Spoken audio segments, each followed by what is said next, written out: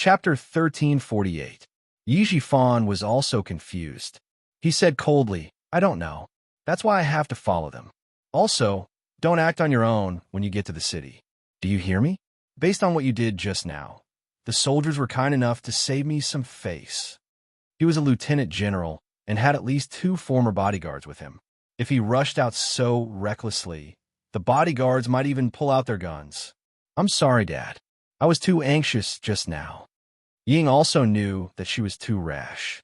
When she thought of Yi Qian's warning in a low voice, she was so angry that her internal organs hurt. "I'll listen to your orders when we get to the city." Yi Jifan didn't say anything else. He nodded slightly and quickened his pace to catch up with them. After the father and daughter left, and Jiasin was anxious. Ying was a bad person. Nothing good would come out of it if she followed them. Jane Eyre would be busy with Grandpa Jin's funeral. She wouldn't have time to care about Ying. No, she had to follow them. She didn't have to do anything else, but keep an eye on Ying. "Mom, I'm going to the city. You can send me the tuition fees." And Jiasin held her notice tightly and rushed out. She still had to go home to get her luggage and catch the 10:20 a.m. bus to the city. Dr. Zhou, who had long considered his daughter's relationship with Yi Qian, didn't even change out of his white coat. He picked up his wallet and chased after her. "Take your luggage. Go to school directly from the city the day after tomorrow. Remember to bring your train ticket and student ID. Remember to keep your notice properly." And Jiasin had been independent since she was young. She didn't even ask her parents to send her to the provincial capital when she was in high school. Now that she was in university, she didn't need them to send her. And Jiasin took a few hundred yuan notes and a few dozen yuan of pocket money. She waved her hand and left the town hospital without looking back. From Fujian town to Anyang City, Yi Qian accompanied Uncle Jin, whose eyes were always closed, in the car. Xia Jinyuan, Commander Liu, Political Commissar Yin, and Principal Chen were with him. Commander-in-Chief Xia and the 2 school leaders were driven back to Anyang by Xia Jinyuan's car by the guards. They followed closely behind the army's car and went to Anyang together. At the end of August, the sun was very bright, and the temperature was always above 36 degrees. Uncle Jin's body couldn't be left there for too long. The funeral parlor vehicles arranged by the army were already waiting at the intersection of the provincial highway. On both sides of the vehicles, there were 10 soldiers in military uniforms and big brimmed hats, waiting for the arrival of the old squad leader. 6.5 hours later, as the car slowly drove out, 20 soldiers saluted and welcomed the old squad leader out of the car. The coffin covered with the national flag was carried out bit by bit. Under the gazes of the soldiers, the coffin was gently placed on the vehicle of the funeral parlor. The atmosphere was so solemn that it made people hold their breaths. The grief that pervaded the air had infected every resolute soldier. They saluted to express their respect for Uncle General. Yi Qian didn't cry. Instead, he gently stroked the coffin and whispered to Uncle Jin, who was always in a deep sleep, "Grandpa, many soldiers from your most respected army came. They all came to send you off. Are you happy?" "I'm very happy, very happy. The army will always remember you. They will never forget your contributions to the country and the soldiers. Rest in peace. In the future, I will inherit your dedication just like they did. I will wholeheartedly repay my country and my army. I will never let you down, and I will never do anything that will bring shame to you." Chapter 1349. She said with a smile. She stood on the vehicle of the funeral parlor and saluted on behalf of Uncle Jin to the soldiers who were sending him off. Yi Ying, who was standing at the back, clenched her fists so tightly that her nails dug into her palms. Such a grand farewell ceremony. She let that wretched girl steal all the limelight. She let all the soldiers look at her. She always thought that she, Yi Ying, was the center of attention, but she didn't know when. Yi Qian stole all the limelight from her. All the students in her class surrounded Yi Qian. All the teachers praised Yi Qian when she was mentioned. Even the parents of her classmates thought that Yi Qian was a great person. She was an orphan who had no parents and had to look out for her just to make ends meet. Why did she have to get all this? Why did she have to be more dazzling than her? Ying. Jealousy surged like a river, causing Yi Ying's facial features to distort. Her originally pretty face became distorted. She no longer looked like a pretty girl in her 20s. Instead, she looked as repulsive as a middle-aged woman in her 40s or 50s with a twisted mind. Ying only saw that Yi Qian was the center of attention, but she didn't know that Yi Qian had won the respect of many soldiers, especially those who knew Yi Qian. The way they looked at Yi Qian was like how a comrade cared for a comrade and was worried for a comrade. However, Yi Jifan knew that the situation was more complicated than usual. He even guessed that the lieutenant general might know Yi Qian. Also, he noticed that when Yi Qian got off and got on the car, the soldiers who escorted her all looked at her with familiar eyes. They looked at her with concern. It was obvious that they knew Yi Qian. How did they know Yi Qian? How did Yi Qian know them? No matter how big old Uncle Jin's network was, how could Yi Qian know the basic soldiers? The more he thought about it, the more frightened Yi Jifan became. He suddenly realized that his daughter Ying looked like she was about to rush up and fight Yi Qian at any moment. He was so frightened that his eyebrows twitched. He immediately pulled Ying back. Ying, if you don't learn to control your temper, how can you compete with Yi Qian? Dad, everything she has should belong to me, belongs to me. All of this belongs to me. Ying didn't see the concern the soldiers had for Yi Qian, but she felt that the atmosphere was different. They all surrounded Yi Qian and belonged to Yi Qian. Yi Jifan's face alternated between green and white as he suppressed the fire in his heart and scolded in a low voice. Everything that belongs to you? Ying, if you don't wake up, Dad's. Blinded by a leaf. She only had eyes for Yi Qian, but she didn't think too deeply about the fact that Yi Qian was where she was today because of her own efforts.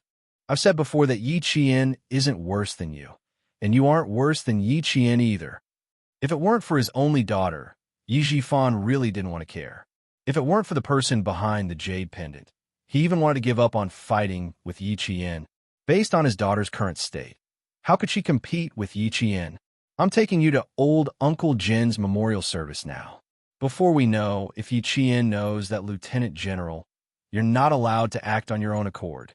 For his own career, for his daughter's future, he had no other choice but to fight for it. Ying was really crying now. She didn't want to believe what she was seeing, and she didn't want to accept the fact that Yi Qian was stronger than her. Unfortunately, she didn't believe it.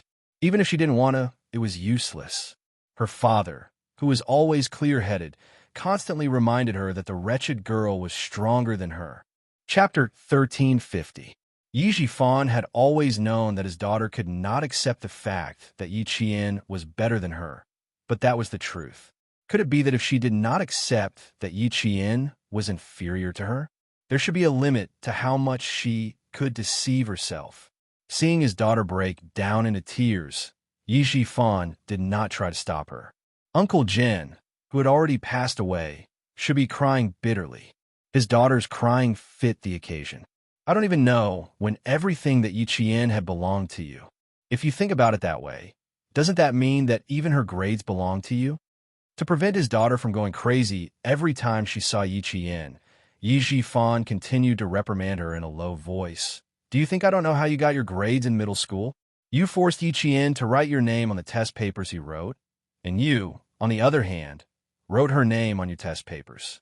Ying, who took everything that belonged to you. You used to have Yi Qian's grades with a clear conscience. Now, you have the audacity to say that Yi Qian took everything that belonged to you? I worked in town. I knew that your mother spoiled you and let you do whatever you wanted. Ying had never told Yi Jifan about these things. She had never even mentioned it to Sun Dongqing. When the past was brought up again, Ying, who had been crying loudly, was so shocked that she stopped crying. She even let out a loud burp. How did Dad know this? How did Dad know about this? Ying, who had always been afraid of Yi Jifan, was shocked. She did not dare to face his anger and cried even louder to avoid being blamed. Yi Jifan's expression became even colder. You can play tricks with your mother if you want to, but in front of Dad, Ying, you're still too young. You're jealous that Yi Qian is more successful than you right now. Instead of working hard to improve your skills, you're choosing to run away. You're even using some ridiculous excuse that everything that belongs to Yi Qian should belong to you. Ying, it's fine if you say these words to father, but how dare you say it outside and embarrass yourself? You know my temper. The last sentence made Yi Ying tremble. She nodded her head vigorously with tears in her eyes. She no longer dared to say anything that would make her feel comfortable and find some excuse to balance out her jealousy. The reincarnated Yi Qian had long become a hurdle in Yi Ying's heart that she could not get over. As long as she was up against Yi Qian, Yi Ying, who was considered smart and shrewd, would become a completely different person.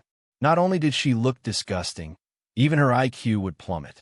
After realizing this, Yi Zhifan made up his mind that before Yi Ying had enough confidence to face Yi Qian, it would be best if she did not face Yi Qian head-on, in case something happened. It had to be said that Yi Zhifan was smart. After realizing the crux of the problem, he immediately changed his strategy and did not let Yi Ying have a chance to compete with Yi Qian. He was also afraid that Yi Ying would be ruined by her jealousy. How could Yi Ying, who was forced by her father to recognize the truth, walk out of it so quickly? Jealousy was not cultivated in a day. Her jealousy grew day by day, and now it affected Yi Ying's normal judgment. If she could walk out of it, she would not be the Yi Ying of today. In addition, there was Sun Dongqing, who was a hindrance to his daughter and did not recognize the truth. She only believed that Yi Qian should be inferior. Yi Zhifan wanted to nurture Yi Ying into the Yi Ying of his previous life. There is only one word to describe it: difficult. After lecturing for so long, Yi Zhifan did not say anything else.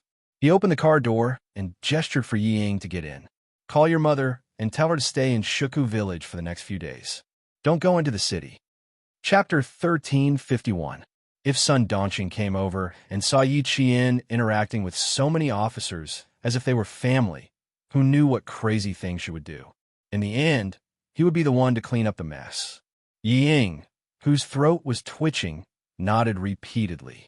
However, she felt a little guilty. Just a second ago, she was thinking how great it would be if Sun Dongqing were there. She even wanted to bring it up. But now that she saw Yi Zhifan's expression, she did not dare to bring it up. Yi Ying had always been clear about who she could rely on in the family. The father and daughter pair continued to show up at Uncle Jin's memorial service. When he saw that there were soldiers standing guard outside, Yi Zhifan could not help but lower his head. He even restrained his authority. Looking at Uncle Jin lying surrounded by white chrysanthemums, Yi Zhifan, who had placed a chrysanthemum on top of him, felt very upset. If he had known earlier that Uncle Jin knew so many prominent officers, he would never have let Yi Qian go with him. Instead, he would have let his daughter go over to show filial piety to him. Unfortunately, he found out too late. Yi Qian, whom he had groomed, had become a direct family member in everyone's hearts. Seeing that every guest who bowed would comfort Yi Qian, Yi Zhifan could only sigh. The memorial service lasted from 3 p.m. to 5 p.m. Uncle Jin did not like to be extravagant when he was alive. Before he died, he had told them not to inform too many people, so the military followed his instructions and did not make it too extravagant. After the death of a first-rank sergeant major who existed in the legends and whom even the highest leaders had to address as old squad leader, only the people who sent him off were from the military. Major General Yang of the army could not get away because of some matters at a certain base, so he personally called to pay his respects. The people coming in and out of the memorial service were all soldiers in uniform. And Jiasen, who had been keeping a close eye on Yi Ying, did not even dare to breathe loudly. She stood carefully in a corner, determined not to show her face, and only paid attention to Yi Ying's whereabouts. "Why are you standing here so sneakily?" Someone suddenly patted Jiasen on the shoulder from behind, scaring her so much that her heart skipped a beat. She turned around and saw Jiasen patting her chest lightly. "It's you. You scared me." The T6 combatant raised his eyebrows. "You have a good memory. You still remember me." "I'm not stupid." And Jiasen mumbled and ignored the man who was said to be a soldier. She looked at Yi Ying again. Where was she? Where is he? Her bright eyes instantly widened. His line of sight hurriedly searched through the crowd of dark green people. A second ago, they were still there, but the next second, they were gone. The T6 combatant, who was dressed in casual clothes, followed her gaze and looked into the crowd. Seeing that she seemed to be looking for someone, he could not help but ask, "Who are you looking for? Do you need my help?" "I'm looking for a very annoying person. I've been keeping a close eye on her. Just now, you patted me, and the next thing I knew, Mrs. Gong was gone." And Jiasin was a little anxious. The memorial service was coming to an end. On the main stage, Commander Liu was talking about Uncle Jin's glorious life. Soon, Uncle Jin's body would be cremated. At the last minute, Ying could not be allowed to ruin it. If she did not say who she was looking for, the T6 really could not help. Hence, he asked her softly, "Tell me about the attire of the person you're looking for. It's better to have two people look for him than one."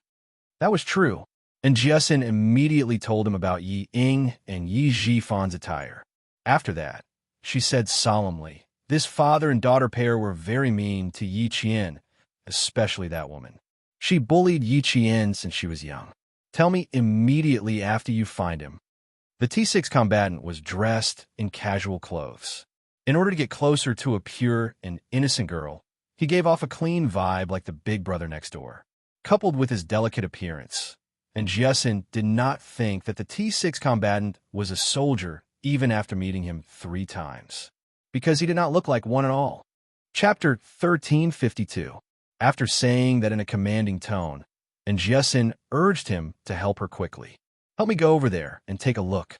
You must not let the father and daughter get close to Yi Jian, and you must not let him get close to the general who is said to have the highest military rank." "It's the lieutenant general." The T6 combatant corrected her and said thoughtfully, "In that case, I'll take you to the lieutenant general's side to take a look.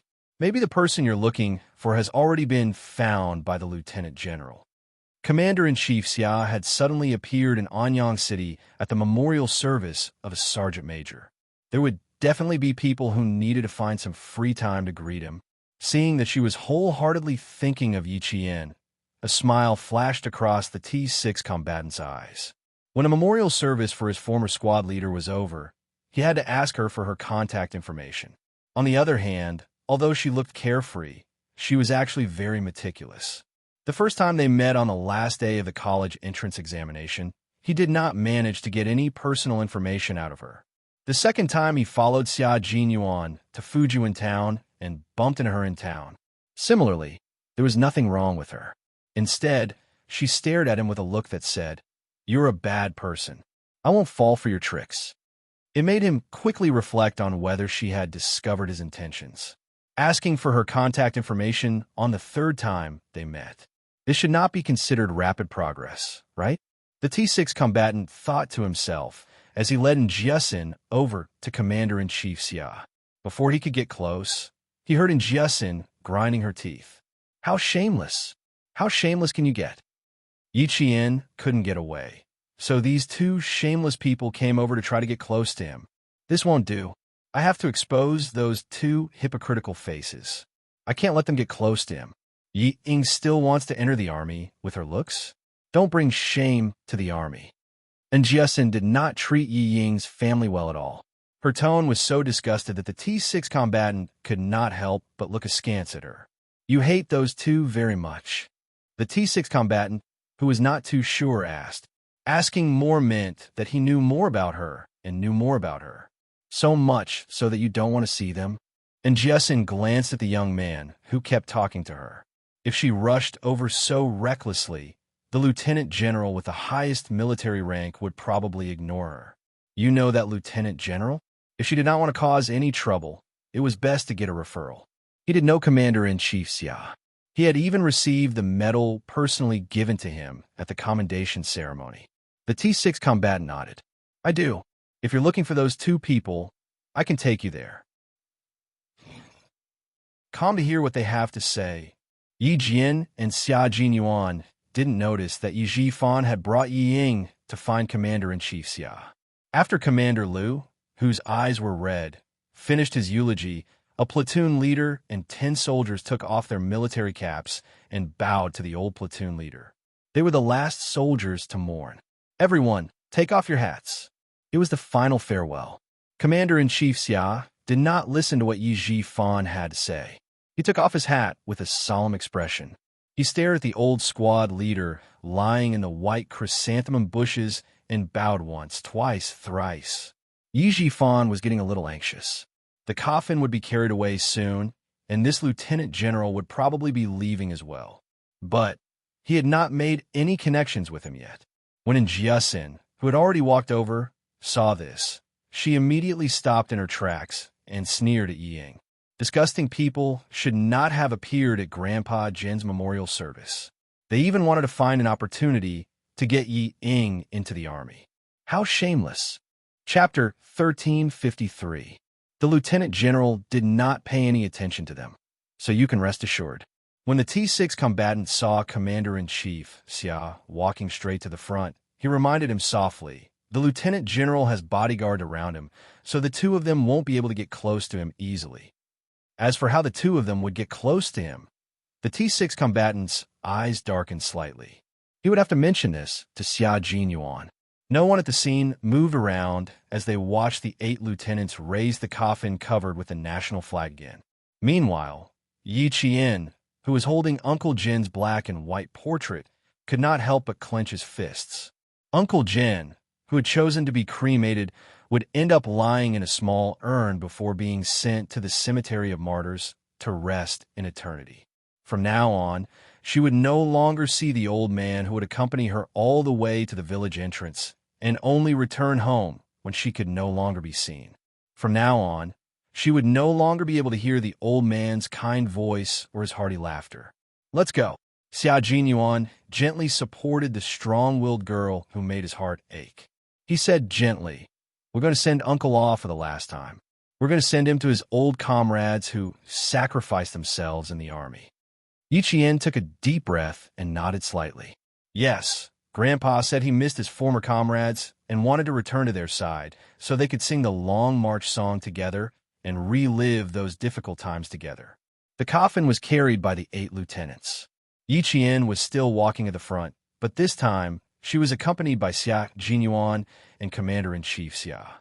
When Yi Ji-fan, who still wanted to chase after them, saw this, he immediately pulled Yi Ying to the cemetery of martyrs.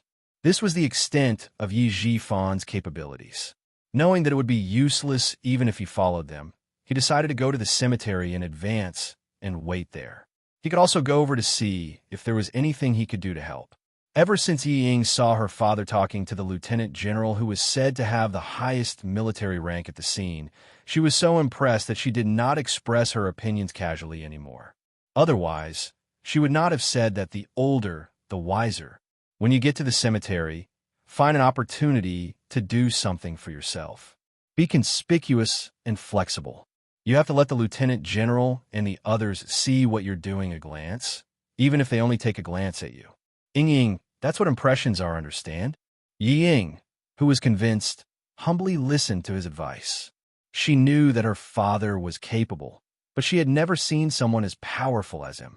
When the governor's gaze swept over, her knees went weak and she almost fell. But what about Dad?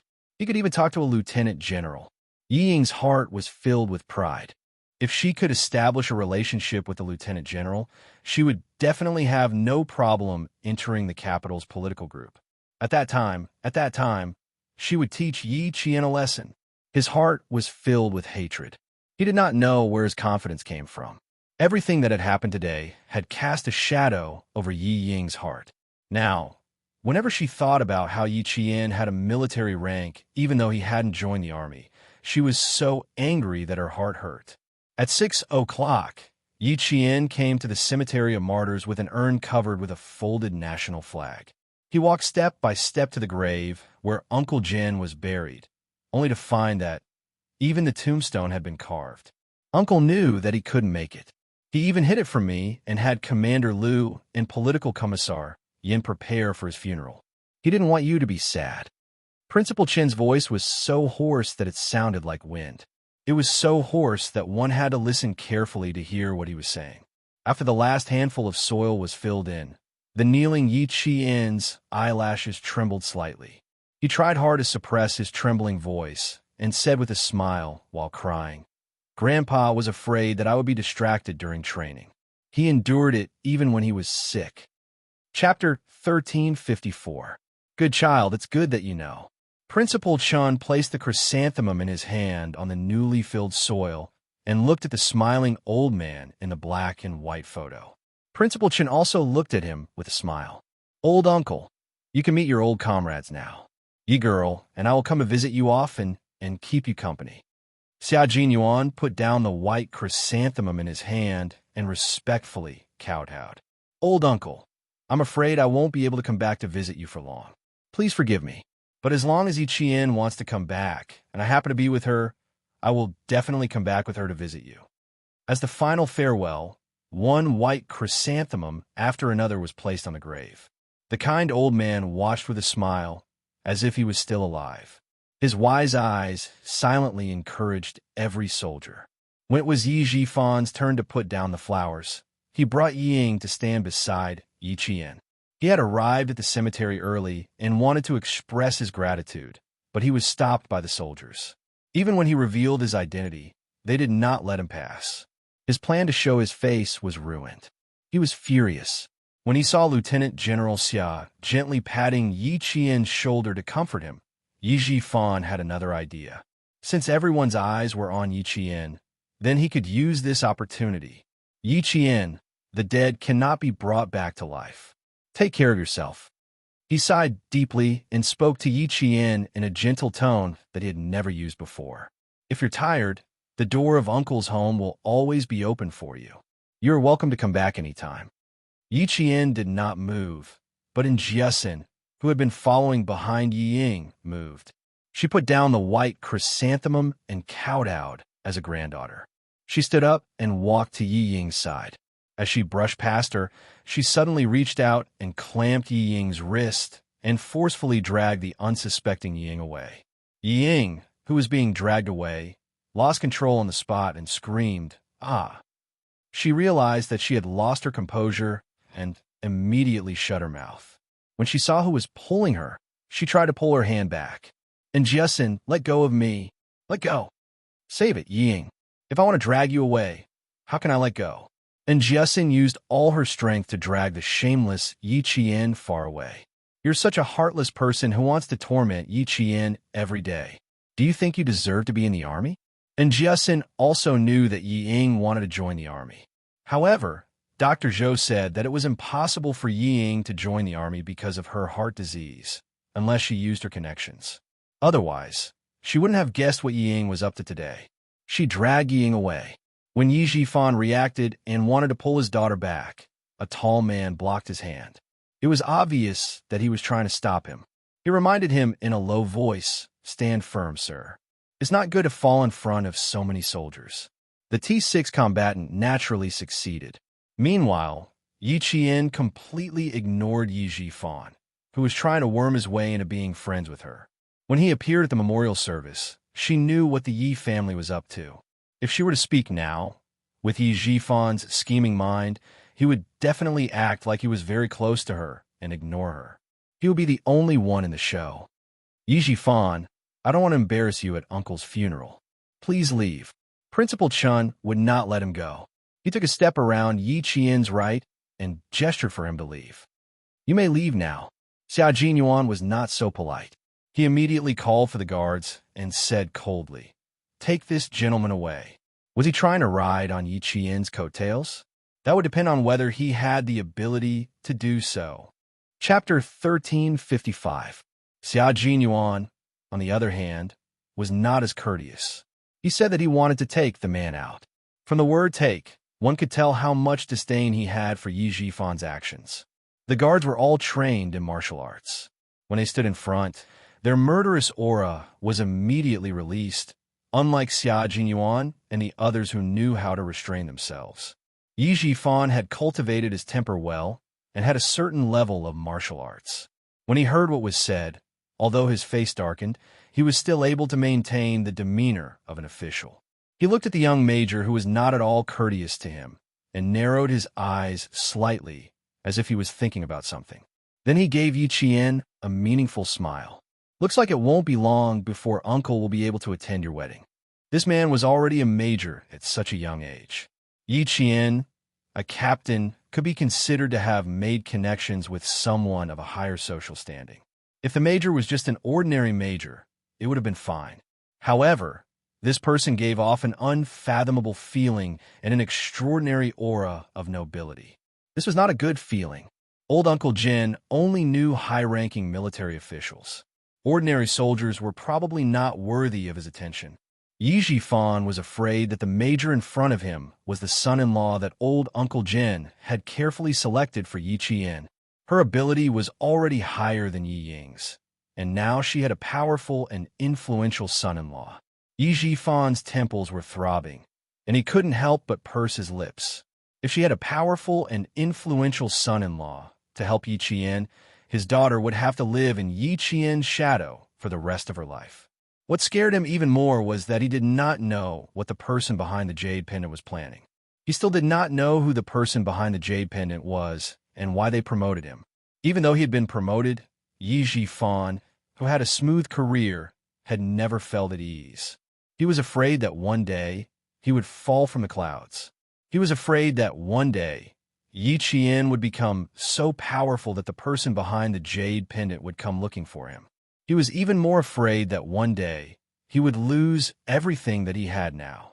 That was why he wanted Yi Ying to stand out and suppress Yi Qian. The more he thought about it, the more things did not go according to his plan. Seeing the officers and soldiers who put down their chrysanthemums all softly say, "Take care, restrain your grief," to Yi Qian, Yi Jifan's heart could not help but thump. Commander-in-Chief Xia looked at everything coldly and asked Lu Tuan, "That Yi Jifan, has he stopped?" Ever since he found out that his son had taken a fancy to a high school student, Commander-in-Chief Xia, who didn't seem worried on the surface, had actually asked about Yi Qian's family situation. Therefore, he still knew who Yi Jifan was. It was just that today, he was meeting him in person, while the information he received was a photo. "I heard from old Shan that he wants to send his daughter to the Beijing Political Regiment.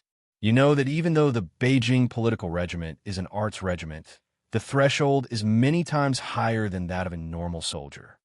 Since the commander-in-chief had asked personally, Lu Tuan told him everything that he had heard recently. Yi Jifan's daughter is indeed suitable to enter the arts regiment. Unfortunately, she was diagnosed with heart disease in middle school. During the military training in the second year of high school, she caused a scandal in the provincial anti-chemical regiment. Her personal and overall performance during the military training will be recorded. With heart disease and a stain on her record, it will be difficult for her to even enter the arts regiment in the army, let alone the Beijing Political Regiment. Yi Jifan himself knows this, so he tried to use his connections to get his daughter in. Because of Yi Qian, Lu Tuan, and Political Commissar, Yin would also pay attention to Yi Jifan's movements. Chapter 1356. I heard that he has now been promoted to the position of Chief of the Construction Bureau. It seems that his personal ability is not bad. Commander-in-Chief Xia's focus was only on Yi Jifan himself. As for a daughter with a heart condition and a tainted record wanting to enter the Beijing political group, it was a fool's dream. However, it was not impossible. Commander Lu's face was a little gloomy. He replied in a low voice, "He is indeed not bad. Moreover, his political achievements are outstanding. He is cautious and does not have the corrupt style of officialdom." It was just that the speed of his promotion was a little shocking, especially the speed of his promotion in the past 5 years. It was unbelievably fast, cautious, and does not have the corrupt style of officialdom. Commander-in-Chief Xia raised his voice a little. There was a hint of unusualness in it. "Jinghua, I'm afraid you're only looking at the surface." Jinghua, Commander Lu's name. Judging from the speed of his promotion, it is true that he is cautious and does not leave any evidence that can be used against him. But as for his style, that's a question mark. If he was truly upright, he wouldn't have such crooked ideas.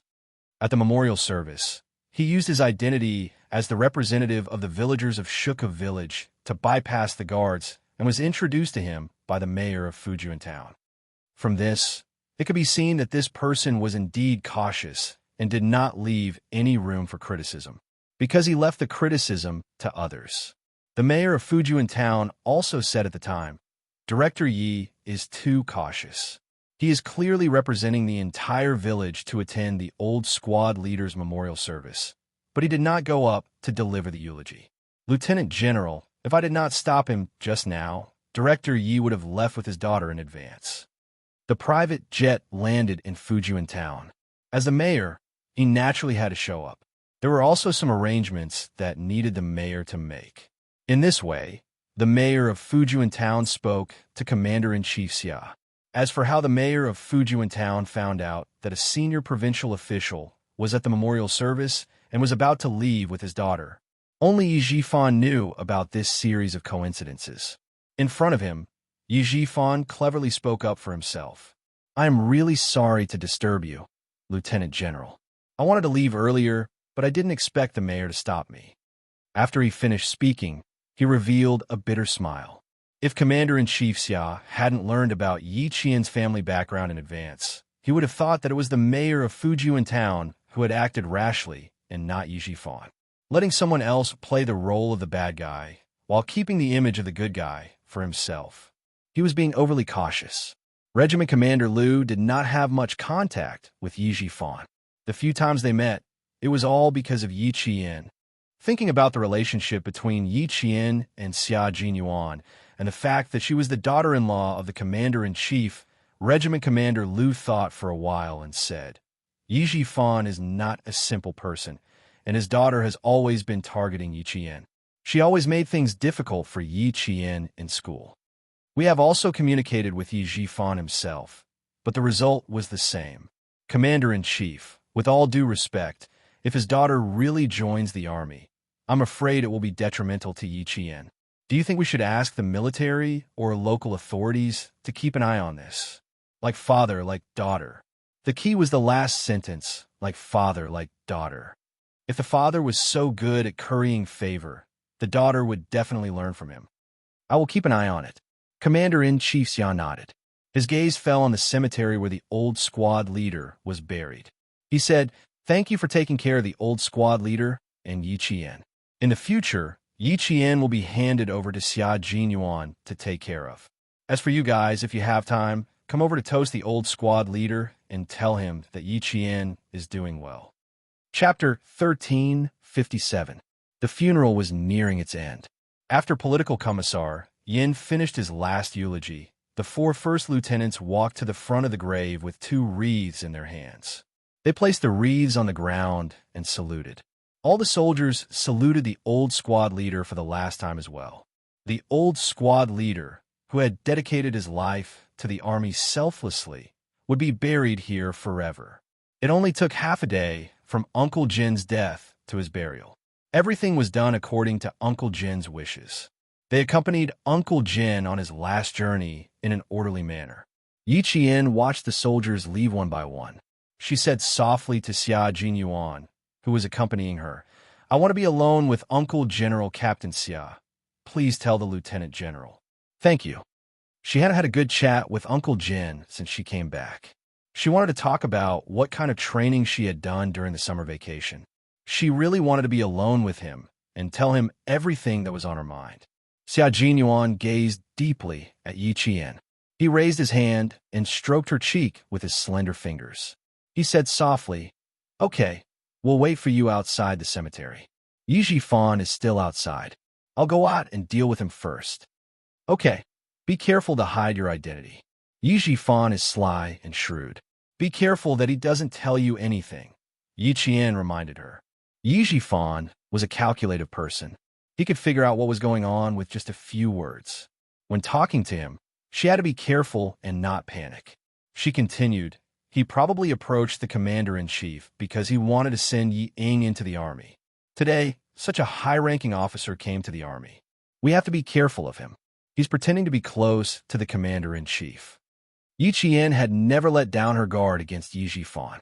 However, she had always kept Uncle Jin's words in mind. Before she was in a position that Yi Jifan couldn't shake, it was best to lay low. Xia Jinyuan didn't want her to worry. He stroked her firm eyebrows and said, I know. You should talk to your uncle. Yi Qian believed in Xia Jinyuan's abilities. Hearing this, he gently removed his hand and smiled. Go ahead. Thank you for your hard work. With him around, Yi Jifan wouldn't be able to cause too much trouble. Yi Qian looked forward and the smile on his face deepened. He asked Xia Jinyuan, who had yet to leave, when did T6 arrive? He's been in Fujian town this summer and will only return to the unit in mid-September. Xia Jinyuan raised his eyebrows when he saw his comrade guarding Njiesin closely. It seemed that he really intended to pursue Njiesin. I'll head over first. I'll pick you up in an hour? Yi Qian looked at the time. You don't have to pick me up. I'll come down on my own. Captain Xia, please help me take care of Uncle Chun. I'm a little worried.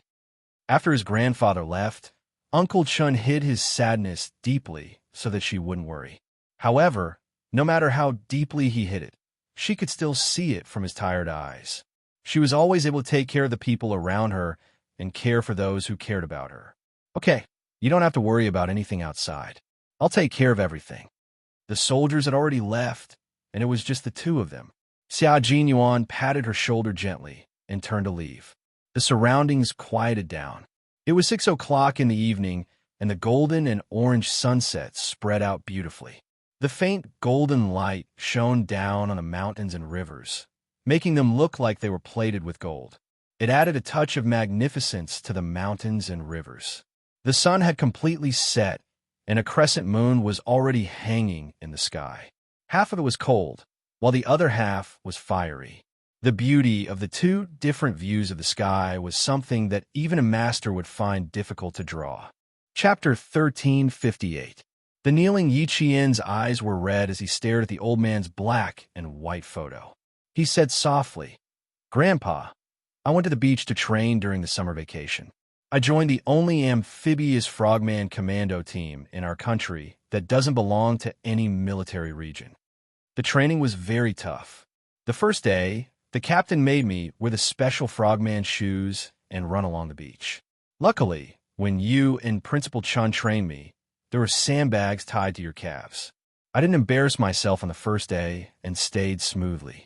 Captain Xia told me that the captain who trained me was a capable person. His training was known for being harsh. His comrades in the army all called him Demon King, but I don't think it was given by his comrades. It was his own code name. The training was indeed harsh. For the first 10 days or so, I only had about 3 hours of sleep every day. The rest of the time was spent on training.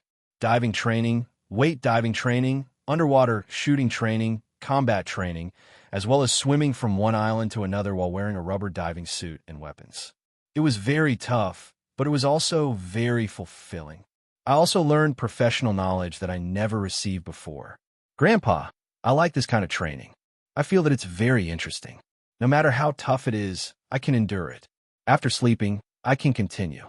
My comrades in the team all say that I'm too scary and that it makes them feel pressured. Back then, her grandfather saved her from the Yi family and secretly found Principal Chun to train her. He trained with her in the high mountains and cold lands. When the heat was unbearable, he even accompanied her to the desert. He only let her go when she slowly gained a foothold and received Uncle Chen's complete approval. It could be said that in this life, she was able to achieve what she had today because of her grandfather's guidance. He was like a lamp. No matter where she went, he would illuminate her direction and tell her not to go astray and lose herself. He knew that she hated Yi Jifan's family and was afraid that she would do something out of line at such a young age. He constantly reminded her to set her sights on the long term and find her own path first. She shouldn't be in a hurry for quick results. She shouldn't throw an egg at a rock and ruin her own foundation. She recalled all of this as if it had just happened yesterday. When the training ended, I actually didn't want to leave. Captain Xia told me that he would send me over during the winter break. He also told me that I probably won't have much time to go home during my 4 years in the military academy. I have to train during both holidays. Grandpa, I feel like the Army wants to train me to be a frontline Special Forces soldier. I also want to become a Special Forces soldier like Captain Xia and the others. I want to be able to return home bathed in blood and leave with a smile. Yi Qian said what was on her mind. Even though there was no response from the old man, Just looking at the kind smile on the old man's photo, Yi Qian felt that the old man who had always loved her had never left her side. Yi Ying's faint screams could be heard from the foot of the mountain. Yi Jian chuckled and said, "Grandpa, being in the special forces should be tough. Captain Xia often reminds me that my current training is all basic training. Tell me, what is the real training like? I really want to see what the real special forces training is like. So, Grandpa, I definitely won't let you down." She touched the tombstone gently, and the cold touch made Yi Jian's eyes tremble slightly. Grandpa had left, but she would always remember the words he left behind. No matter when, she would never do anything to disappoint her grandpa, no matter what. Chapter 1359. I'll come to see you again next time. Yi Fan, whom you don't want to see, is here with his daughter. I have to go down and deal with it. Yi Ying, you're right. As long as I stand up, Yi Ying can only watch. In the future, she can only watch me. The last sentence was so low that it was cold, accompanied by a sword-like sharpness. Every word was like a sword, and every word was sharp. Yi Ying, who was being dragged away, could not break free from Jessen's grip, no matter how hard she struggled. In addition, there were soldiers passing by from time to time. She did not want to make a fool of herself, so she did not dare to struggle too much. And Jessen took advantage of this and pulled her with all her might. She did not stop talking. "I know you're shameless, but I'm still saving you some face. Don't thank me. I'm only helping you this time because your surname is Yi." Hearing in Jessen's mocking words, Ying wanted to scold her back several times. However, when she thought of Yi Jifan's instructions, she held herself back, and Jessen pulled her to the bottom. When she was about to pull her out, Ying panicked and said in a sharp voice, "And Jessen, if you don't let go of me, don't blame me for being rude. Just do whatever you want of me. I'll wait." And Jessen was not afraid of her threat at all. She shouted, "Don't be polite with me. Just do whatever you want. Let everyone see if you can enter the army with your morals. Can you be a soldier in the military? Also, didn't you say that you have a heart condition? Ha! I've never heard of anyone with a heart condition joining the army." Yi Jifan, who had chased after them, happened to hear this. He stared at Jessen with a murderous look. "Student, can I trouble you to let go of Yi Ying's hand first? I think you must be tired after dragging her all the way here." The T6 soldier turned around and said with a faint smile, "Sir, don't be too nervous. Jessen doesn't mean any harm. She's just reminding you out of kindness. She's right. Those with a heart condition, regardless of gender, are not eligible for the army. Ying, come here." Yi Jifan did not want to say more because he knew very well that his daughter did not have a heart condition. And Jessen let go of her hand and retorted, "Chief Ying wants to enter the army, but our class says that it's impossible. If she really enters the army, it will be big news in Fujian town." In any case, he was an official. How could Yi Jifan quarrel with a child? He smiled and said, "You kids always like to worry about things that have nothing to do with you. Uncle will take Yi. You youngsters play by yourselves." The lieutenant general hadn't left yet, so he had to hurry over. Fortunately, the mayor of Fujian town was with him. Otherwise, he wouldn't have an excuse to meet the lieutenant general. He lowered his head and said to Ying, "You did well just now. You didn't argue with her. When they meet the lieutenant general later, don't mention these messy things. Just properly express your yearning for the army and respect for the soldiers. As for the rest, Dad will arrange it." And Xixin's expression changed when she saw that the father and daughter still wanted to get closer. It was the T6 soldier who saw Xia Jinyuan and Yi Qian come down together and reminded her, "All right, you've completed your mission today. Leave the rest to Yi Qian and her boyfriend." And Jessen, who did not chase after them, stared at the backs of the father and daughter of the Yi family and gritted her teeth. How can there be such shameless people? They're so disgusting that I want to vomit. You worry too much. She'll handle Yi Qian's matter. The T6 soldier wanted to kidnap her, so he thought about taking her away first. "I saw that you brought your luggage here. Where's your luggage? Where did you put it? Yi Qian still has to go back to Shuka village. You don't know how to do that, do you? Go directly to school." Chapter 1360. And Jessen did not know what the young man in front of her was thinking. When she heard that, She told him the truth. I'm not going back. I'll take the train to school tomorrow and leave my luggage at the hotel. I'll head to the hotel tonight as well. She was such an honest girl, and she should be his. The T6 combatant's thoughts kept popping up in his head like bamboo shoots after the spring rain. The more he looked at the girl in front of him, the more he liked her, as expected of someone who could hang out with Yi Qian. Her qualifications, her looks, and her IQ were really not bad. She had courage, and even more courage. She could even teach the daughter of the construction bureau chief a lesson without trembling. Wasn't that courage? Why are you looking at me like that? And Jiasin, who was being targeted, felt that something was off with the other party's gaze. Out of instinct, she put some distance between them. Aren't you Yi Qian's boyfriend's friend? Why aren't you going over? Why do you keep following me? She did not know if she was being too careless, but she did not realize that this person was a soldier. Yi Qian's boyfriend was a soldier. At least she had seen him in uniform before. But as for him, and Jiasin's gaze swept across the T6 combatant, and the suspicion in her eyes grew even stronger. He was not too fair, but he was not too dark either. His looks were passable, and his clothes were quite clean. It was just that he was too clean. He did not look as strong as the soldier she had seen before. He couldn't be a fake soldier, could he? And Jiasin was making some wild guesses.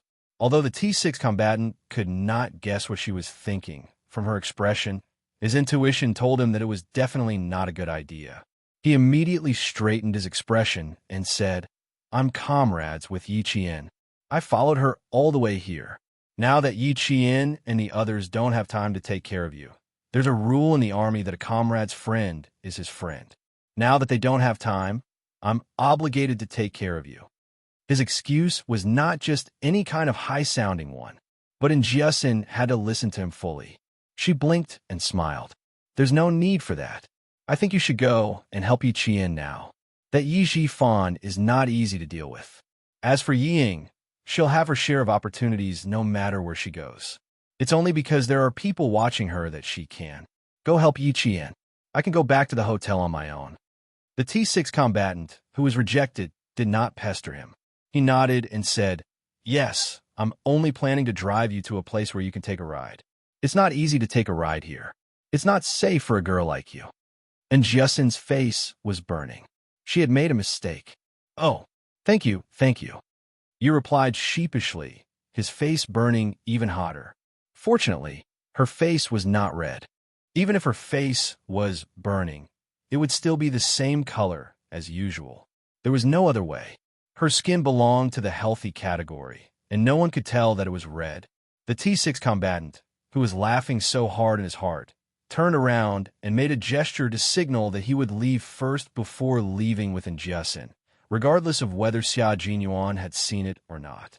Xia Jinyuan was happy to see his comrade leave with Jiasin without needing him to respond. The corners of his mouth curled up slightly. Good heavens, another guy who forgets his comrade over his lover. Yi Qian, I won't stop you from doing whatever you want. I won't care what you want to do. But don't you think it's time for you to give way to me? Yi Zhifan's expression did not look too good as he spoke. There was anger in his voice as he said, I'm representing the entire village to attend Uncle Jin's funeral. No matter how much you hate us, you can't be rude. How dare you be so impudent when Uncle Jin just passed away? Yi Qian, are you trying to disappoint Uncle Jin? Chapter 1361. Yi Zhifan, who had been busy for a week, naturally could not leave so easily. Bringing up Uncle Jin in this situation was also a warning to Yi Qian not to go overboard. If they really got into a fight, she would be the one to lose face as well as Uncle Jin, who had raised her. After being an official for more than 10 years, Yi Zhifan always knew how to manipulate others, how to control them, and how to use them. You are still young and immature. As your elder, I can't let you do as you please, and I don't want to argue with you. Yi Zhifan really did not want to argue. He was afraid that if they argued, he would be the one to suffer. Facing reality, Yi Zhifan, who knew how to adapt to reality, lowered his voice and even his arrogance. Yi Qian, leave with your friend. Don't embarrass each other. He clearly did not want to embarrass her, but after what he said, it became that he would embarrass Yi Qian. Inverting right and wrong had always been Yi Jifan's way of doing things. In her previous life, Yi Qian had suffered a lot at his hands. It was not her fault, but it became her fault. After hearing so much, even she herself believed that everything was her fault and had nothing to do with them. In this life, every time Yi Jifan inverted right and wrong, Yi Qian, who had walked out of the shadows, could not help but find it funny. It's a pity that Mr. Yi is not a crosstalk actor. Yi Qian smiled slightly. In his eyes, Yi Qian was indeed amazing. Even old Madame Yi could not win over her. But no matter how amazing she was still an 18 or 19-year-old girl.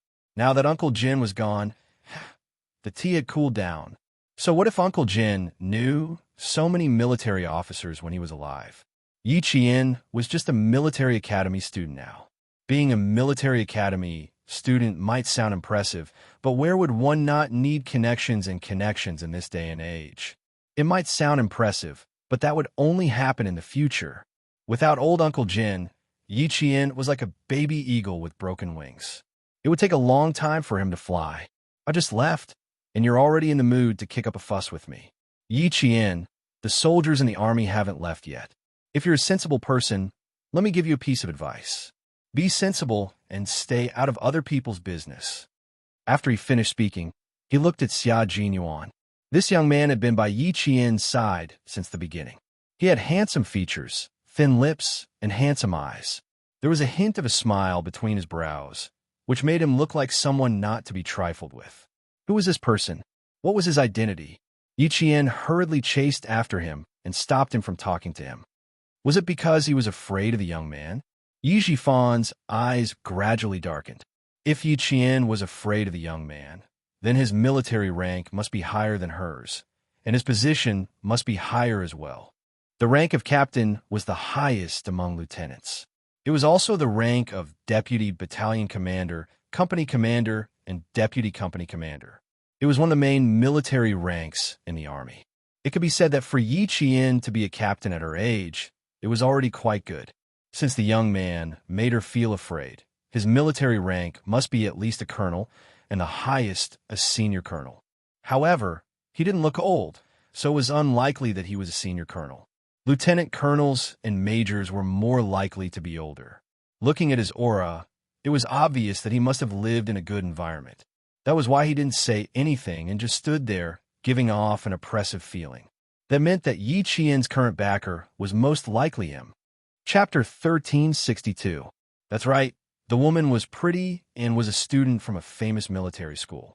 The man's image and temperament were even better, and his military rank was either colonel or major.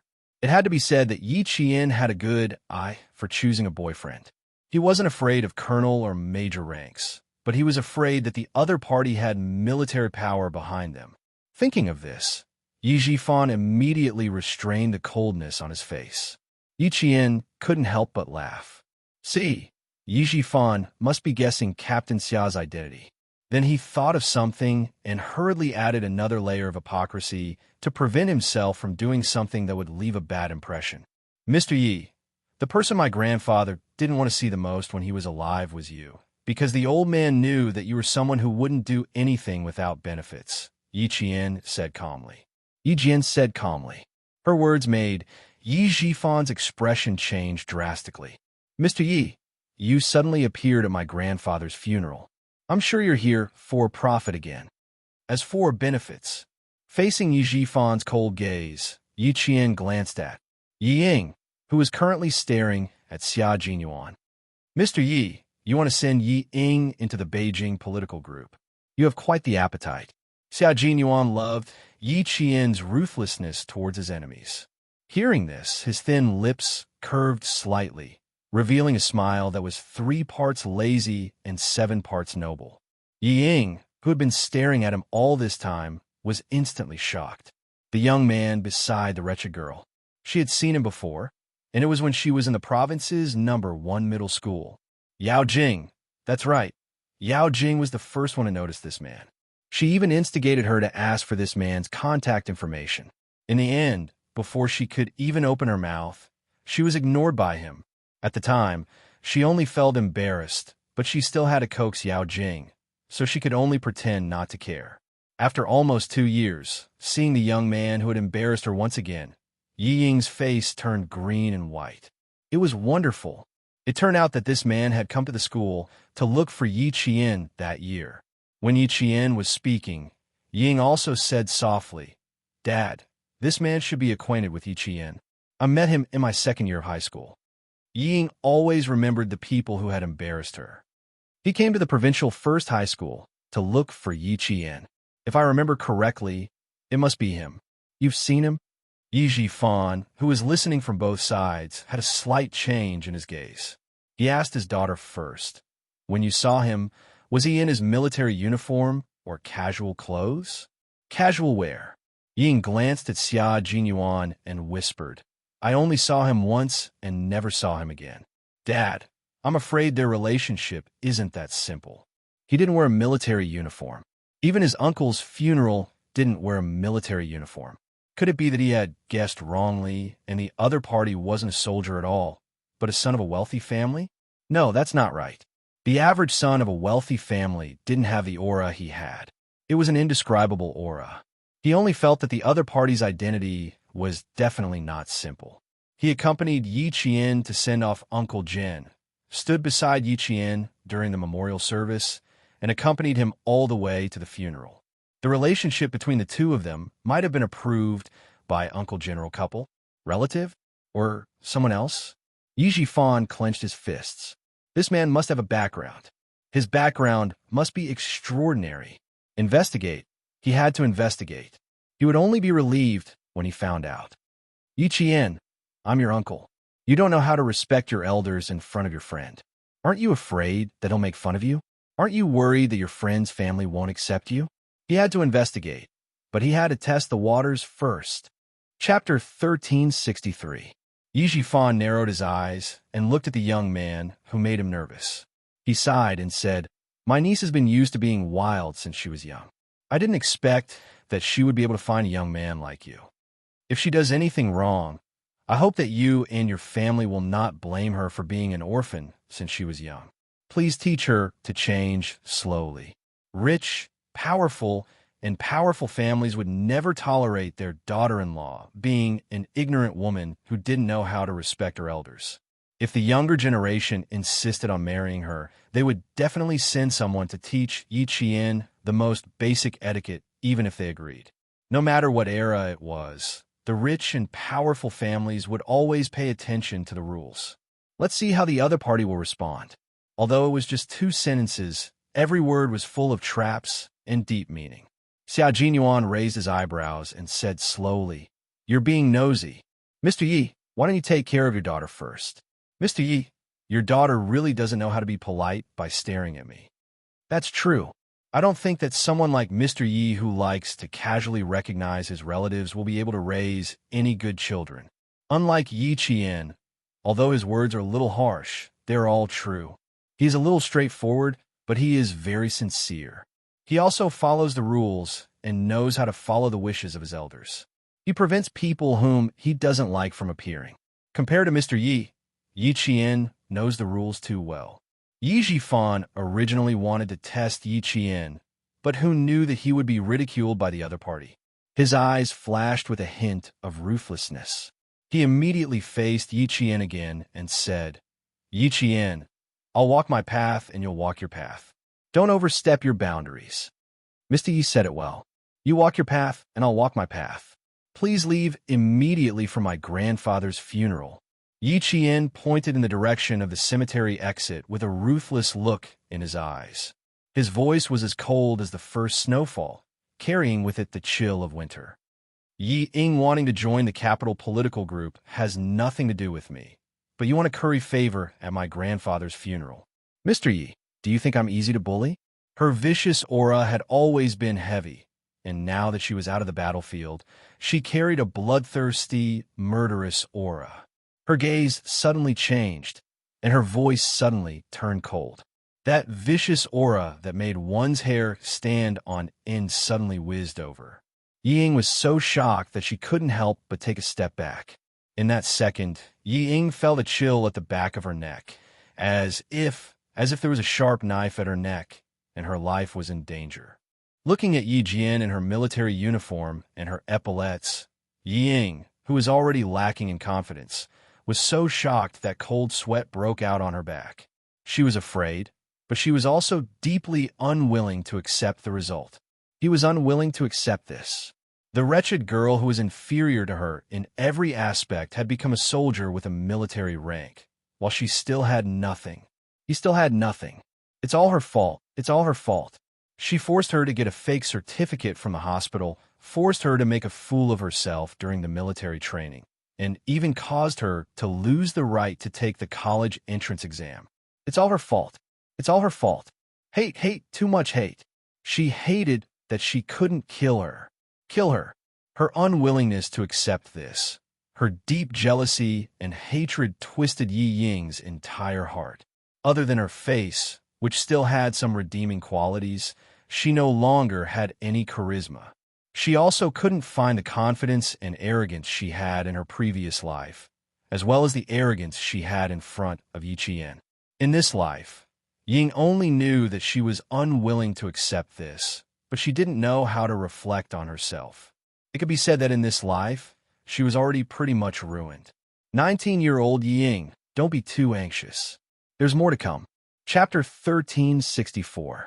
Facing her gaze, Yi Qian only glanced at her coldly and didn't look at her anymore. In her previous life, Ying had lived a carefree life without her in the way. In this life, Ying would definitely live a more tiring and bitter life than her previous life. Because of Yi Qian's existence, Yi Jifan, who was also shocked, pressed his lips together tightly. His gaze quickly swept past Xia Jinyuan, who was smiling silently beside him. He secretly took a few deep breaths to suppress the anger in his heart. He couldn't argue.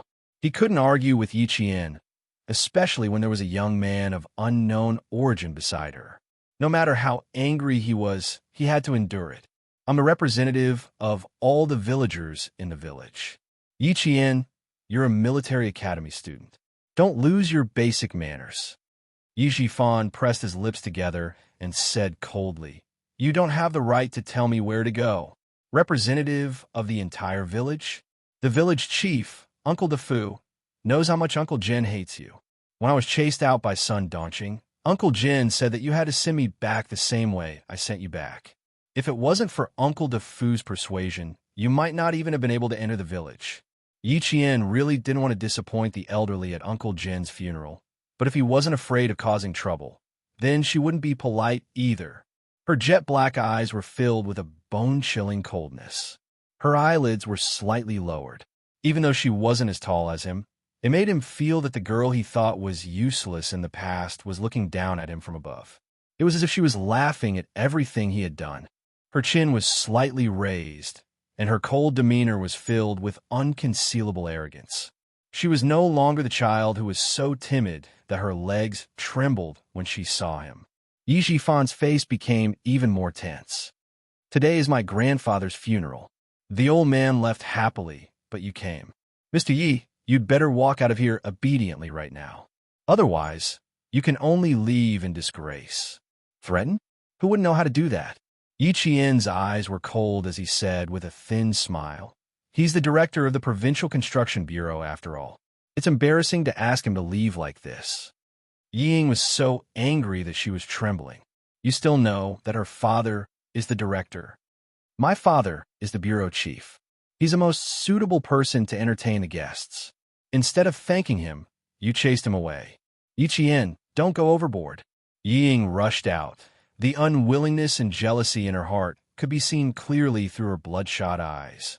My dad only stepped in because you're his niece. Otherwise, you're just a military academy student with nothing. How capable can you be? It's all because of my dad. Xia Jinyuan had never liked to see Ying. Hearing what she said, he just smiled faintly. Yi Jifan clenched his jaw. His natural and emotionless air of nobility made Yi Jifan clench his teeth. Your dad. Yi Qian's smile deepened. In order to get you into the Beijing political group, your dad did a lot of things that didn't fit his status. I'm not very capable, but I'm still capable of asking you and your father to leave. He smiled slightly. but the pressure made Yi Ying feel suffocated. You don't have the right to speak in front of me. Step back. Yi Qian's eyes suddenly darkened, and the smile on his face disappeared. When he looked at Yi Ying, there was coldness in his eyes. Don't try to get into the army through connections. Don't dirty the camp. Chapter 1365. Cold, disdainful. How dare she look at me like that? Yi Ying was on the verge of losing control of her emotions. If Yi Jifan hadn't pulled her back in time, she would have pounced on Yi Qian in the next second. Ying, bear with it for a while and calm down. She's provoking you on purpose. Don't fall for it. Yi Jifan was also angry, but he knew how to take the big picture into consideration. With him around, Ying would be safe. If you're angry, she'll be pleased. After speaking a low voice, he said coldly to Yi Qian, "You've just gotten up and you're already so arrogant." Yi Qian, I like to see how high you can climb. I don't need you to see how high I can climb. How high I climb has nothing to do with you. Yi Qian retorted coldly. His clear eyes swept across the angry Yi Ying's face, and the sneer in his heart deepened. In her previous life, she had lived like a frightened bird for more than 20 years. The 19-year-old Yi Ying, you'll have to continue enduring. Xia Jinyuan raised his hand to look at his watch several times. He didn't seem to have much patience to continue talking with them. Yi Qian, we can go now. There's no need to talk too much with them. There's a problem with their morals, their character, and even their bodies. If they want to enter the military, let them wait. After he finished speaking, his phone buzzed. Yes, we're still here. Okay, we'll be right out. He answered the call as succinctly as usual. He looked up at Yi Jifan and said, "Yes, there was a delay. Yi Qian is by my side." It was a call from Commander-in-Chief Xia. They were all waiting outside. "Don't worry, we're coming out now." Xia Jinyuan's gaze fell on Yi Jifan as he spoke. His thin lips curved slightly, revealing a faint smile. You guessed right. Even though his gaze was extremely faint, it still felt substantial. Yi Jifan immediately looked over when he sensed it. He saw a hint of disdain in his faint, fleeting smile. Before he could figure out what was going on, Xia Jinyuan gestured to Yi Qian, and the two of them walked past Yi Jifan and his daughter. Yi Jifan, who didn't do anything, blinked his eyes. There was a trace of darkness in his calculating eyes. He stared at Xia Jinyuan's back and said to Yi Ying, who was so angry that her face turned pale, Ying, let's go. Dad, she's such a bully." Yi Ying, who was grinding her teeth, was angry and aggrieved. In addition to her unwillingness and jealousy, her whole body was emitting a gloomy and cold aura. "You still say that you're not suitable? I'm not qualified. Dad, we can't let her go like this. Absolutely not." Yi Jifan said very calmly. "So, Ying, Dad will wait for you to grow up. I'll wait for you to teach her a lesson.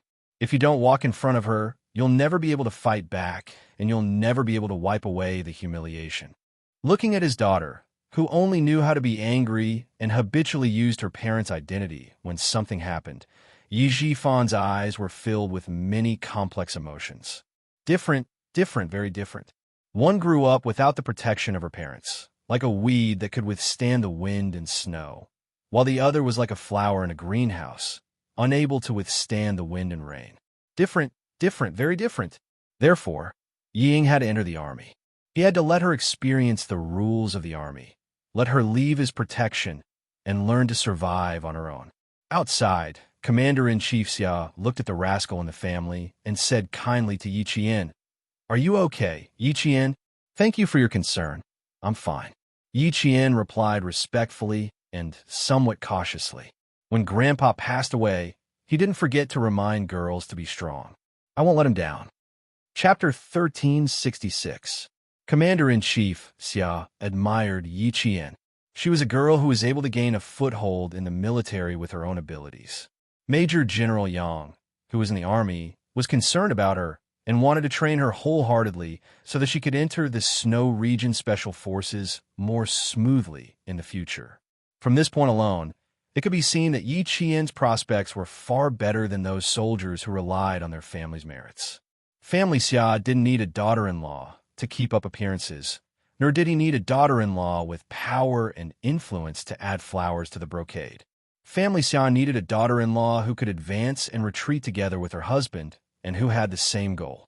Yi Qian was undoubtedly a girl who was very suitable to be Family Xia's daughter-in-law. She was not only outstanding in one aspect, but she was outstanding in all aspects. Such a child would never cause trouble for Family Xia. She would only bring glory to Family Xia. This kind of glory belonged to the military Family Xia. It was the glory that military families yearn for the most. It was also the greatest hope that Family Xia's elders had for their children and grandchildren to join military. Commander-in-Chief Xia looked at Yi Qian, who had always relied on herself and didn't even need Xia Jinyuan's help, and the smile on his face became even more benevolent and amiable. Family Xia is no longer around, so from now on, Family Xia will take care of you. Family Xia is your home. No matter how far you go with Xia Jinyuan, Family Xia will always be your home. If he does anything to let you down, you don't have to be afraid. Just tell me directly. If things get out of hand, I will protect you. If you fall out with him, you will be my goddaughter. Commander-in-Chief Xia laughed heartily under Xia Jinyuan's cold, handsome face. If you can't be my daughter-in-law, you could be my goddaughter. You're my daughter anyway. Not bad. Commander-in-Chief Xia was good at tricking his son. Major Xia was used to having a father who liked to trick his son all the time. It was probably because he had done too many bad things when he was young that, as a father, he didn't care about his son at all. Dad, I won't take Yi Qian in the same car as you again. This was definitely a wrong choice. At work, Commander-in-Chief Xia was awe-inspiring. He didn't show any anger, but he was awe-inspiring. In life, Commander-in-Chief Xia exuded the awe-inspiring aura of a soldier, but his kind smile made Yi Qian gradually relax. I didn't ask you to get in the car just now. You're the one. Seeing his sons, Yi Qian, he'd Yi Qian, but Master Xia's. Two was. After he finished speaking, he said to Yi Qian, who was smiling with pursed lips, "You must remember what I said last time. Don't forget it. Look at him. He needs to be taught a lesson, but he's also very good at playing along. You can't be too polite to him." Our chairman said that political power comes from the barrel of a gun. It's the same when used in a family. You have to control him well. Only then will he be honest. Commander-in-Chief Xia wasn't just saying that. He was thinking the same thing. It couldn't be helped. Xia Jinyuan's foolishness when he was young had left a shadow in his heart.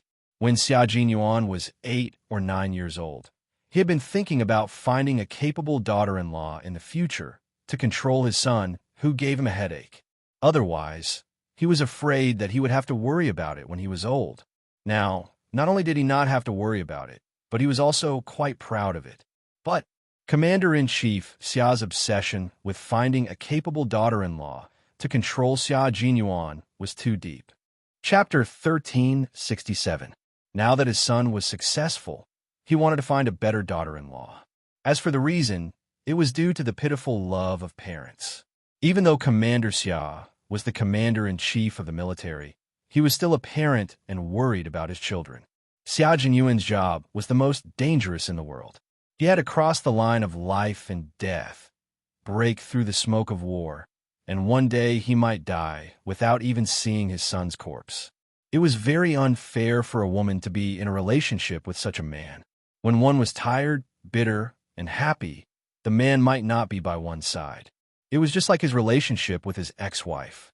From the time she was pregnant to the time she gave birth to Xia Jinyuan, he did not accompany her for a prenatal checkup, nor did he go shopping with her.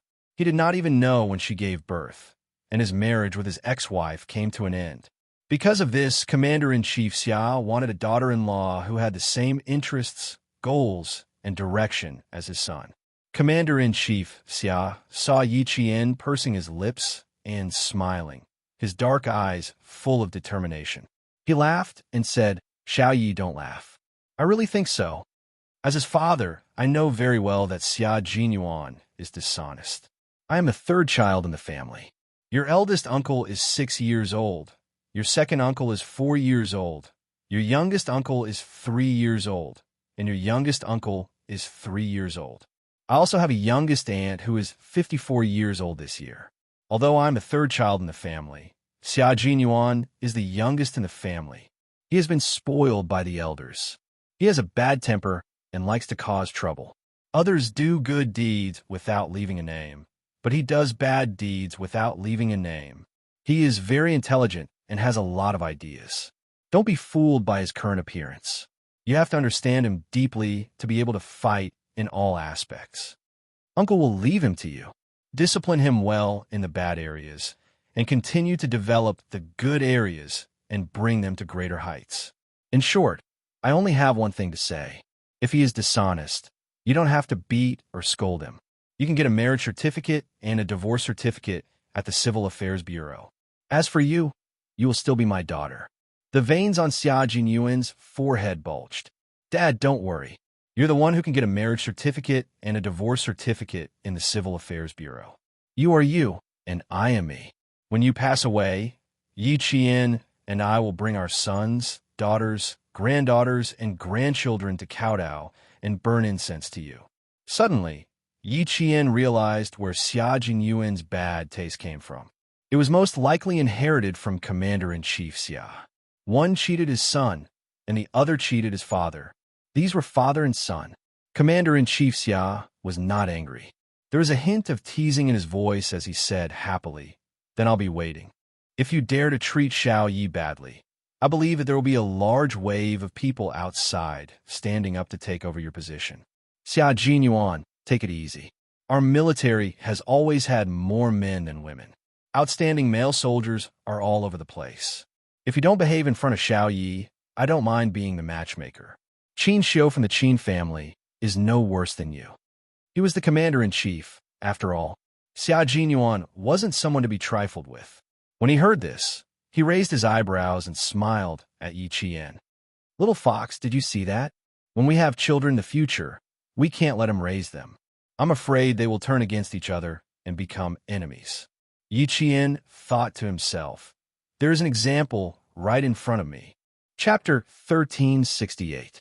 It's the ancestors' rule to not have children. The smile on Commander-in-Chief Xia's face deepened. Obviously, he really liked this topic. He was already 59 years old, so he was old enough to have grandchildren. The atmosphere in the car was very good. Occasionally, a guard would laugh and say something. This allowed Yi Qian to see the amiable side of Commander-in-Chief Xia's life and felt a sense of closeness. Xia Jinyuan saw that her eyebrows were relaxed, and she had a comfortable smile on her face. Only then did he sigh softly in his heart. It was fine as long as she was happy. He was just afraid that she would be secretly sad and hurt her own body. Tomorrow, we'll send Uncle Chun back to Shuka village. The day after tomorrow, we'll go back to Anyang City to report to school. What do you think? Amidst the laughter, Xia Jinyuan asked Yi Qian, "Uncle Chun intends to go back to Shuku village to live with the village chief.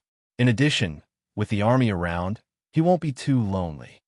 After Uncle Jin retired from the army, he always went to the army camp deep in the mountains. The old man lived a fulfilling life. Principal Chin also hoped that he could do the same for himself. Yi Qian nodded gently. "Uncle Chin told me before that he wants to retire in Shuka village. My house is close to the army camp. If Principal Chan wants to go to the army camp, he can go there anytime. He can also guide the soldiers and have someone to rely on." Uncle Chun and Grandpa Jin did not have children to accompany them. As for himself, he would be outside for many years and would only come back once a year. There was no way he could repay their kindness in raising him. Yi Qian couldn't help but purse his lips slightly.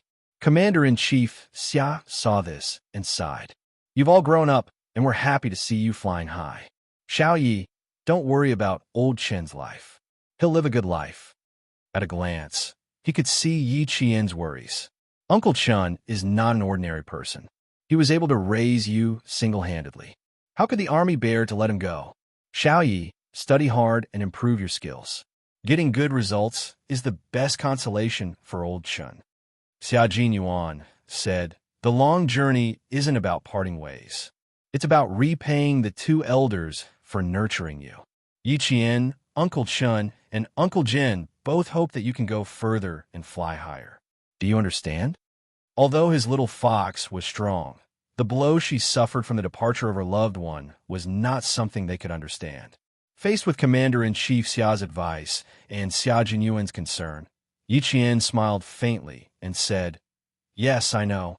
Usually, I can't accompany my elders, but as long as I have time, I will definitely come back to visit Uncle Chun." "That's right. When we get to the guest house later, you and Xia Jinyuan should keep Old Chun company. I can't stay here any longer." Commander-in-Chief Xia looked at the time. The flight was at 10:30 p.m., so he still had time to chat with the young man. His benevolent smile faded as he looked sternly at the young girl whom the military had high hopes for. He said in a deep voice, "Yi Qian, as long as you live, you can only move forward. You can never retreat. If you take a step back, you will have to take 100 steps to catch up in the future. Time will not wait for you, and those who surpass you will not wait for you either. You don't want to chase after others, so you have to keep moving forward. This is my hope for you and Xia Jinyuan. It's also my hope for you. I hope that you can adjust your mentality as soon as possible and devote yourself wholeheartedly to your new life and start your new journey." The advice from the commander-in-chief of the military was also the concern of an elder for the younger generation. In this lifetime, Yi Qian was no longer alone. Chapter 1369. It was 7:10 p.m. in the summer night, and the sky was still slightly white. The sky was dotted with stars, and the crescent moon shone down. The trees cast their shadows and swayed with the rustling of the night wind. The car was driving on the tree-lined avenue leading to the military guest house. Under the bright car lights, they could see soldiers in military uniforms coming and going on both sides. The guard stepped on the brakes and said to Commander-in-Chief Xia, "Commander-in-Chief, there is someone in front." According to the guard's judgment, there was a 90% chance that the person was looking for the commander-in-chief. The mayor of Fujian town was talking to Yi Jifan. "We are all staying here. We took the road and came here. We will definitely come back earlier than the lieutenant general. Director Yi, you have an urgent matter here. We can't delay your urgent matter." It was another official who was being used by Yi Jifan. "Thank you for your hard work today. Don't worry about the town's financial approval. I will inform the city and let Fujian town get the approval in advance. After all, this is my hometown." Yi Jifan thanked him and said earnestly. What he said was what the mayor was thinking. "I only have one requirement for local officials. Do things for the people, be realistic and not be greedy." The mayor of Fujian town nodded repeatedly and almost patted his chest to guarantee, "Director Yi, don't worry. We will always remember the honest and honest style you left behind. We will never dare to cross the line. You can investigate. You can even ask the Commission for Discipline Inspection to investigate. I can pat my chest and guarantee that I did not do anything bad to the people." In the car, Yi Qian glanced coldly at the front and said to Commander-in-Chief Xia, "Commander-in-Chief, I will walk over with Captain Xia." He really didn't give up on his evil intentions. He even came to block people's way. Commander-in-Chief Xia smiled and said, "No need. Guard, drive over." He wanted to see if the director of the construction bureau had the guts to block his car. "I will ask them to come down." The guard obeyed the commander-in-chief's order and called over the other guards who arrived in the afternoon. Yi Qian was a little anxious. "Commander-in-chief, Yi Jifan will not give up easily. I'm afraid that he will blame you if you go over." "Little fox." Xia Jinyuan smiled and said, "If he dares to come here, there will be a letter from the military in the office of the Southern Provincial Office the next day. Just follow me out of the car later. Don't worry too much." This wasn't even a small matter. It wasn't a problem at all. Yi Qian bit her lower lip.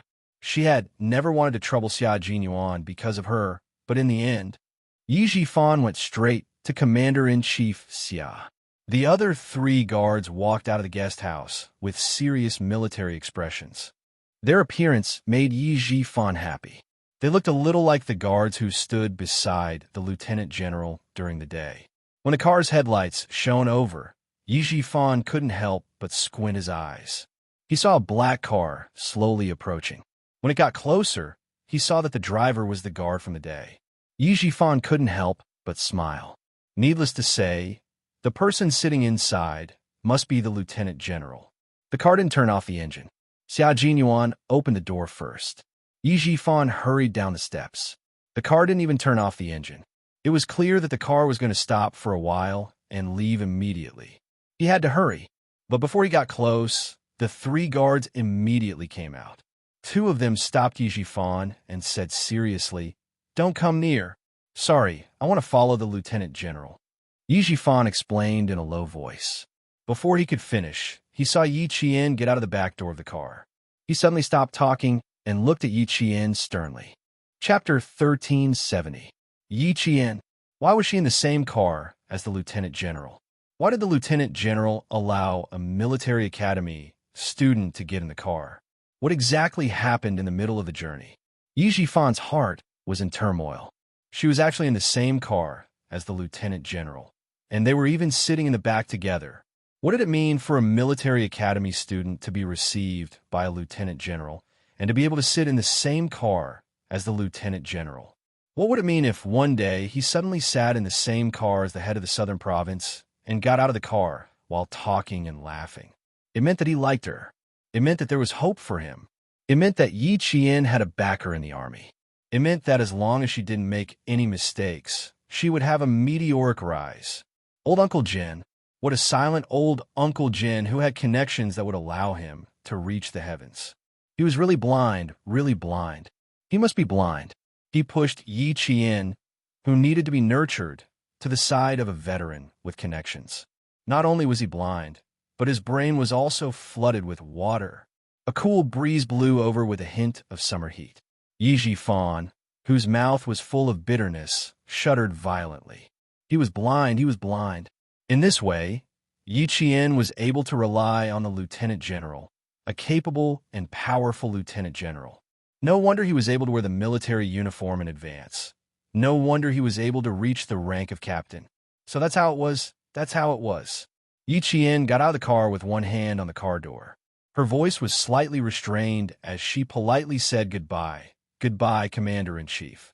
Commander-in-Chief Xiao waved at her and smiled warmly. "Little Yi, you can call me Uncle when it's not working. Take care of yourself. Next time you come to the capital, give me a call in advance." He had completely accepted Yi Qian as his daughter-in-law. "You could go now," Xia Jinyuan urged. It was rare to have a father who cheated his son like this. Yi Jifan, who was blocked by the guards, was a few meters away from the car. He couldn't hear what they were talking about, but from Yi Qian's smile, he could tell that they were having a good conversation. Also, what was the identity of the young man he saw during the day? Why are you sitting in the same carriage as the Lieutenant General? For a moment, Yi Jifan's emotions rose and fell. His eyes were cloudy and uncertain. While he secretly clenched his fists, he also realized that it was impossible for him to get to know the Lieutenant General and use this opportunity to send his daughter, Yi Ying, into the capital government regiment. If he were in Yi Qian's shoes, he would definitely tell the Lieutenant General about the grudges between the two parties. The Lieutenant General knew Yi Qian first, so he would naturally side with her. This path was blocked. It wouldn't work. The mayor of Fujian town wished that there was a hole in the ground for him to crawl into, but who knew that the Lieutenant General would turn a blind eye to it. When the 2 guards who stopped them walked down the stairs, the mayor of Fujian town, who was sweating profusely, tried to smooth things over. "Director Yi, I'm afraid the Lieutenant General is not in the car. If he was in the car, he would definitely get out. I'm guessing the Lieutenant General is not in the car. The man and woman who came down are just basic military officers. How could he trouble the Lieutenant General to send them over?" Yi Jifan, who was not in a good mood, sighed in relief. What he said made sense. How could a Lieutenant General personally send people to the guest house? Even the top leader of Anyang City did not have such an honor. Although he thought this, his intuition told him that the Lieutenant General was actually in the car. It was all because of those guards. "Uncle, you're really something. You can actually get a Lieutenant General to personally send Yi Qian back. With a Lieutenant General as her backer, it would be difficult for his daughter to climb over her even if she entered the military." Yi Jifan's expression became gloomy. Chapter 1371. Commander-in-Chief Xia didn't even have to show up. It was enough to make Yi Jifan not dare to act rashly. Yi Jifan, who had lost all face, had no choice but to follow the lead of the Fujian town mayor. He sighed regretfully and said, "It seems like he really isn't in the car. Mayor Chow, I'll go to the guest house to say hello to another acquaintance. Please help yourself." He was asking him to leave. The person he was looking for was Chun Dongfeng, who was unlikely to give him face. How could he let Mr. Chow follow him? Mayor Chow, who wanted to leave quickly so that Yi Jifan wouldn't hold him accountable, immediately said, Okay. I won't disturb you any further. Director Yi, I'll ask for your advice the next time I'm back in town." The sound of a car starting could be heard. Several guards got into the car. Yi Qian and the young man stood in the same place. Their backs were as straight as a pencil, and they had the same aura of a towering mountain. The young man was also a soldier. Yi Jifan's heart suddenly turned cold. He clenched his fists even tighter. The black car quickly drove into the night. Mayor Chow cautiously glanced at Yi Jifan and cautiously said goodbye. When he passed by the two young men, he couldn't help but take a second look at them before he quickly left. In this day and age, soldiers were not to be trifled with, especially those with military ranks. It was even more difficult to provoke them. He should quickly leave this place that made him feel uneasy. Yi Qian politely nodded to the mayor of Fujian town who had helped him today. However, he didn't see him leave in a hurry.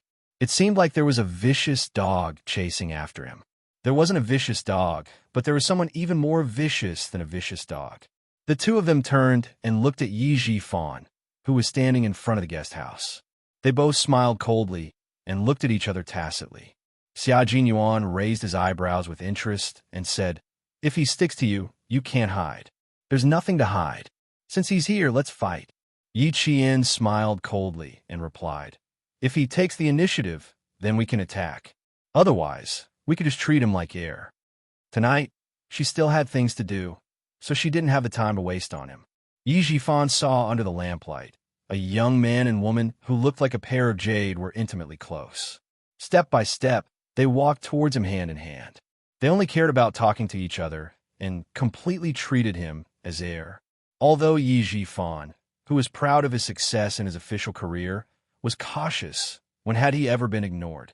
Fortunately, he had always been able to endure humiliation and was not angered to the point of losing his self-control. When Yi Qian saw this, he could not help but sigh in his heart. Yi Ying was blessed to have such a patient and resourceful father, be it in her previous life or in this life. "What's wrong?" Xia Jinyuan seemed to have sensed something. He lowered his head and asked her, "I think I heard you sigh." The lights in the guest house were very bright, like a mirror, and there was a circle of soft light on the top of her head.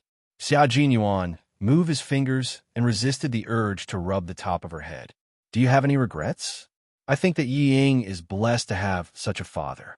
If her father was here, he would definitely protect her like Yi Jifan and not let her suffer any grievances." Xia Jinyuan's heart clenched. He softened his tone and said gently, "My father is not bad either. Don't be fooled by how he sets traps for me from time to time and how I used to give him headaches. In fact, he is the most protective one. Look at him now. He's completely devoted to you. As a son, I have to take a step back. With my father around, you don't have to worry about fatherly love." Chapter 1372.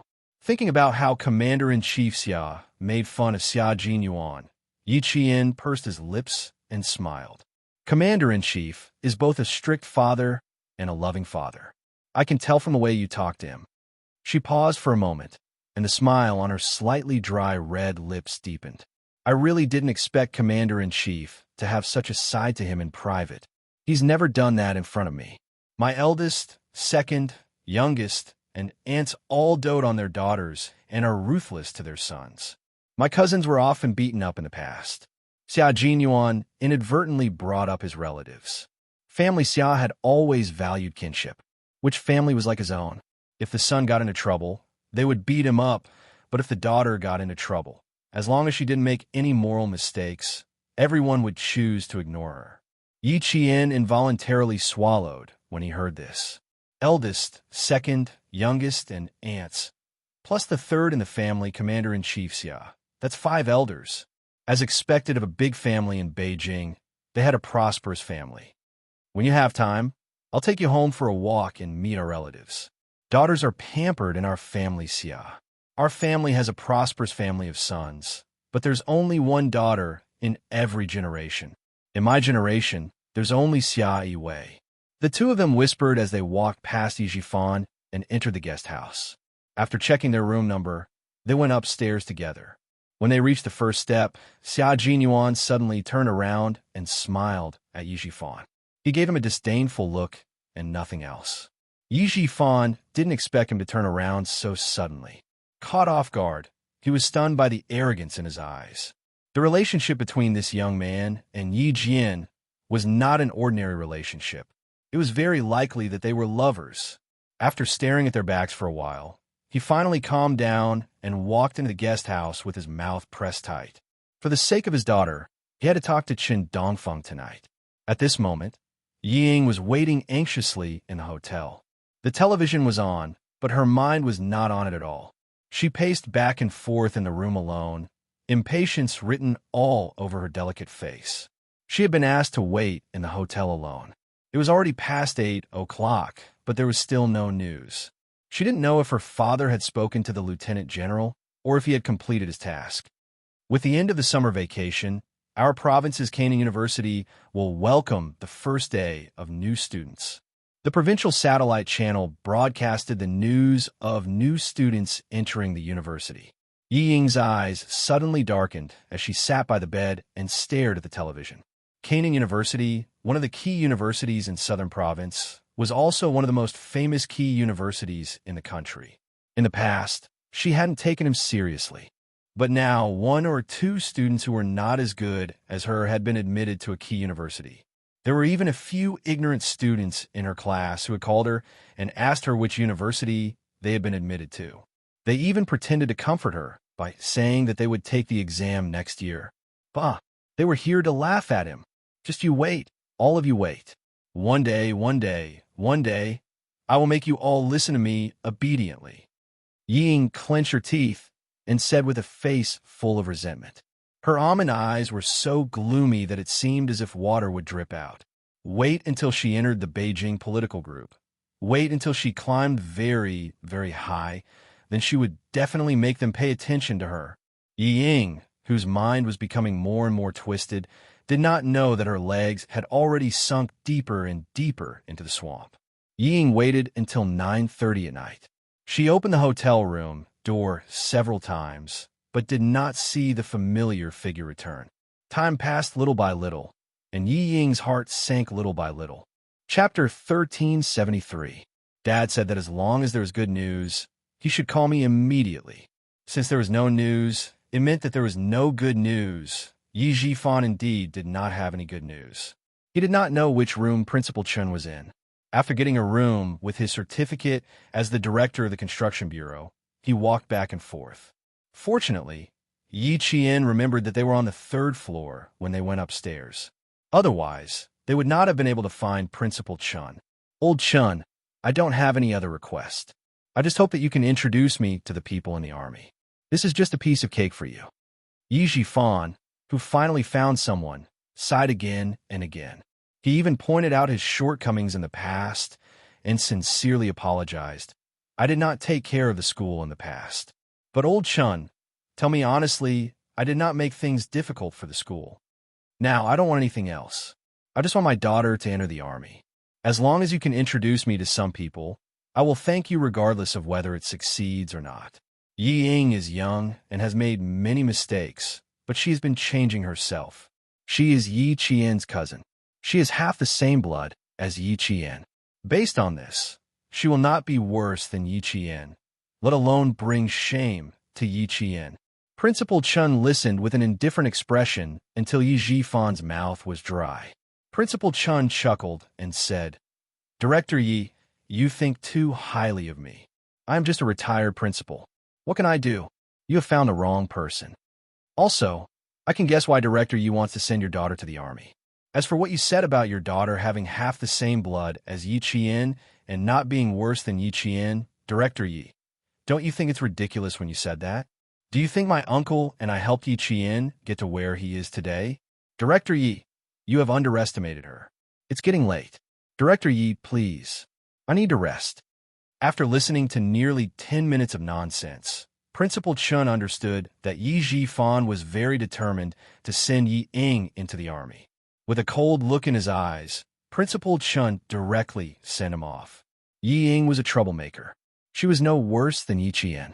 Yi Jifan sure is shameless. Yi Jifan smiled and apologized, but in the end, he didn't get anything. Only by being more patient could he suppress the anger in his heart. Old Chun, think about it. Mr. Yi, aren't you asking for too much? A clear and cold voice suddenly came from the front. The coldness in the voice made Yi Jifan's heart jump. He couldn't help but look over. It was Yi Qian. She had come over. Yi Qian, who had finished talking with the two school leaders, accidentally heard the sound in the corridor. She paused for a moment and heard Yi Jifan's words. She found it funny, but at the same time, her heart was filled with anger.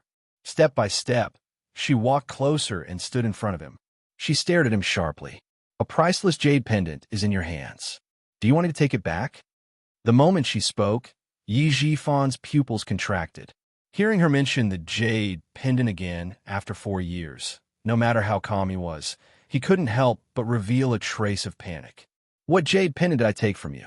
What nonsense are you talking about? What jade pendant? Do you need me to tell you what it looks like? Do you think I can't recognize Yi Ying just because she's wearing a fake one? Mr. Yi, I didn't mention it because I didn't want it. Yi Qian sneered softly. Her expression became colder. Just because I didn't mention it doesn't mean I forgot. Also, Uncle Chen knows about my relationship with Yi Ying. Do you think this is a secret that only you know? Chapter 1374. Hearing this, Yi Jifan's eyes turned cold. He suddenly raised his head and stared at Yi Qian. He stared closely and carefully. After a long time, Yi Jifan said calmly, I don't know what you're talking about. Mr. Yi is indeed a smart person. Yi Qian raised her eyebrows. Her clear eyes were cold. She looked at him with a faint smile. A smart person would know what I'm talking about. I can understand why Mr. Yi would want to hide a jade pendant that was expensive more than 10 years ago. She even knew that he had secretly appraised it more than 10 years ago. Yi Jifan clenched his jaw and stared expressionlessly at Yi Qian. He knew everything, but didn't say anything. You don't have anything for me to hide. I don't need to hide anything from you. Her uncle had already passed away. Who else knew about the jade pendant? If he didn't admit it, what else could she do? Yi Qian couldn't help but laugh at Yi Jifan's insistence on denying it. She could guess what he was thinking. She could tell from the slight changes in his expression. How could I not recognize my mother's belongings? Ever since I mentioned it that year, you immediately made a replica for Yi Ying to wear. Weren't you afraid that if I mentioned it again, you'd give me a replica? I've said that Mr. Yi is a smart person. It's a pity that Mr. Yi only thinks of himself as a smart person and treats others as stupid. The jade pendant is in your hands. It's not something you can hide as you wish. It's because... She suddenly stopped talking. He heard Yi Jifan's dark eyes staring at the girl who was becoming more and more unfamiliar to him. She wanted him to take the initiative to ask her. Because of what? He needed to know what she was thinking. He had to ask her. Yi Jifan's eyes were not only cold, but so was his deep voice. It was like a stone covered in thick ice. He asked her in a cold and hard voice. Yi Jifan wasn't angry enough to leave after being forced to this point. If Ying didn't hold him back, his career would have been much smoother. Yi Jian was in awe of him. Xia Jinyuan, who was watching from the side, rubbed his forehead and smiled lovingly. The little fox's heart was really big.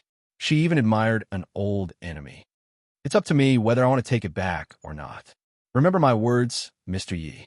After Yi Qian finished speaking with a faint smile, he watched with interest as Yi Jifan's expression changed abruptly.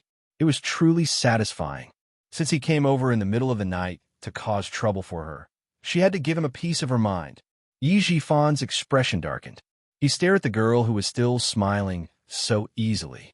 After a long time, he said coldly, Yi Qian, you don't have the ability to threaten me. With that, he walked away. Yi Qian hadn't forgotten about the jade pendant, but she didn't want it. Why didn't he want it even though he knew that it was priceless? Even Chun Dongfeng knew about Yi Qian's background. Did she know that she wasn't his elder brother's biological daughter? Speaking of the jade pendant, Yi Qian had indeed caused trouble for him, and it wasn't just any trouble. It made Yi Jifan feel uneasy. After a few days of fruitless work, he left with heavy footsteps. Not only did he not solve his problem, but he also brought back a bunch of problems that gave him a headache. He had to investigate thoroughly. When he got back. Mr. Yi, there are some people you can't touch just because you want to. For example, Yi Qian. No matter how high your rank is, you can't touch her. An even colder voice drifted over. It was filled with indifference and laziness. If you touch someone you shouldn't touch, no matter how powerful the people behind Mr. Yi are, they won't be able to protect you. Chapter 1375. This was the young man's voice. Just by listening to him speak, one could feel his elegance. Yi Jifan only felt a chill run down his spine. Every step he took felt like he was stepping on the tip of a knife. It was so sharp that it was difficult for him to walk. He could hear the confidence in the young man's voice. He was definitely not trying to scare him. He really could do what he said. Who would have thought? Who would have thought? Who would have thought that Yi Qian would become someone he couldn't touch?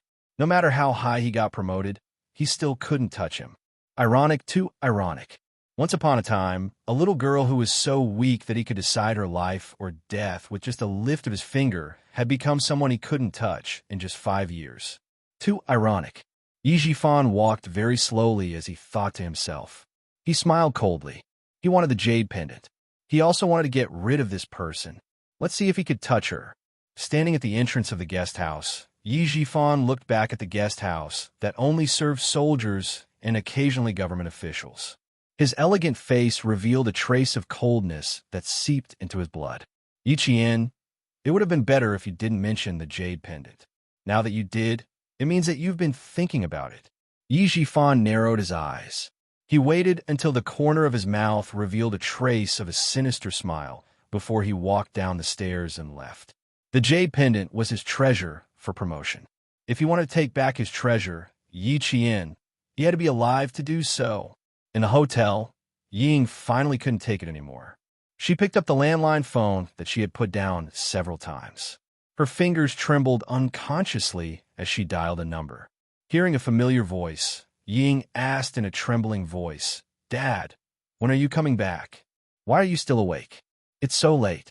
Yi Jifan got out of the car and took the change from the taxi driver. He said, "Thank you," in a low voice before getting out of the car. "I'm at the entrance of the hotel. If you have anything to say, say it tomorrow morning." Ying had no choice but to swallow her words. She reluctantly said, "Oh, I got it. Dad, rest early." Rest early. Yi Jifan had always been patient with his only daughter. He knew what she wanted to ask, but in order to train her character, he didn't say much. When she thought about competing with Yi Qian, who had already gone far, Ying's temper had to be tempered. If you don't grind, you won't become a talent. With his phone in hand, Yi Jifan gracefully nodded and thanked the hotel staff who opened the door for him. His steps were straight and steady as he walked towards the hotel elevator.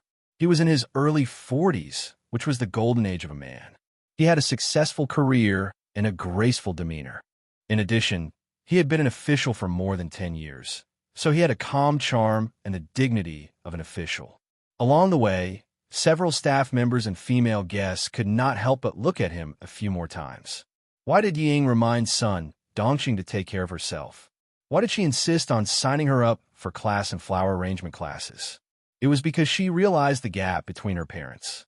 She was afraid that one day she would hear that her father had an affair.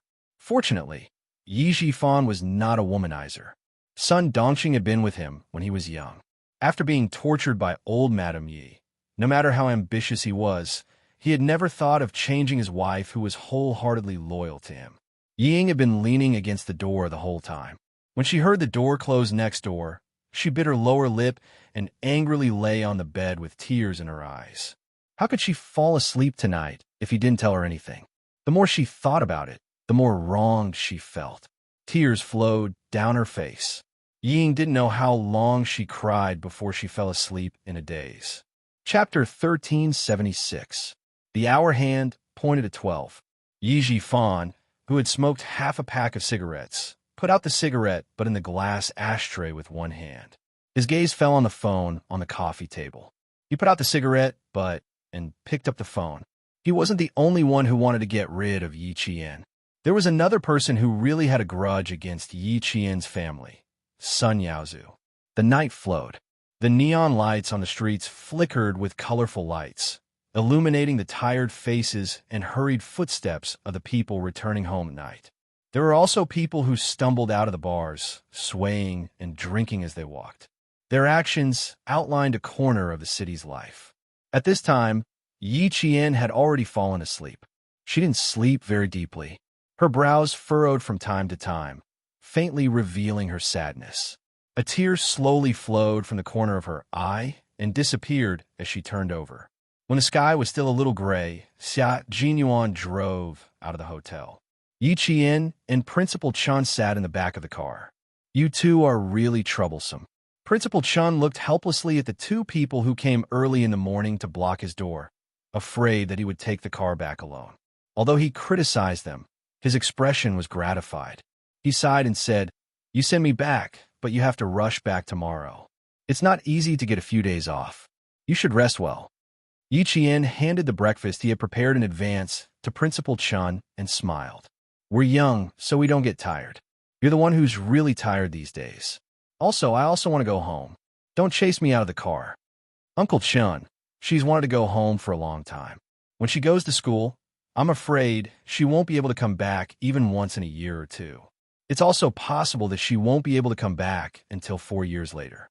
Xia Jinyuan leaked the information to let Principal Chun know what to expect. They were both soldiers, so Principal Chun knew it was serious. Even his expression was serious.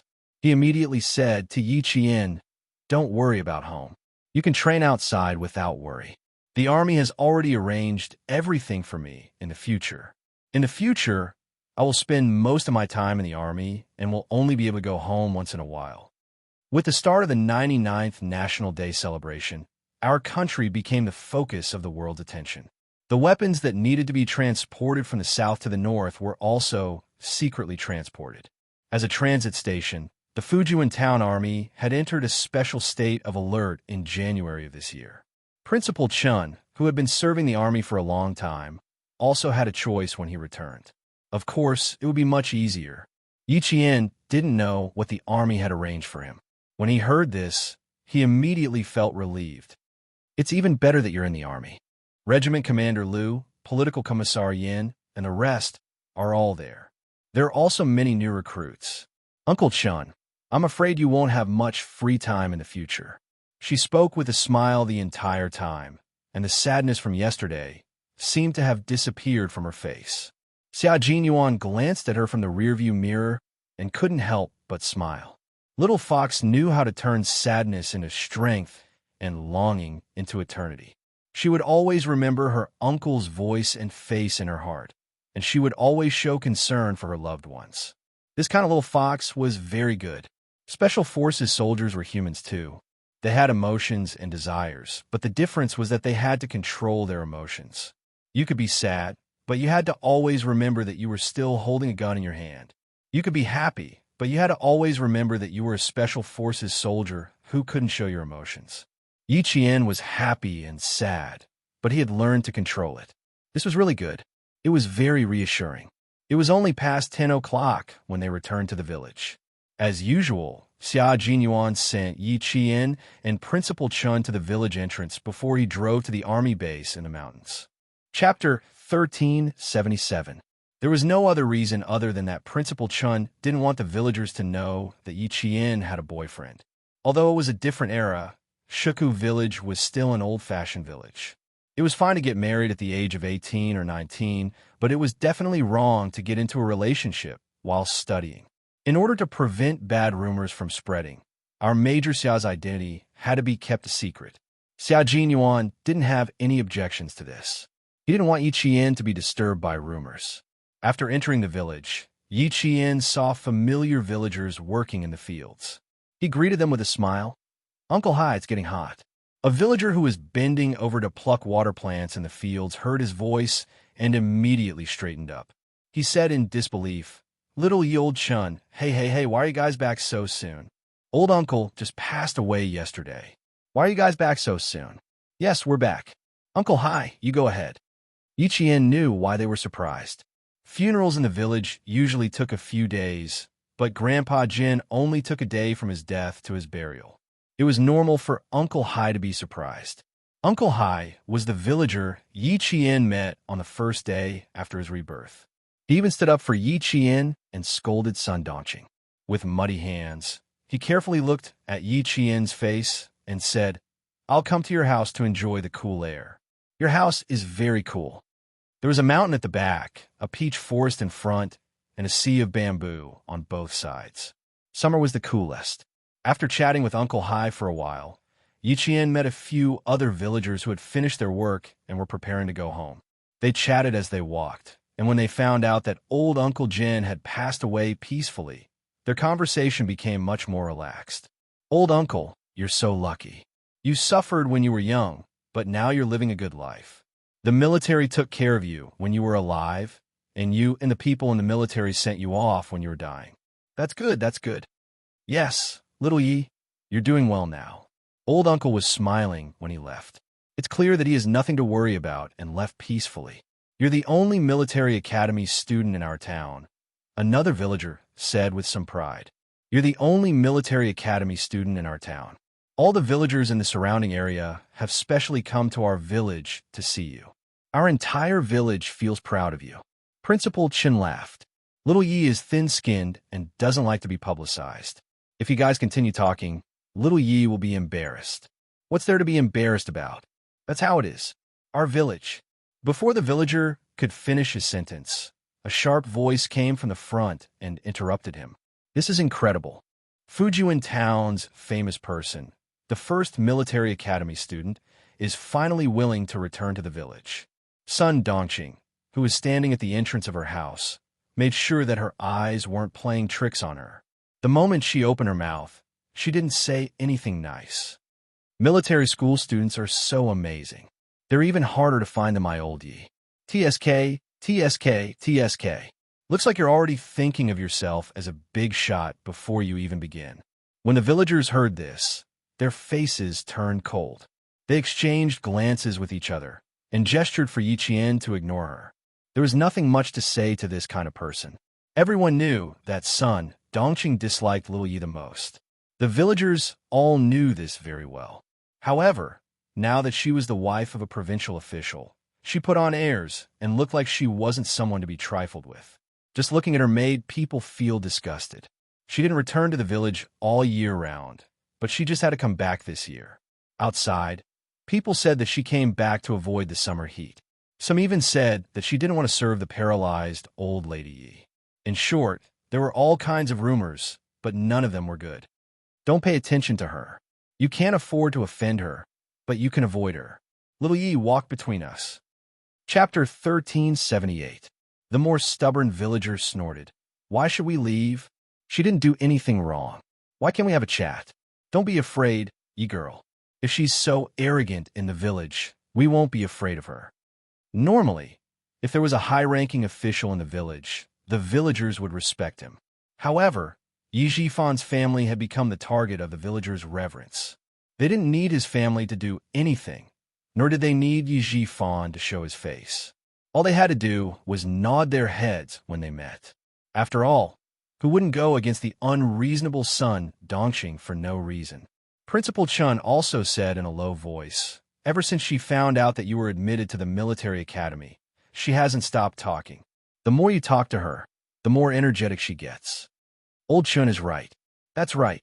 The more you talk to her, the more energetic she gets. Yi Qian didn't want to talk to her either. There was no need to quarrel with her.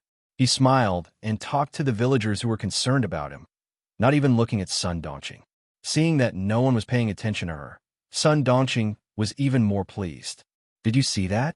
Seeing her was like a mouse seeing a cat. What military academy student, bah. Without the damned old man's protection, how much trouble could a wild girl like her, who had no parents and no one to teach her? It was good that the damned old man died. It was a pity that he didn't die a few years earlier. Otherwise, that damned girl wouldn't have been able to cause any trouble. She raised her chin and continued her one-man show. Even if you get into the military academy, you won't be presentable. You're destined to be useless if you mix around with bumpkins every day. Things that aren't presentable will never be presentable. She thought that others weren't presentable, but she didn't know that the entire village thought so as well. After she finished speaking, she spat on the ground and laughed arrogantly. Damned girl, damned girl. Wait until Ying enters the capital government regiment. You're just a small military academy student. You won't be able to bear the consequences. Ying hadn't even entered yet, but Sun Dongxing was already daydreaming. Hearing this, Yi Qian only felt that it was funny. It seemed that Yi Zhifan hadn't told her about how he kept hitting a wall. He wanted her to continue daydreaming. Seeing Yi Qian pass by the courtyard gate, Sun Dongxing was unwilling to let him go. When she saw Yi Qian's cold smile, she felt as if she had been humiliated. With a heavy snort, she stepped out of the courtyard and directly blocked Yi Qian's path. Don't you have any manners? Didn't the school teach you to respect your elders and not say a word in front of them? If you don't even know how to be polite, how did you get into the military academy? I already said that you didn't get into the military academy properly. Who would believe that someone like you could get into the military academy? She was, after all, the wife of the head of the construction bureau. Her words were even worse than those of an ignorant village woman. She did not have the slightest temperament. Sun Dongxing, how do you get into the military academy? Do you want Ying to come out and explain? The villagers who had been advising Yi Qian to ignore them immediately retorted, That's not right. Your Ying can't say it.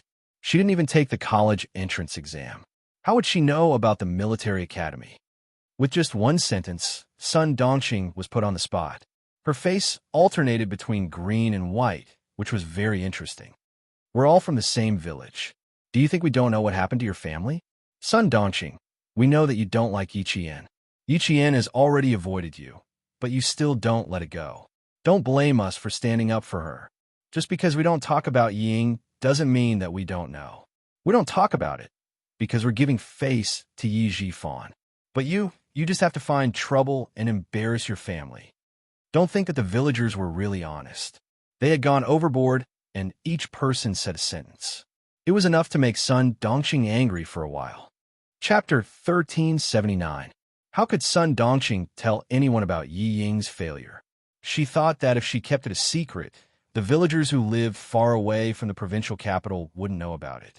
Now that it was exposed, she pointed at Yi Qian and cursed. I knew you were a troublemaker. Damn you, why didn't you die with that old bastard? As soon as you came back, you... Ugh. Yi Qian didn't give her a chance to finish her sentence. She could tolerate it if someone insulted her, but she couldn't tolerate it if someone insulted Grandfather Jin, who was respected by the entire army. No one saw how she moved. She was smiling just a moment ago, but now she was strangling Sun Dongxing's neck with one hand.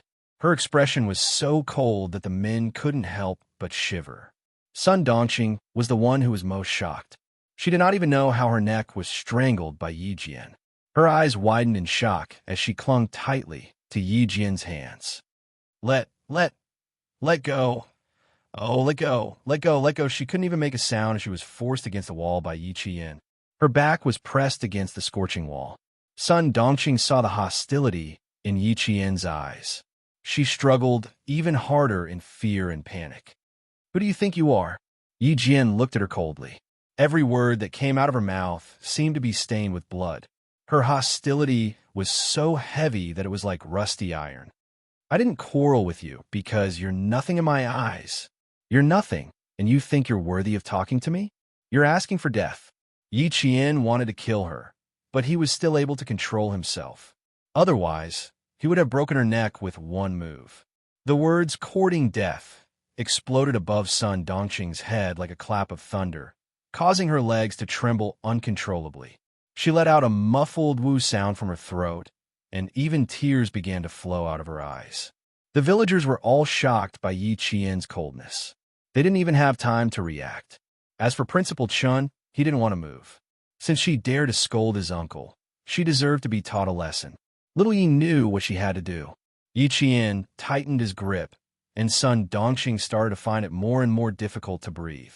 Without a source of oxygen, she didn't even have the strength to struggle. Her hands eventually became powerless as she hammered Yi Qian's right arm. Her eyes faintly rolled upward. Yi Qian wanted to kill her.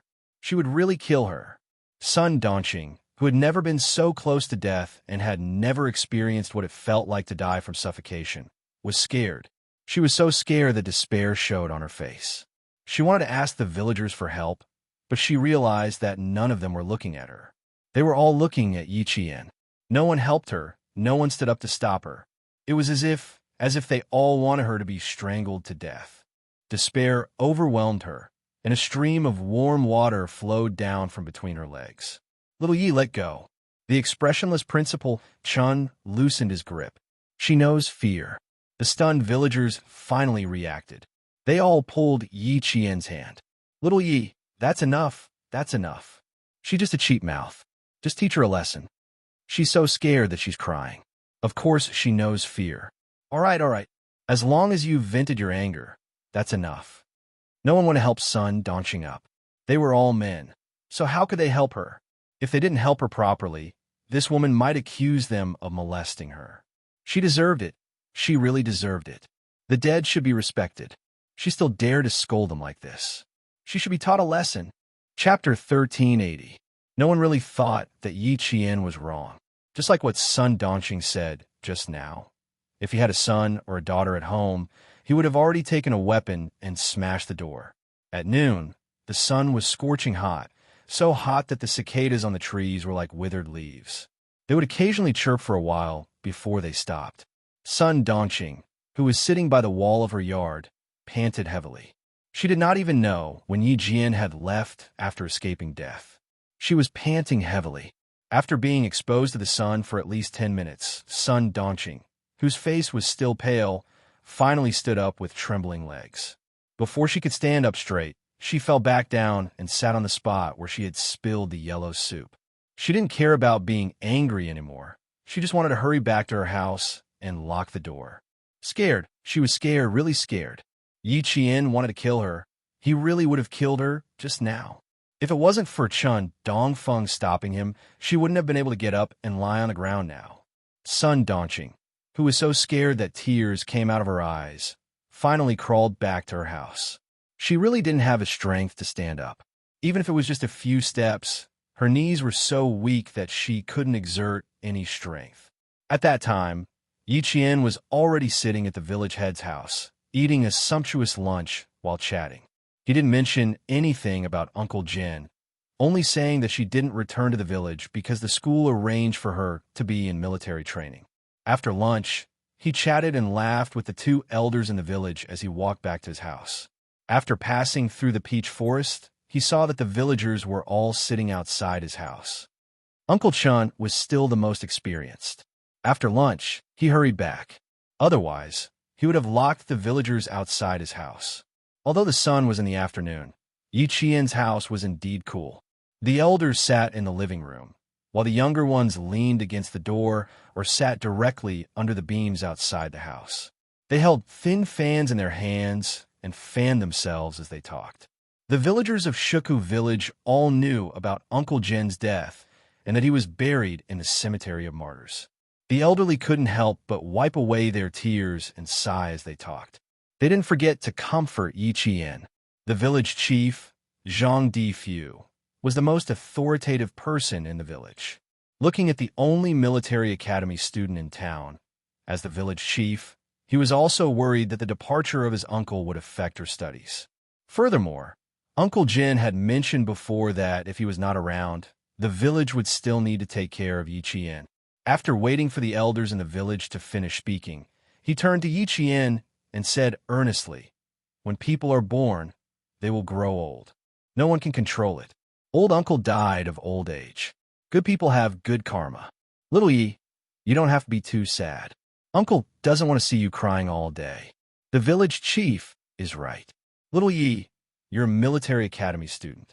You're going to be a soldier. They always say on TV that blood is shed, but not shed tears. You can't cry so easily. They also brought up Yi Qian's admission into the military academy. Uncle Jin passed away peacefully, reminding Yi Qian to take good care of herself when she was alone outside. If she lacked anything, she should give the village a call and other similar concerns. Yi Qian answered them all politely and respectfully. The villagers who listened to her liked her even more. Look at little Yi. She was so much better than Ying. That girl, she was impatient when asked a question. She liked to talk about how her father was and how he was. She even liked to say, "You don't understand." It was more than a little tiring to talk to her. There was also son Dongqing, who looked down on the villagers but liked to show off in front of them. Now, the villagers of Shuku village had a very bad impression of Ying. Compared to Yi Qian, there was no comparison. Chapter 1381. Yi Jian, who only stayed in the village for one night, left Shuku village at 5:00 in the morning the next day. It was not until 7:00 in the morning that the villagers wanted to call Yi Jian to their house for dinner that they realized she had already left. This girl is still the same as before. She's afraid of disturbing others. Principal Chen smiled and said, she was in a rush to catch the train and was afraid that she would miss the news. She's also a reliable person. I didn't even wake up before she packed her luggage and left. The child had grown up and was finally flying away. Headmaster Chun chatted and laughed with the villagers as they walked towards the vegetable garden. Little Yi had gone to school, so he tidied up the vegetable garden. He had to report to the army the day after tomorrow. Yi Qian wasn't the only one who left early in the morning. Son Dongqing also left. Before I left, I repeatedly reminded you that if Yi Qian comes back, don't go head-to-head with her. Yi Jifan, who had driven home early in the morning, scolded son Dongqing in a low voice after receiving a call from his wife. Look at you. She didn't even enter the house before you blocked her way. You even dared to scold Uncle General son Dongqing. Are you out of your mind? Yi Jifan didn't even enter the house. He immediately drove away after picking up son Dongqing. He couldn't afford to lose face like that. Son Dongqing, who hadn't slept the entire night, was still battered and exhausted. Her hair was uncombed and her face was swollen.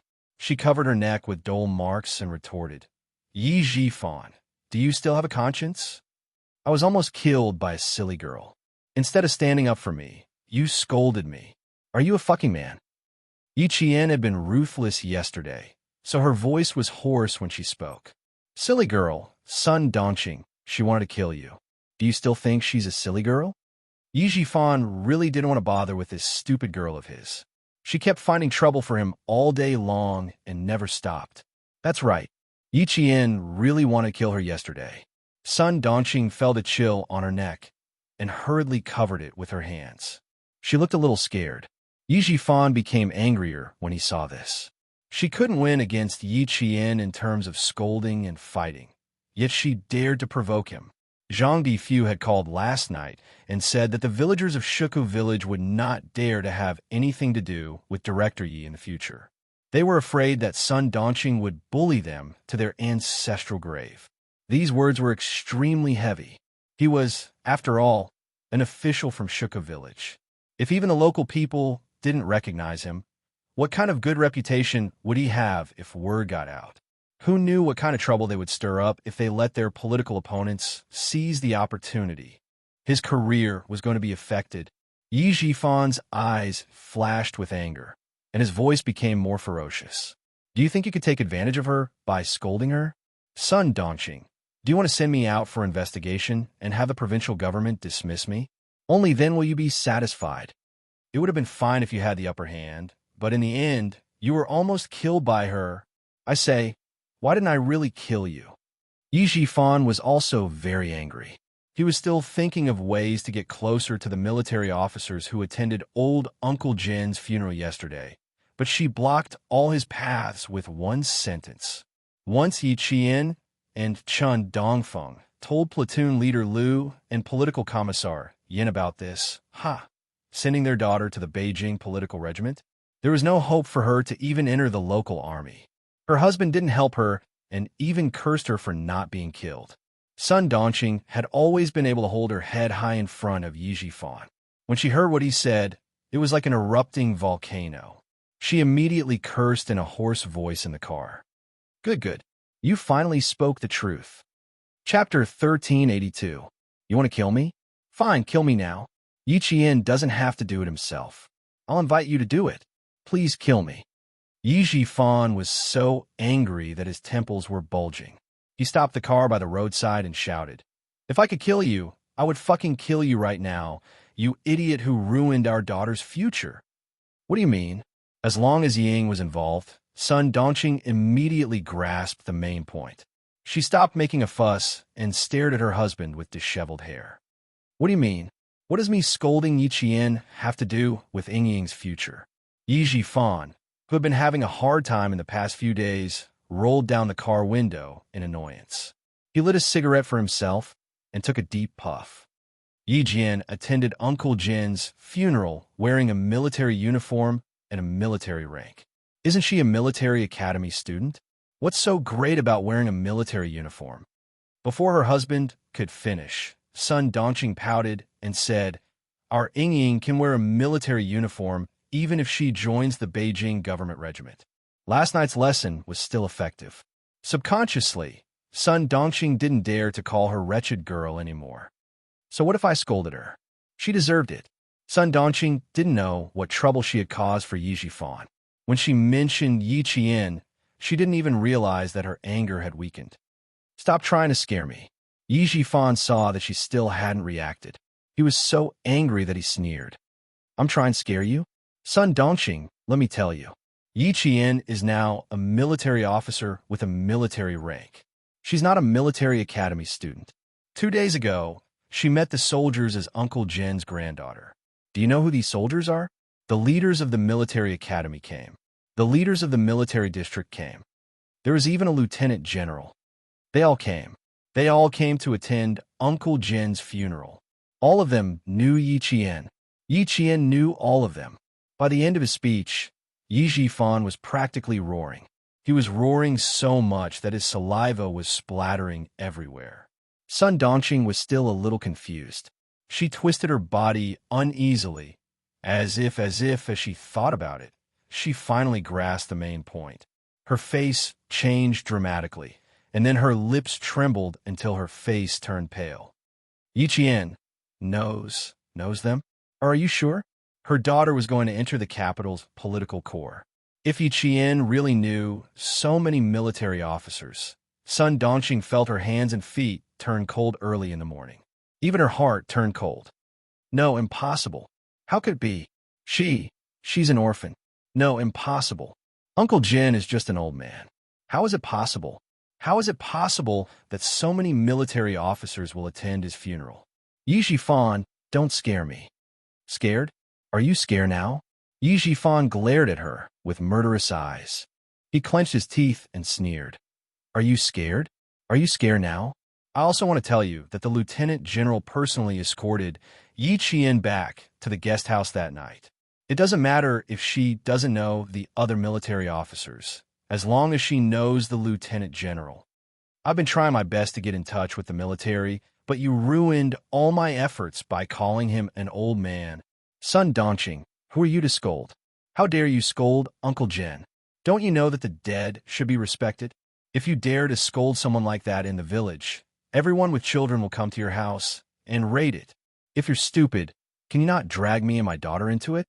Yi Qian only needs to report what happened yesterday to the military officers he knows. My daughter wants to enter the capital's political corps?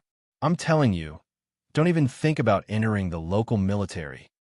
Chapter 1383. Sun Dongqing was dumbfounded. I don't know. I thought that Yi Qian would return to normal after old man Jin died.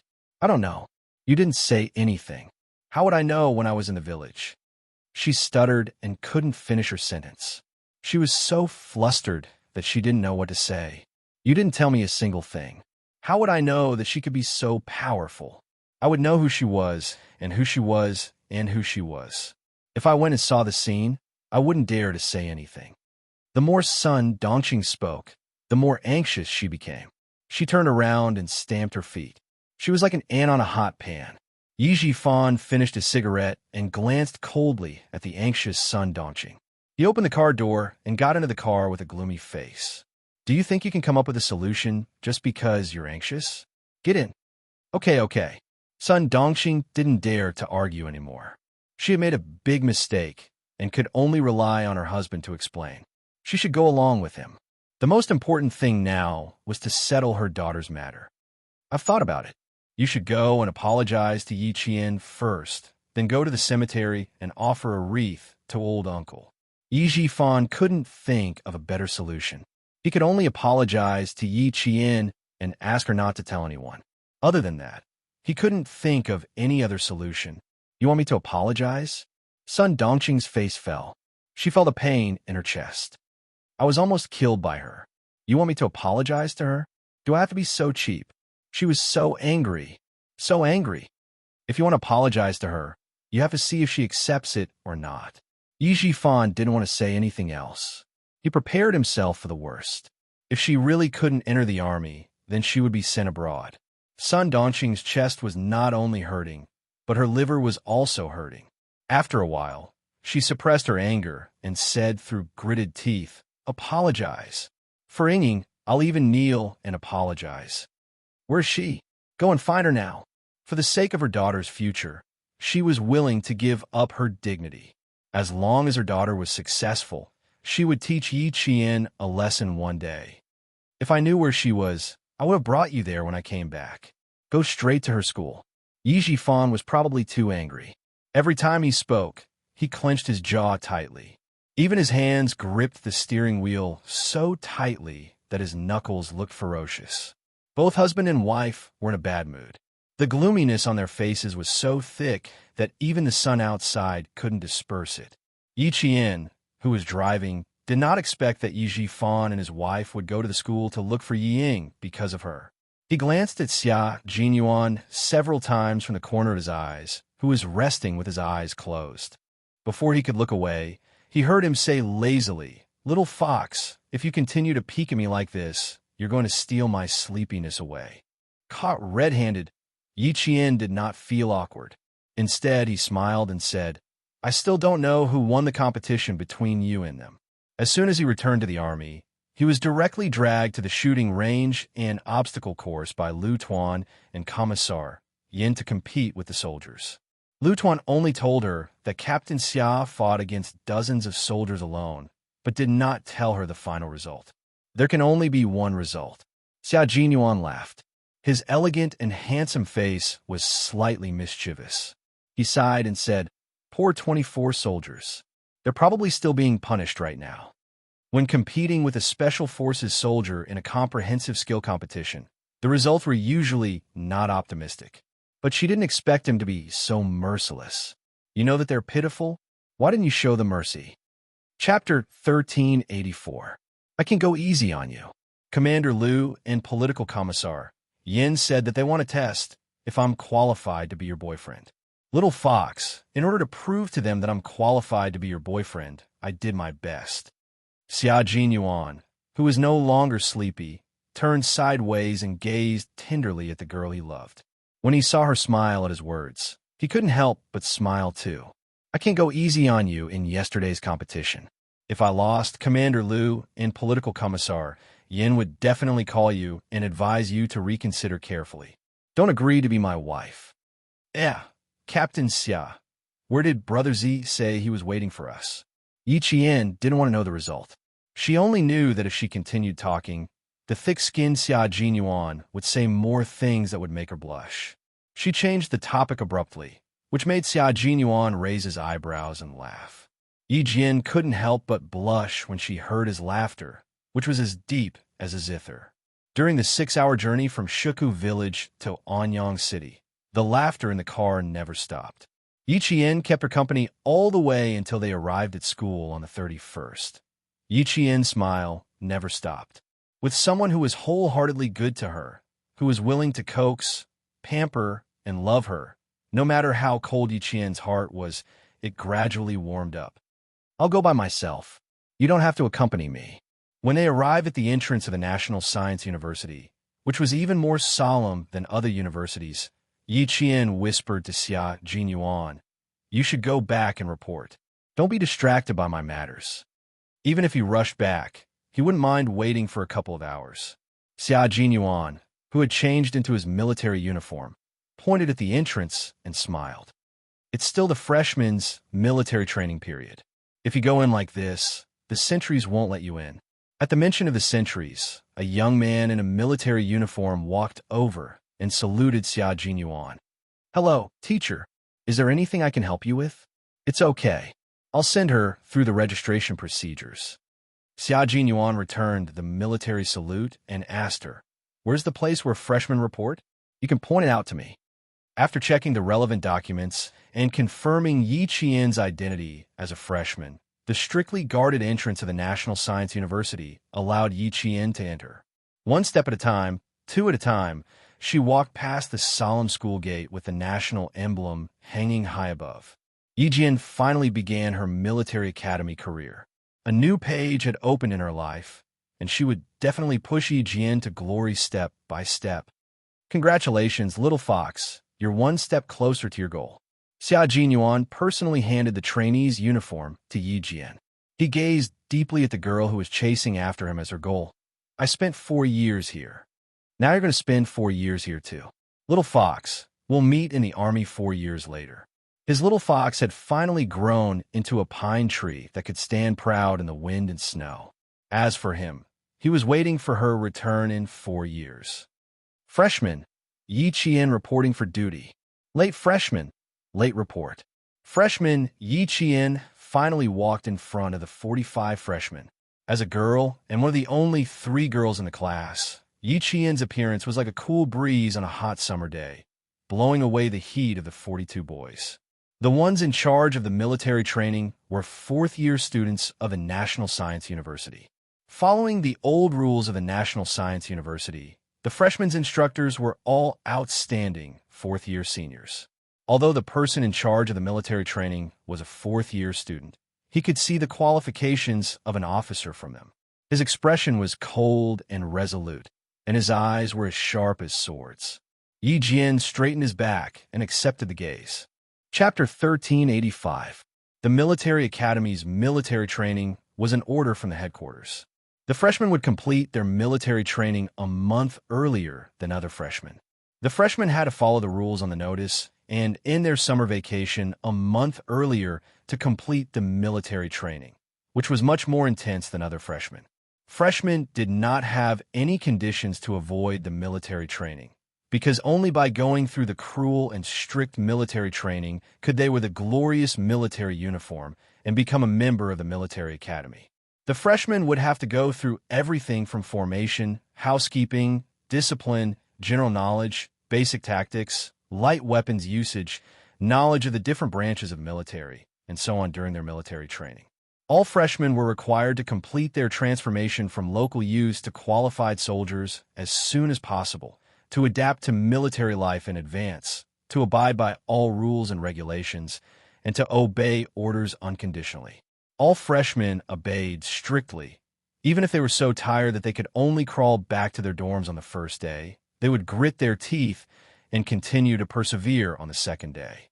Some people could not take it anymore and proposed to drop out in a fit of anger. That day, they were summoned by the political instructor for a talk, but the next day, they could be seen on the training field again. Since you chose to apply for the military academy, you should know that this is not a place where you can come and go as you please. No one wants to be special, and no one can escape the orders of the headquarters. No matter how good your college entrance exam results are, you will not be special here. Persevere is your only choice. No one wanted to be special. No one could escape from military training. Then, this freshman Yi Qian who had suddenly appeared before them, why didn't she come to participate in the military training earlier? Being stared at by the senior year seniors and all 45 students in the class. Yi Qian maintained the standard standing posture with her stomach tucked in and chest puffed out, accepting the baptism of their gazes. Only the higher-ups of the military academy knew that Yi Qian had gone to the island to complete the frogman training. The senior year monitor in charge of the military training did not have the right to know. So, when Yi Qian suddenly appeared, he was stunned for 3 seconds. In a breath, he immediately reacted and said, "Fall in." He was not sure what the situation was, but the freshman Yi Chien could still complete the registration without participating in the military training, and even receive the training uniform to participate in the final day of the military training assessment. It could be seen that she had already submitted the relevant documents to the military division to be exempted from the military training. And with the approval of the military division and the school, she was exempted from the military training. Since she had rushed to the final physical fitness test, then she would have to complete the test like all the other freshmen. The student monitor only took 3 seconds to figure out the crux of the matter. Without any questions, he immediately allowed Yi Chien to return to the team. 8 pull-ups on the horizontal bar.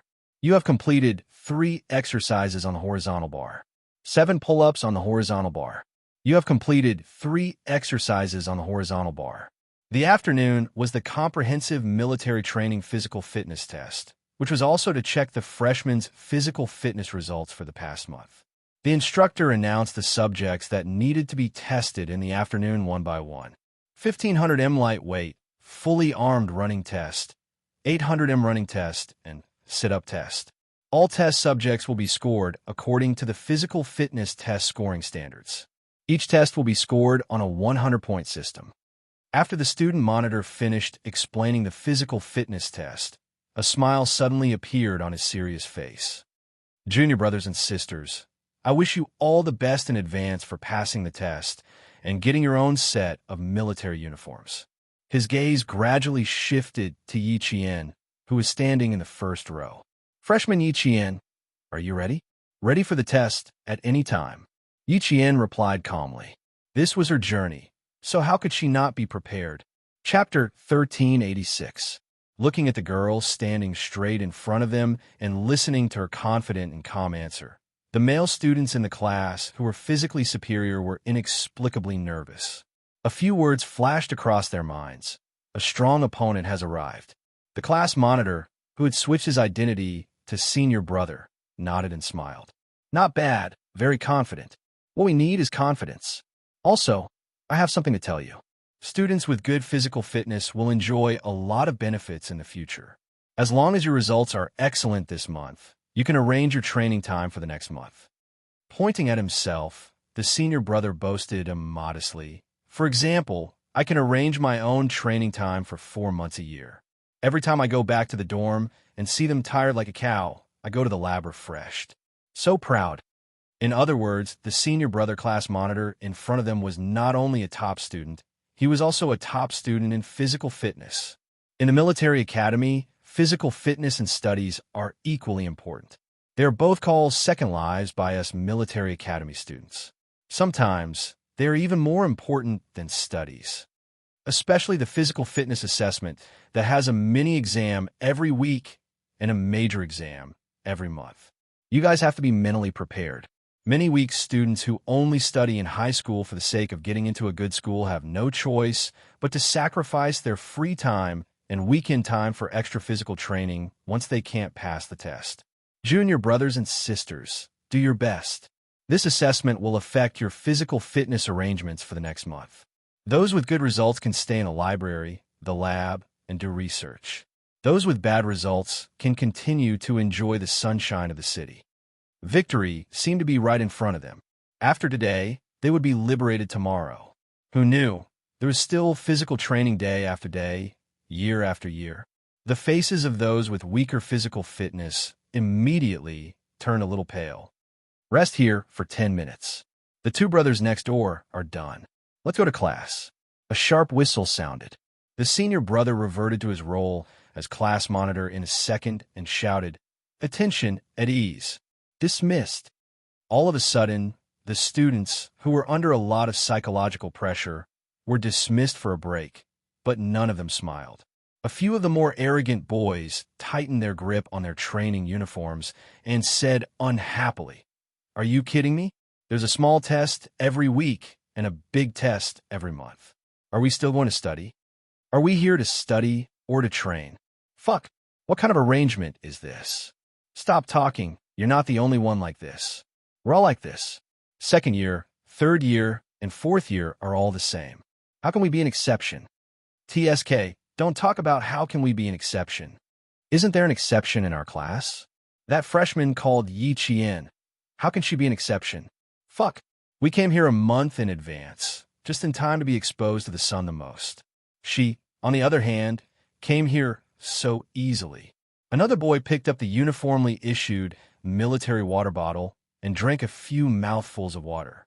He continued to complain. She looks quite good. I'm afraid she's from a senior official's family. She's just starting to get special treatment. I don't know how much special treatment she will get in the future. Do you want to be scolded again? Haven't you learned your lesson from last time? The male student sitting next to him warned him in a low voice. He glanced at Yi Jian, who was talking to the class monitor, and said in a low voice, "If she is really from a senior official's family, we can't afford to offend her." Chapter 1387. Besides, if she doesn't have military training now, what about in the future? Didn't you hear what Senior said? If he doesn't pass the physical fitness test, she'll have to suffer. Right now, it's called suffering the hardest to rise above the rest. It probably had a psychological effect. A few of the male students who were unhappy about Yi Qian not participating in the military training finally felt a bit better. Actually, it wasn't a big deal. They just felt that it was unfair and said a few words. Under the scorching sun, the students who were resting on the spot were sweating profusely. More or less, they were talking about the students who were parachuted in. One of the students suddenly let out an "ah" and slapped his forehead hard. He said to the students beside him, Yi Jian, she's that Yi Qian, the national top scorer, Yi Qian." Those who were able to get into the National University of Science and Technology were all students with good overall grades. With this mention, a few people immediately reacted, yes, it's that Yi Qian. Her score is shockingly high. Oh my God, so she also got into our school. Once the conversation started, almost all of it revolved around Yi Qian. The student monitor was explaining the morning's test subjects to Yi Qian. "Student, since you're here, you can make up for the morning's test subjects. You can report with me later. After the afternoon's test, you can make up for the morning's test. Push-ups, standing long jump, 10 x 4m run, sit-ups, squats." Yi Qian's focus was not on these subjects, but on the brackets behind each subject. In the brackets, there was the word unlimited. "Excuse me, I want to know what unlimited means." She wasn't worried that she wouldn't be able to pass the simple tests and the tests with additional conditions. She just wanted to understand the rules in detail. The class monitor explained while crying, "It means there's no time limit. Let's see where your limit is. If you do the most, the better your physical performance, the higher your score will be. The highest score can't be higher than 100 points." Yi Qian joked without any psychological burden. The senior year class monitor said seriously, "We can add a 100 plus to it to represent excellence." Then there was no problem. Yi Qian smiled slightly and pointed at the earliest test, the 5 kilometers cross-country run. "Then I'll leave this for tonight. Can we arrange it tonight?" Her sudden appearance directly caused some students to be dissatisfied. In a military school that emphasized strength, Yi Qian didn't mind using her strength to tell the students that she didn't come because she didn't want to come, nor was it because she wanted to avoid military training. He glanced at the male students who were drinking water and said with a smile, "Let's finish the test in one day. Yi Qian, Yi Qian, Yi Qian, comma, Yi Qian, Qian, Qian, Qian, Qian, and Qian, Qian, Qian." She still wanted to enjoy the 4 years of military academy life. "Sure, we'll arrange it."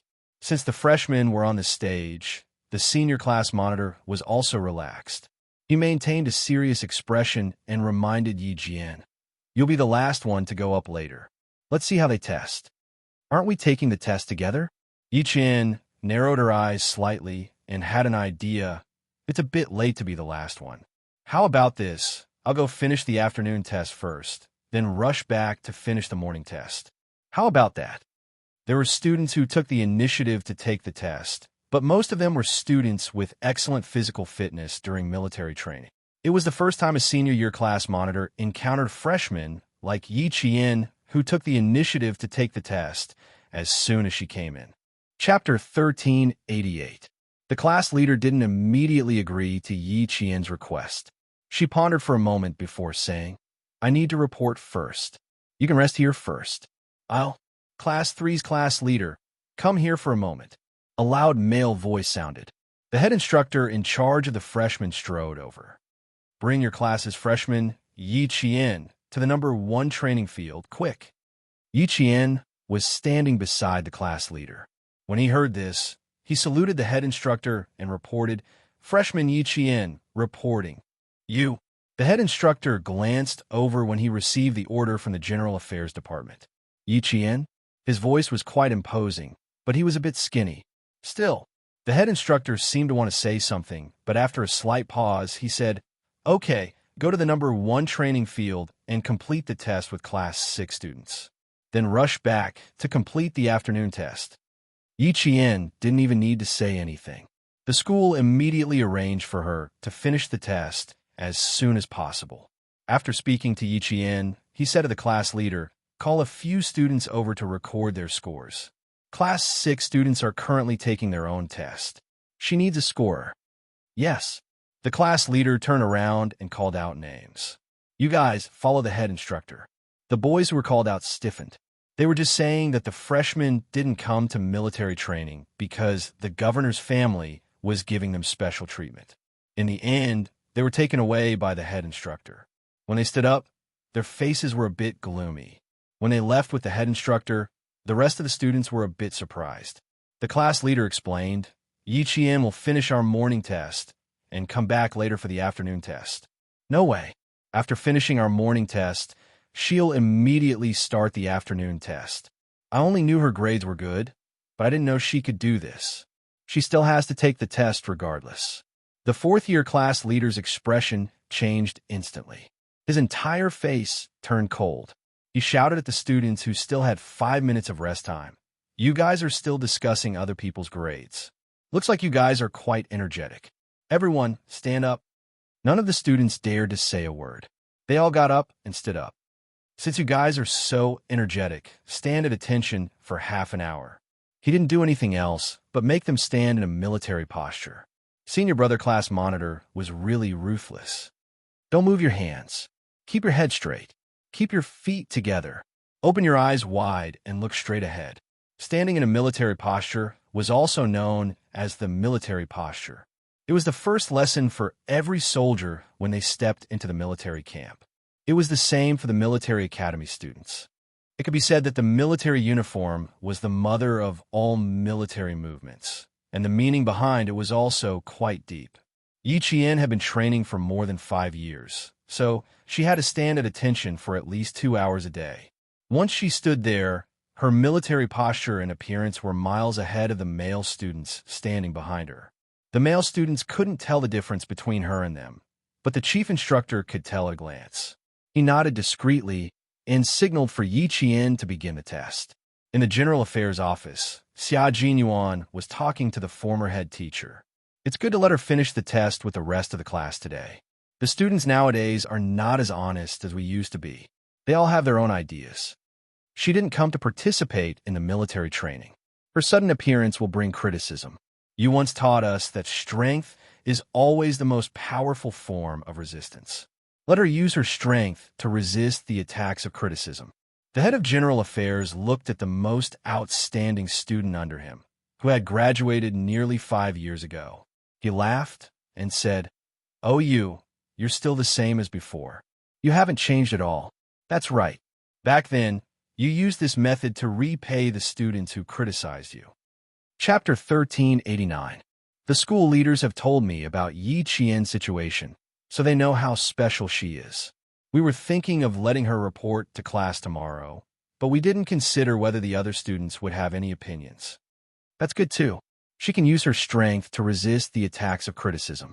After the other students see it, they won't talk about it anymore. This was the effect Xia Jinyuan wanted. He didn't want Yi Qian to be criticized at the beginning of her 4-year military academy career. It was better for her to stand out and use her strength to stifle all the criticism. She wanted to let the other students know that it wasn't that she didn't want to participate in the military training, but that if she did, they would be under even more pressure. In the military academy, physical fitness was a student's second life. Strength spoke louder than words, and his little fox had no problems. He smiled and nodded. A new life, a new semester, needs a new beginning. No one is special, and no one can casually criticize their classmates. They are classmates in class, and they are comrades outside of school. Criticism and conflict. These are not good problems that should exist in military academy students. The seemingly elegant Xia Jinyuan was definitely ruthless in his management of the military. Otherwise, the members of the Snowfield Brigade wouldn't have accepted him as their commander so quickly. The General Affairs Director agreed with him. The topic shifted from Yi Jian to Xia Jinyuan. He pointed at Xia Jinyuan's unchanged military rank and said, "It's time for you to be promoted. Why are you still a major? At the very least, you should be a lieutenant colonel." "My military rank won't be promoted, but my salary will be," Xia Jinyuan replied humorously in a different way. "I'm pragmatic, and I'm more interested in a salary increase. I just want to save enough money to marry a wife." This answer was very Xia Jinyuan. The Director of General Affairs laughed even louder. "Oh, I've taught so many students, but you left the deepest impression on me.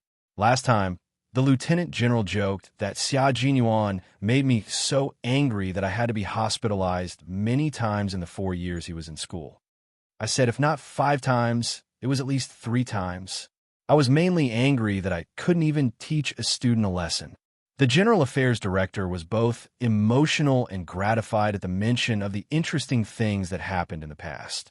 Time really flies. In the blink of an eye, all of you are walking towards your posts and becoming outstanding soldiers who are useful to the country. There are many influential people in your batch. Xia Jinyuan smiled. His cohort had many influential figures, but when it came to Little Fox's cohort, his thin lips curled up a little. Counting the influential figures, there was no need to wait until today. This was the era of the Little Fox. That was how he was so confident in himself. Looking at the time, it had already been half an hour since the new head instructor had left. He was certain that the Little Fox was using its strength to resist all criticism. "You guys come over and take a look at her movements, speed control, and breathing adjustment. This is called a standard teaching template." The new student, Yi Qian, went up to the stage and completed 2 tests. The chief instructor's eyes were all on her. This girl was amazing. She raised both her feet and placed them on the round bar 30 centimeters above the ground. Her hands were on the ground as she quickly completed 50 push-ups. This kind of push-ups was much more difficult than placing both feet flat on the ground. Every time she raised her feet, she had to maintain a certain angle at the waist.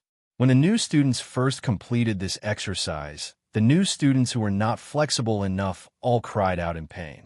Their faces were flushed, and the veins on their foreheads were protruding. Moreover, the push-ups on the round bar were 1 start, 2 stop, and 3 release instead of 1 start and 2 stop.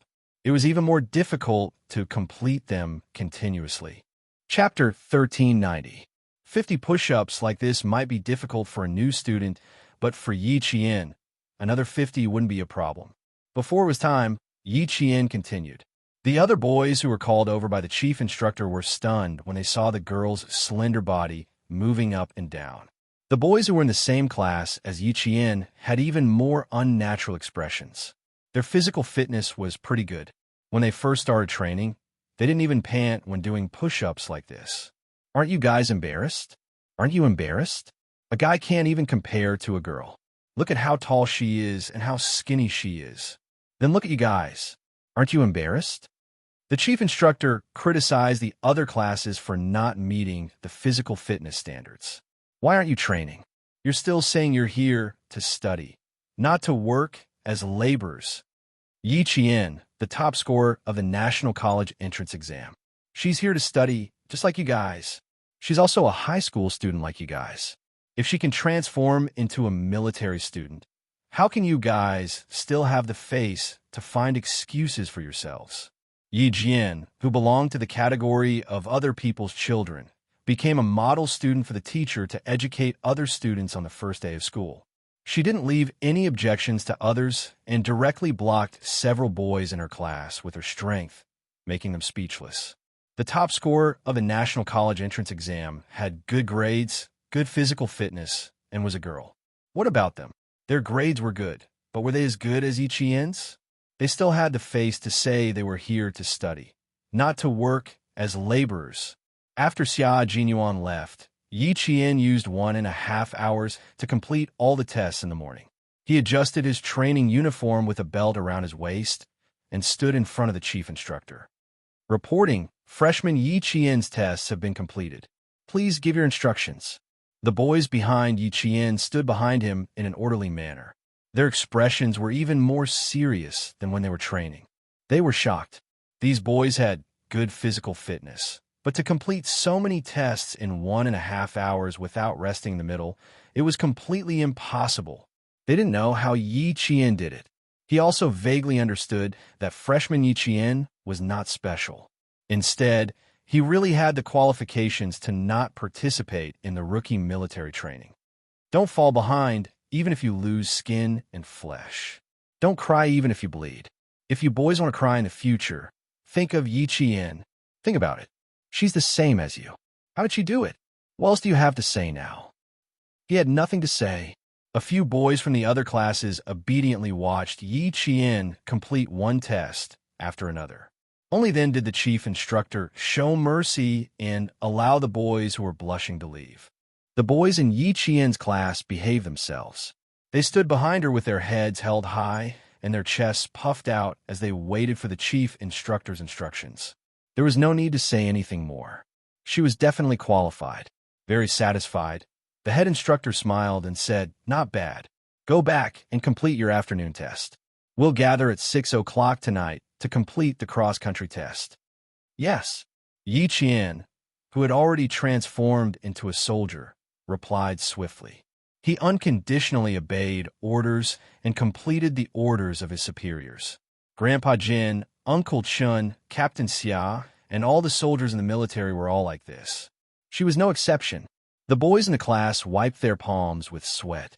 On their way back, they stole glances at Yi Qian from time to time. They wanted to say a few words, but were hesitant. They didn't know if she had heard what they said earlier. Chapter 1391. Yi Qian's pace was very fast. After a few steps, she saw the 4 youthful faces behind her. She couldn't help but laugh. "If you don't walk faster, I'm afraid you'll have to accompany me for the entire afternoon to finish the test." I asked the class monitor. "I'll finish my morning test in 1.5 hours. When I get back, I'll be just in time for the 3rd class's test. It's about to start. If we walk faster, we'll be just in time for the assembly." On the field, the other classes were doing a 1,500-meter light run. 2 girls stood at the front. When they shouted, the entire class began to run. 1 lap, 2 laps, 3 laps. The girls who were shouting the slogan gradually fell behind. The boys who were running until their throats were dry also gradually widened the distance between them. The sun continued to radiate heat. Every student's training uniform was soaked in sweat. As they ran, they could see the sweat flying off their bodies. No one gave up. One by one, they ran to the ferocious face. They just wanted to persevere and win. The sun at 3 o'clock in the afternoon was no less powerful than at noon. The students who were running so hard that water could be squeezed out of their training uniforms felt as if their insides were about to be burned dry. The boys who ran more fiercely pulled down the collar of their training uniforms as they ran, revealing 2 distinct skin tones. The upper part of their necks was black, and the lower part was white. The boy who was closer to Yi Qian unintentionally glanced at her as he spoke. He immediately saw the sunburn on the back of her neck. The boy who first noticed it widened his eyes. He thought that he had seen wrongly. After taking a closer look, he confirmed that it was indeed a sunburn. He signaled the other 3 boys with his eyes to take a look. Yi Qian saw the small movements of the 4 boys. She raised her hand and touched the sunburn that had not healed. The consequences of being exposed to the sun will probably take half a month to recover. Are you training somewhere else?" Finally, a boy asked. After that, he immediately introduced himself. "I'm Qian Yanjun, Datong. I'm Wei Jiaming, Zhe Province's Shijia. I'm Hu Huan, Xian. I'm Gu Jinglin, Dalian." After the introductions, the unfamiliar feeling of distance seemed to shorten. Yi Qian said, "I'm Yi Qian from Nan Province. Nice to meet you." "Hee, we all know you, the National College Entrance Examination top scorer. I've seen your name on a newspaper a long time ago, but I didn't know that you were actually classmates with us, and even the same class. That's right. I really didn't expect that you would also want to apply for the military academy. They easily changed the topic until they reached the gathering point for Class 3. The four boys didn't ask Yi Qian if he was training somewhere else.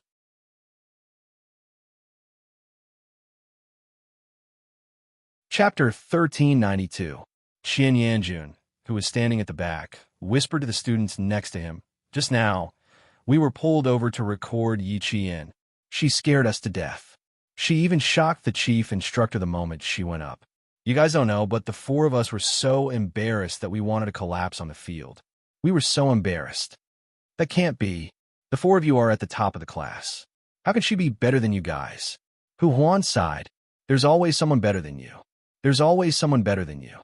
Yi Qian is like an outsider to me." One after another, the students still didn't believe them. "Are you guys trying to scare me? Why would we scare you?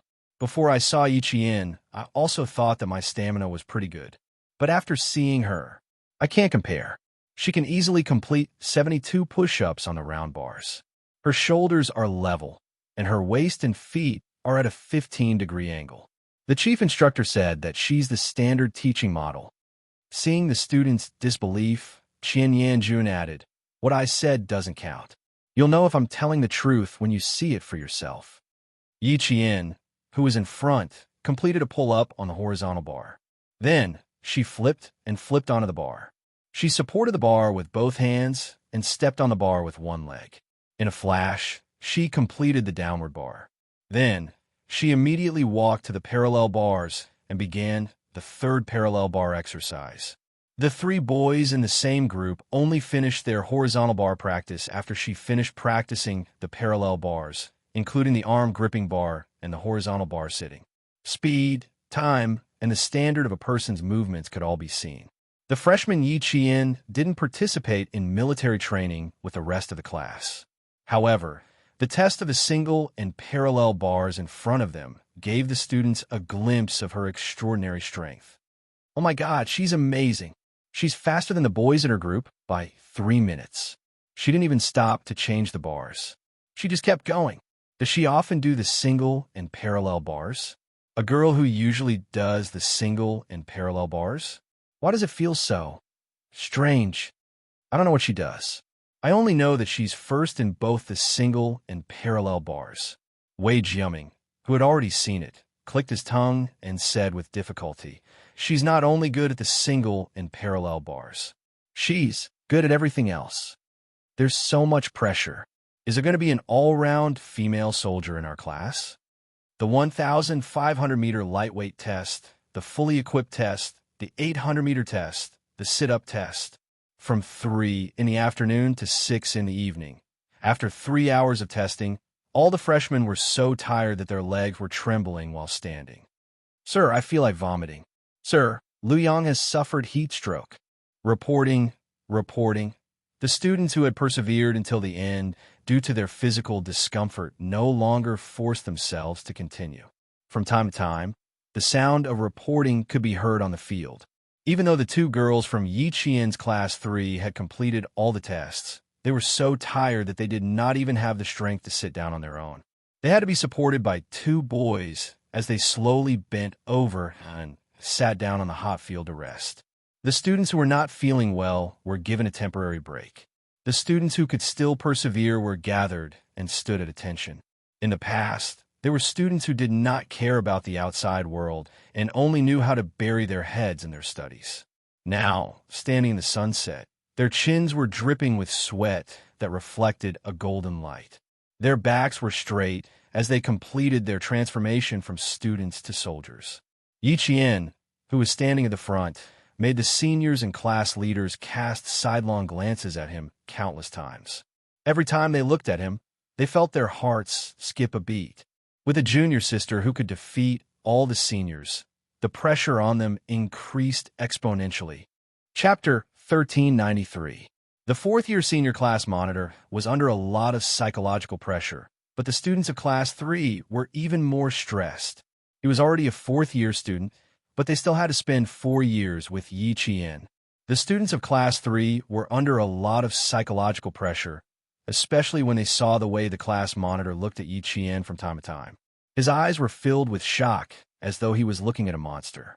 One by one, they adjusted their breathing and thought about Yi Qian's performance in all the tests. The psychological pressure continued to multiply. The students of Class 3 were stressed, but the freshmen of Class 1 and Class 2 who cheered and encouraged them were also stressed. Just now, all the students had cast their gazes at Yi Qian. They watched as she unloaded her equipment and walked past them. The girls' gazes followed her every step. When she returned to Class 3, the students of Class 1 and Class 2 widened their eyes. Third class. Third class. Who's in the third class? They had never seen Class 3 have such a powerful person in the past, nor had they seen anyone in Class 3 with such physical strength. They had never seen such a person in Class 3. There had never been such a girl during the singing competition. There had never been such a girl when they walked together. Even when they were resting, they had never seen such a female lead. She's from Class 3. I wonder what her name is. It's a little scary. Everyone collapsed from exhaustion, but she could still walk a few steps and catch her breath. I feel so relaxed. I'm not tired at all. When she took the equipment from me and left, I thought she was another girl who was ready to collapse at any moment. Who knew? She's so powerful. I never expected her.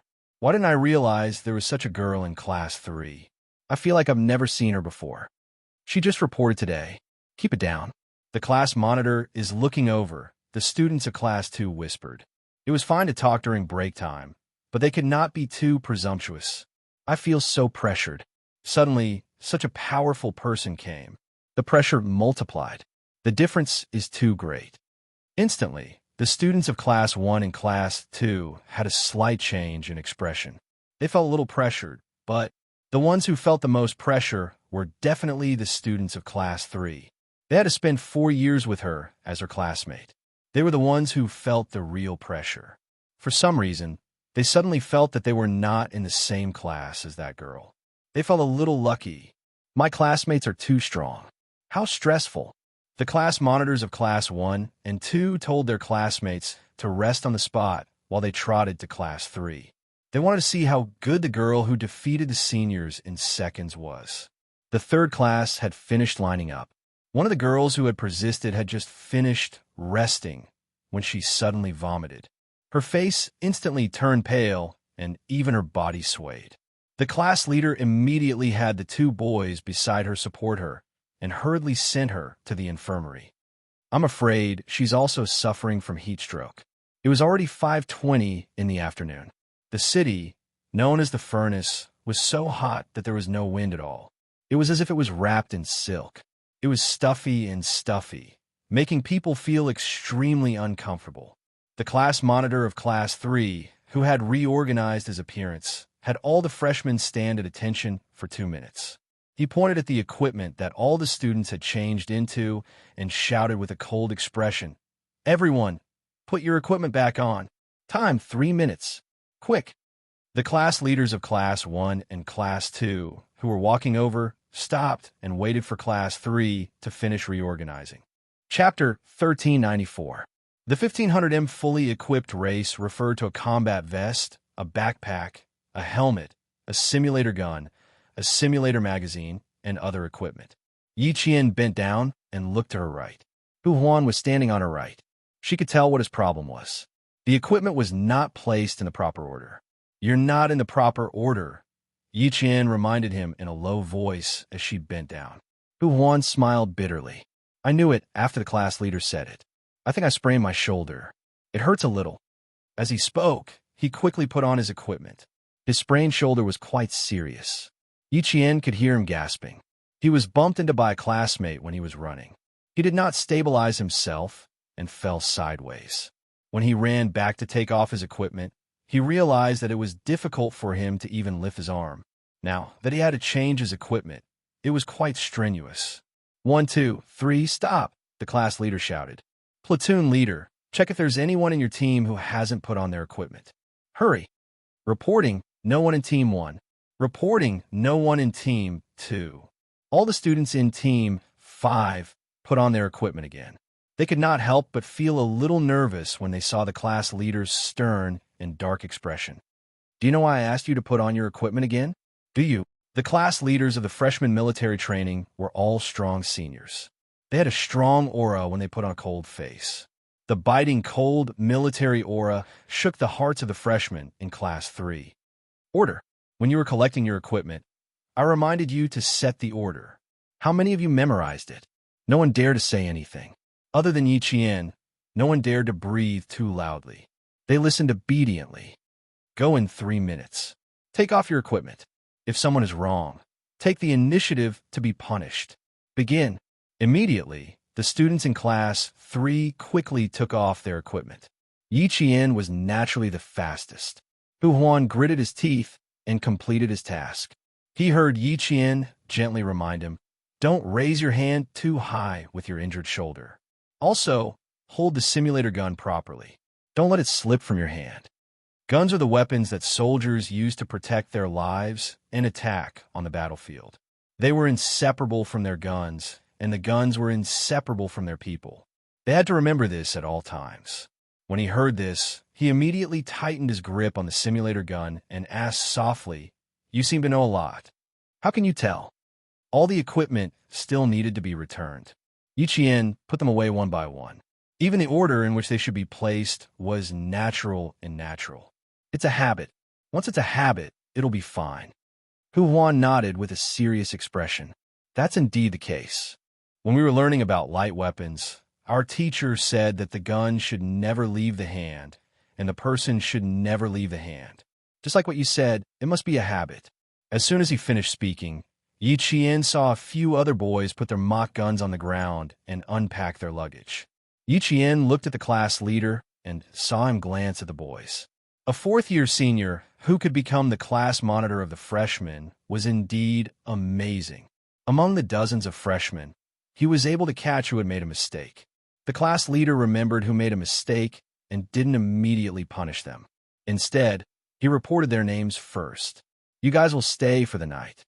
Return all your equipment now and gather here in 5 minutes. Pay attention to your actions and don't be all crooked." He then said to Yi Qian, "Yi Qian, you're in charge of discipline later. I still have to go and give the test form to the head instructor. Take them to rest where they are and don't move around randomly." Chapter 1395. Clenching the test form in his hand, the class leader looked at Yi Qian's results, then looked at Yi Qian, who was standing the straightest, the most energetic, and the most relaxed. She was the most energetic in the entire class. While returning the equipment, Qian Yanjun, who was walking in front of the class leader, couldn't help but ask, "Class leader, her results. Is she number one in our class? You should be asking me if she's number one in the entire school." The class leader glanced at his junior brother with a hint of sympathy. "Take care, junior brother. With such a powerful girl in the class, she will definitely become a role model for the rest of the class. The days ahead will definitely be exciting." The class leader's words almost made Qian Yanjun bite the tip of his tongue. Number one in the entire school. His expression instantly changed and revealed a sense of powerlessness. After he returned the equipment, the class leader, who was waiting outside, patted the boy's shoulder heavily. "Cheer up, junior brother. This is a good thing. There's a famous role model, and he's definitely someone you want to surpass. I just don't know if I can surpass her." The class leader thought silently. "Senior, didn't you say that you have 4 months of free time a year to arrange your training? If Yi Qian is the role model, I don't think I'll even have a year and a month to arrange my training." Qian Yanjun rubbed his face, shook his head, sighed, and returned to the group. The class leader was speechless. Because Junior was right. Looking at the tests Yi Qian completed in the afternoon, the class leader's heart couldn't help but tremble again. "Junior is so fierce. I'm a bit scared. Too frightening, too frightening. This result, how is it a new student's result? It's even better than the soldiers in the company." The boys were so tired that they needed to support each other for the 1500 m run, but she didn't need to and could immediately return to her original position with her back straight. Looking at her results on the test form again, the class leader quietly let out a sigh of relief. He had to give the test form to the head instructor when he brought the third class back to the field. The class leaders of the first and second classes were already waiting. When they saw him coming over, they went up to greet him. "Wow, your third class is amazing. How come we didn't notice before? She applied for exemption from military training and only arrived this afternoon. Let me tell you, too, this junior sister isn't just strong. She's very, very strong." After giving the test form to the two, the class monitor of the third class sighed with emotion. "Is there anyone in the fourth year who can beat her? Also, I vaguely feel that she should be hiding a part of her strength." Yi Qian did not give him the feeling of a student. He could see the aura of a soldier from her. Her military might was even stronger than theirs. The two class monitors looked at the name first and found out what the girl's name was. Then, they looked at the results, and both of them sucked in cold breaths at the same time. "He's still hiding part of his strength? Are you sure?" The class monitor asked in shock. "Don't scare people. I only have a feeling. I can't be sure." The class monitor of the third class replied. He turned his head and yelled for the students behind him to catch up. He said to the two class monitors, "The fourth class is almost done. You two should go back and regroup." The class monitors of the first and second classes went back to their classes in shock. When the students of the third class came over, the class monitor of the first class suddenly shouted, "Students, should we give a round of applause to Yi Qian from the third class?" Yi Qian, who was passing by, paused for a moment, then walked even faster. Chapter 1396. Yes, their voices rang out in unison, followed by thunderous applause. Class 1 took the lead, so Class 2 also clapped under the class leader's command. Class 3's class leader didn't know whether to laugh or cry. After instructing Yi Qian to maintain class discipline, he strode forward and handed the test form to the chief instructor. "Report. All 46 students in Class 3 have completed the test. Please give your instructions." The chief instructor took the test form and looked down to see Yi Qian's results. His eyes lit up and he laughed. "Good, good, good. These results are beautiful."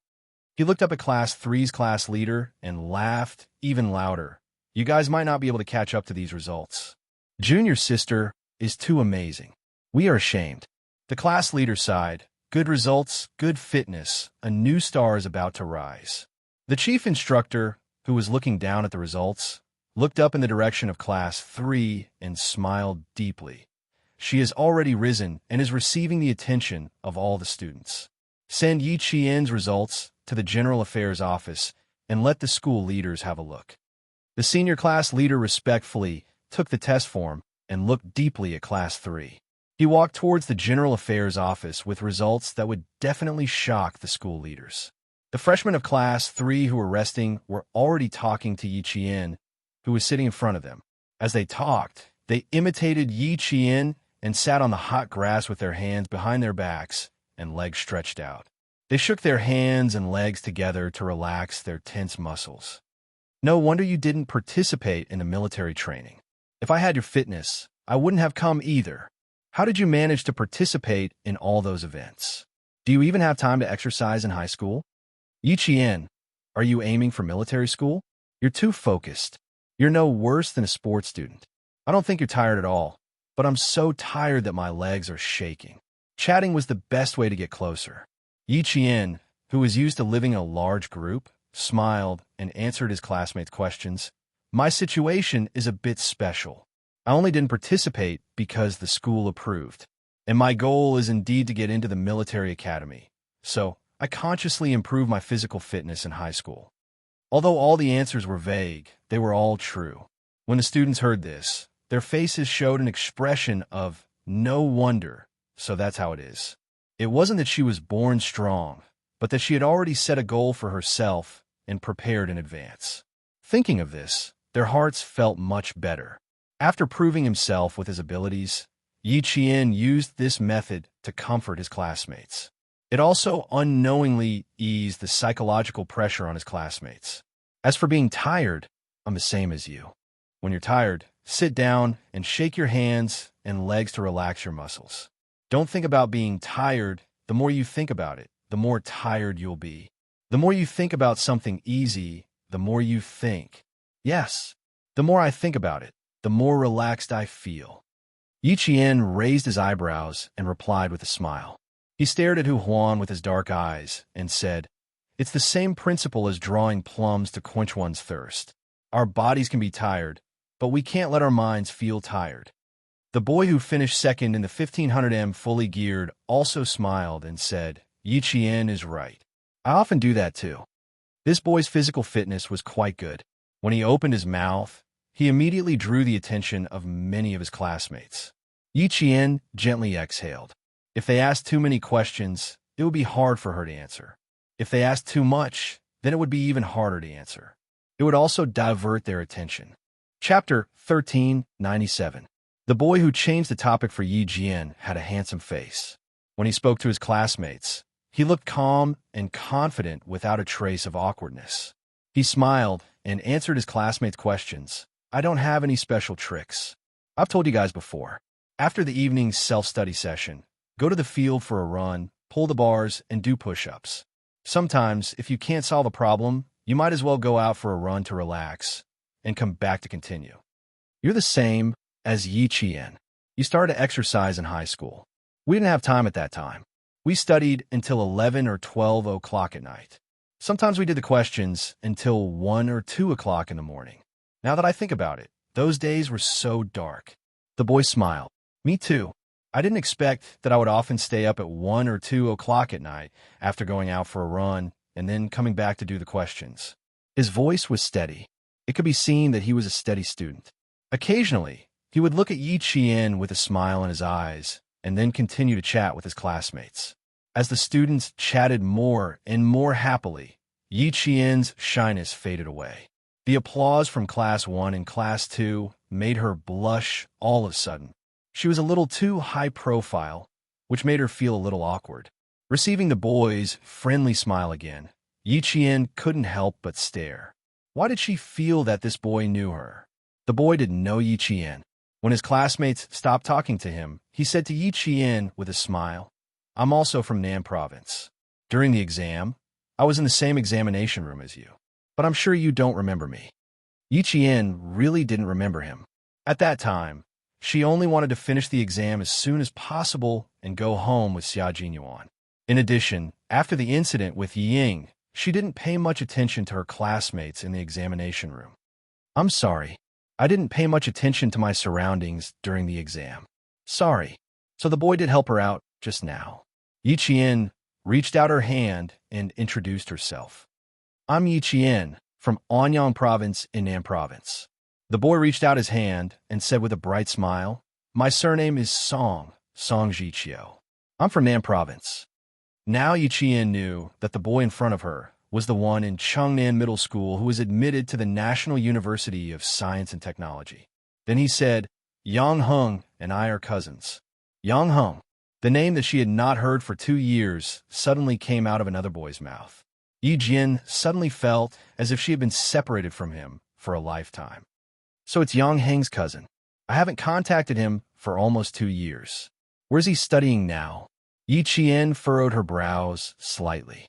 In the first half of the 3rd year of high school, she still wrote to Yang Heng and occasionally contacted him by phone. However, in the second half of high school, she did not receive any more letters from Yang Heng. Their contact was cut off just like that. Song Zhiqiu said with a smile. Eldest uncle was transferred to another post and also moved there with him.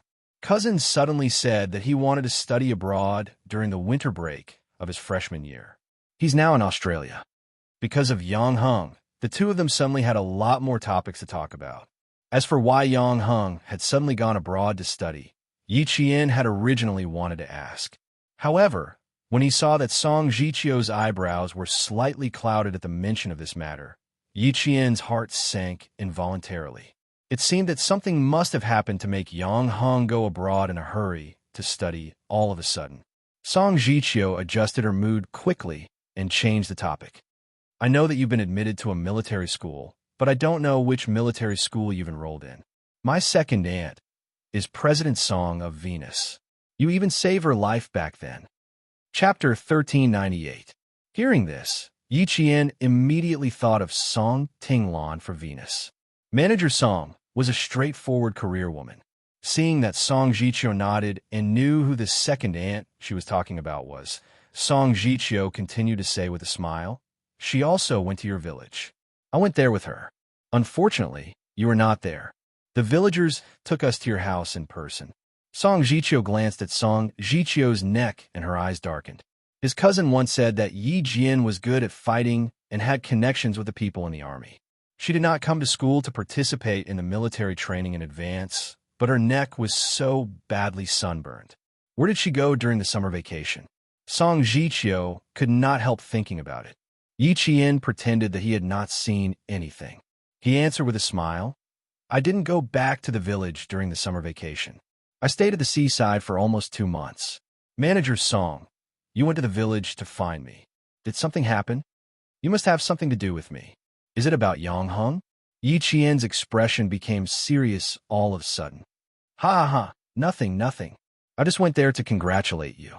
Song Jiqiu, who came from a scholarly family and whose parents were both professors, saw Yi Qian's serious expression. He probably figured out the reason and explained with a smile, "You saved my aunt's life. Grandma always remembers it. When she read the newspaper, she knew that you were the top scorer in the national examination and told my second aunt to congratulate you."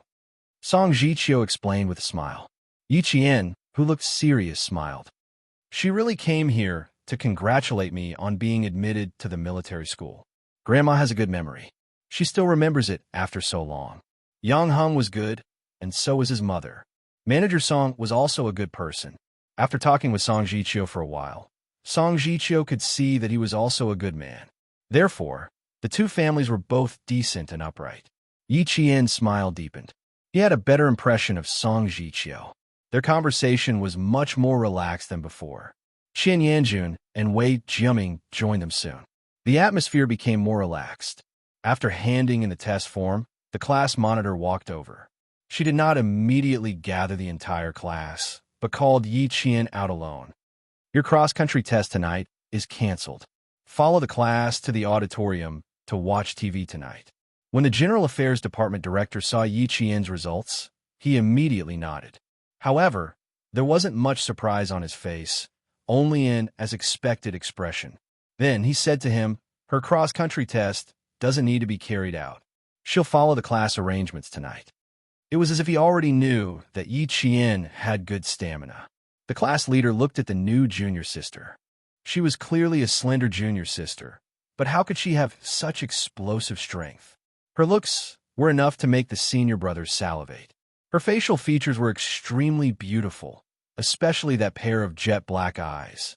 They were bright and resplendent like the stars in the summer night sky. If one took a longer look, one would feel that they were bottomless and suffused with a dark light that made one's heart tremble slightly. Not to mention her figure, her proportions and curves were absolutely perfect.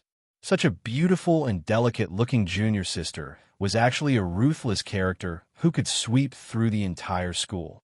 The class leader silently sighed in his heart. The new generation excels the old. He had no choice but to accept it. The bugle horn was blown.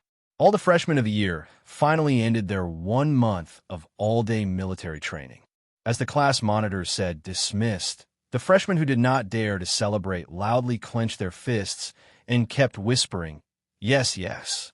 As a reserve unit for the future army, the management of the military academy was extremely strict. Even during break time, the freshmen were not allowed to shout loudly. Chapter 1399. After a month of military training, all the freshmen had gotten used to the military academy's rules. Even though they were all very happy that the all-day military training was finally over, they were all crazy alone. They didn't even put their arms around each other's shoulders. The fourth-year seniors and class leaders looked at them and laughed. "Little guys, the good days were still ahead. Let's not talk about it now. Let's let them be happy first." Yi Qian was also smiling slightly. Captain Xia had once said that the first year of university was the hardest. If they could get through the first year, they would be able to get through the next 4 years. If they couldn't, they could only choose to drop out. On a day like this, where the surface temperature was still 34 degrees Celsius in the evening, Yi Qian used half a day to erase some of the criticisms about her not participating in the military training. She also left a very deep impression in the class. The loud horn sounded. The sun had just risen, and the Military Academy Students' Day had begun. There were only 3 girls in Yi Qian's class. The 3 girls were in a dorm. When the horn sounded, the 3 girls quickly got up without any delay. Want to laze around in bed? Absolutely impossible. They needed to dress, fold their blankets, wash up, and a series of other actions within 10 minutes. Then they had to line up for morning exercises. I'm on duty this week. I won't wait for you guys. I'll leave early. Yi Qian's movements were much faster than the previous weeks. This week, it was her turn to be on duty, so she had to leave early. The other girl hurriedly said, "Go, go. Aya, where's my belt? I clearly put it here yesterday." "Clearly put it here? You clearly put it in my closet." The girl from Qinghai rolled her eyes. She took out her roommate's belt from her closet and threw it over. "Suwen, can't you remember?" There were 2 girls in the dorm. He Jing from Qinghai and Suwen from China's capital. Suwen's family had a bit of background. Her father was a designer at a certain satellite launch site in China, and her mother was an engineer. She was a very typical delicate girl. She took the belt and blinked a few times. She smiled and said, "Thank you." As she put on the belt, she said to He Jing, "Let's hurry down and help Yi Qian take attendance. It's only the 2nd week. We can't even recognize everyone yet. Don't worry so much. Yi Qian doesn't have a memory like you. Last week, Qin Yanjun didn't remember everything. She was the one who reminded him." He Jing buckled her belt and urged her roommates to hurry up. "Done, done. Buckle it as you walk. If you're late, the whole class will be skinned." The Military Academy's morning exercises had a special meaning and strict rules. Being late was absolutely not allowed. As long as one person was late, the punishment would not only be that person, but the entire class would be punished. Suwen exhaled heavily and said expressionlessly, "Our training during this period of time has not only shed 1 layer of skin, but 2 layers of skin." That was true. Originally, they thought that the freshman military training would usher in good days. Who knew? Who knew it was not at all? He Jing also sighed. The hard days were still going on. It was even worse than the military training before. Sometimes, she really felt that her decision to enroll in the military academy was the wrong one. It was too tiring. Not only was she tired out during the day, she still had to go back to the classroom at night to memorize a thick book of rules and regulations. "I'm not going to waste time with you. If we're really late, we'll only get worse." Her sadness was not over yet. He Jing, who was still sober, drank a mouthful of cold water from last night. She pulled Suwen, and the 2 of them walked out of the dorm together. The Military Academy's morning exercises were not like high school and middle school, where students ran to the field one by one and randomly found their own class. Chapter 1400. The morning exercises in the Military Academy were organized into teams. Hearing the call for morning exercises, one row after another ran neatly and orderly to meet up at the designated location of each class. Then, the on-duty personnel checked their attire, counted the number of people, and brought them into the field. Yi Qian arrived at the meeting point and quickly counted the number of people. As team after team came over, the entire 3rd class was assembled in 3 minutes. There were 46 people who were supposed to be present, and 46 people were present. "Line up to the right." Yi Qian, who was standing at the very front, ordered loudly. Following the soft sound of shoes on the ground, she walked to the right of the first row after the entire class was assembled and began to lead the team into the field. The sun had already risen. Even though it was only morning, the heat waves were already blowing in their faces. One by one, all the classes entered the large field. As the on-duty personnel called out the slogan, the entire class gathered and straightened their backs in the face of the rising sun. After the on-duty personnel reported the number of people to their superiors, the 30-minute morning exercise began. 1, 2, 1, 2, 1, 2, 3. The neat, monotonous commands rose and fell on a large field. The entire military academy, dressed in short jerseys and shorts, began their day of morning exercises. The wide field was filled with youthful figures. The loud chants of the slogan were like giant waves pouring down from the heavens, carrying with them a grand and majestic aura that spread throughout the entire military academy. His heart thumped loudly as he felt the difference in the morning exercise. Those orderly steps seemed to carry with them the power to destroy everything. Ka-thump, ka-thump, ka-thump. The strictness of the military academy students, the might of the military academy students, and the strength of the military academy students could be seen from this morning exercise. After the 30-minute morning exercise, it was time for breakfast. The sophomores, juniors, and seniors returned to class after breakfast, but the freshmen could not. They still had morning training. Just as the seniors who had trained them had said, the hard days had just begun. The sun on the field flashed white everywhere it touched. The heat was so great that it burned their faces and arms. Everyone stood motionless under the scorching sun, maintaining their military posture. The instructor in charge of the training walked past each student, then constantly corrected the students' irregular movements. Did you eat too much breakfast? You should retract your lower abdomen. Spread your feet 60 degrees apart. Here, it's at least 70 degrees. Did you not remember the mantra for standing in military posture? Recite it again. You, and you, it's all the same. Yes. The few students whose names were called tensed up and straightened their backs as they recited the instructions for standing in a military posture. The tips of your feet are about 60 degrees apart. The heels of your feet are close together. Your calves are straight. Your abdomen is slightly tucked in. Your chest is straight. Your shoulders are slightly open, and your arms are naturally hanging down. Your head must be straight. Your neck must be straight. Your mouth must be closed, and your eyes must be looking forward. It's not tidy. Recite it again. Yes. Without a single word of rebuttal, he immediately recited. The instructor walked to the front and stood beside the role model, Yi Jian. He shouted coldly, "There's a role model in front. Those that don't know how to stand, can't stand straight, or feel tired, raise your eyes and take a good look at the role model in your class. As long as you stand like her, you don't have to come tomorrow." Yi Jian, the role model, stood facing the whole class. Under the sunlight, she still maintained her original military posture after an hour. The students at the front could see sweat dripping into her eyes. She didn't move. She just blinked her eyes gently. Chapter 14:01. Time passed bit by bit. The sun was getting brighter and brighter.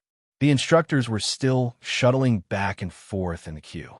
Some people were tired of standing and began to relax their shoulders. Some people couldn't stand it anymore and wanted to slack off. They're quite brave, standing at the front of the class. Originally, Yi Qian was the only one standing in front. After an hour, there were 4 people standing beside Yi Qian. More and more sweat flowed down their faces like rain. There's summer where shorts and shirts were drenched from their collars to their chests, armpits, back, waists.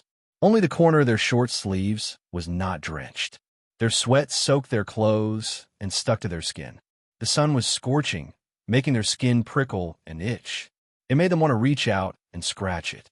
Everyone wanted to scratch it, but no one dared to. They endured the physical and mental torture. Facing the cold gaze of the instructor, they kept their back straight and looked straight ahead. Straighten your legs. If you're a man, straighten your back. The instructor's voice came from back. It was cold, icy, and piercing into the students' ears. Look straight ahead. Don't look sideways. Don't blink when the wind blows. Stand like a pine tree. Shape like steel. 3 straight, 3 flat, 3 straight, 2 straight, 2 straight, 1 straight.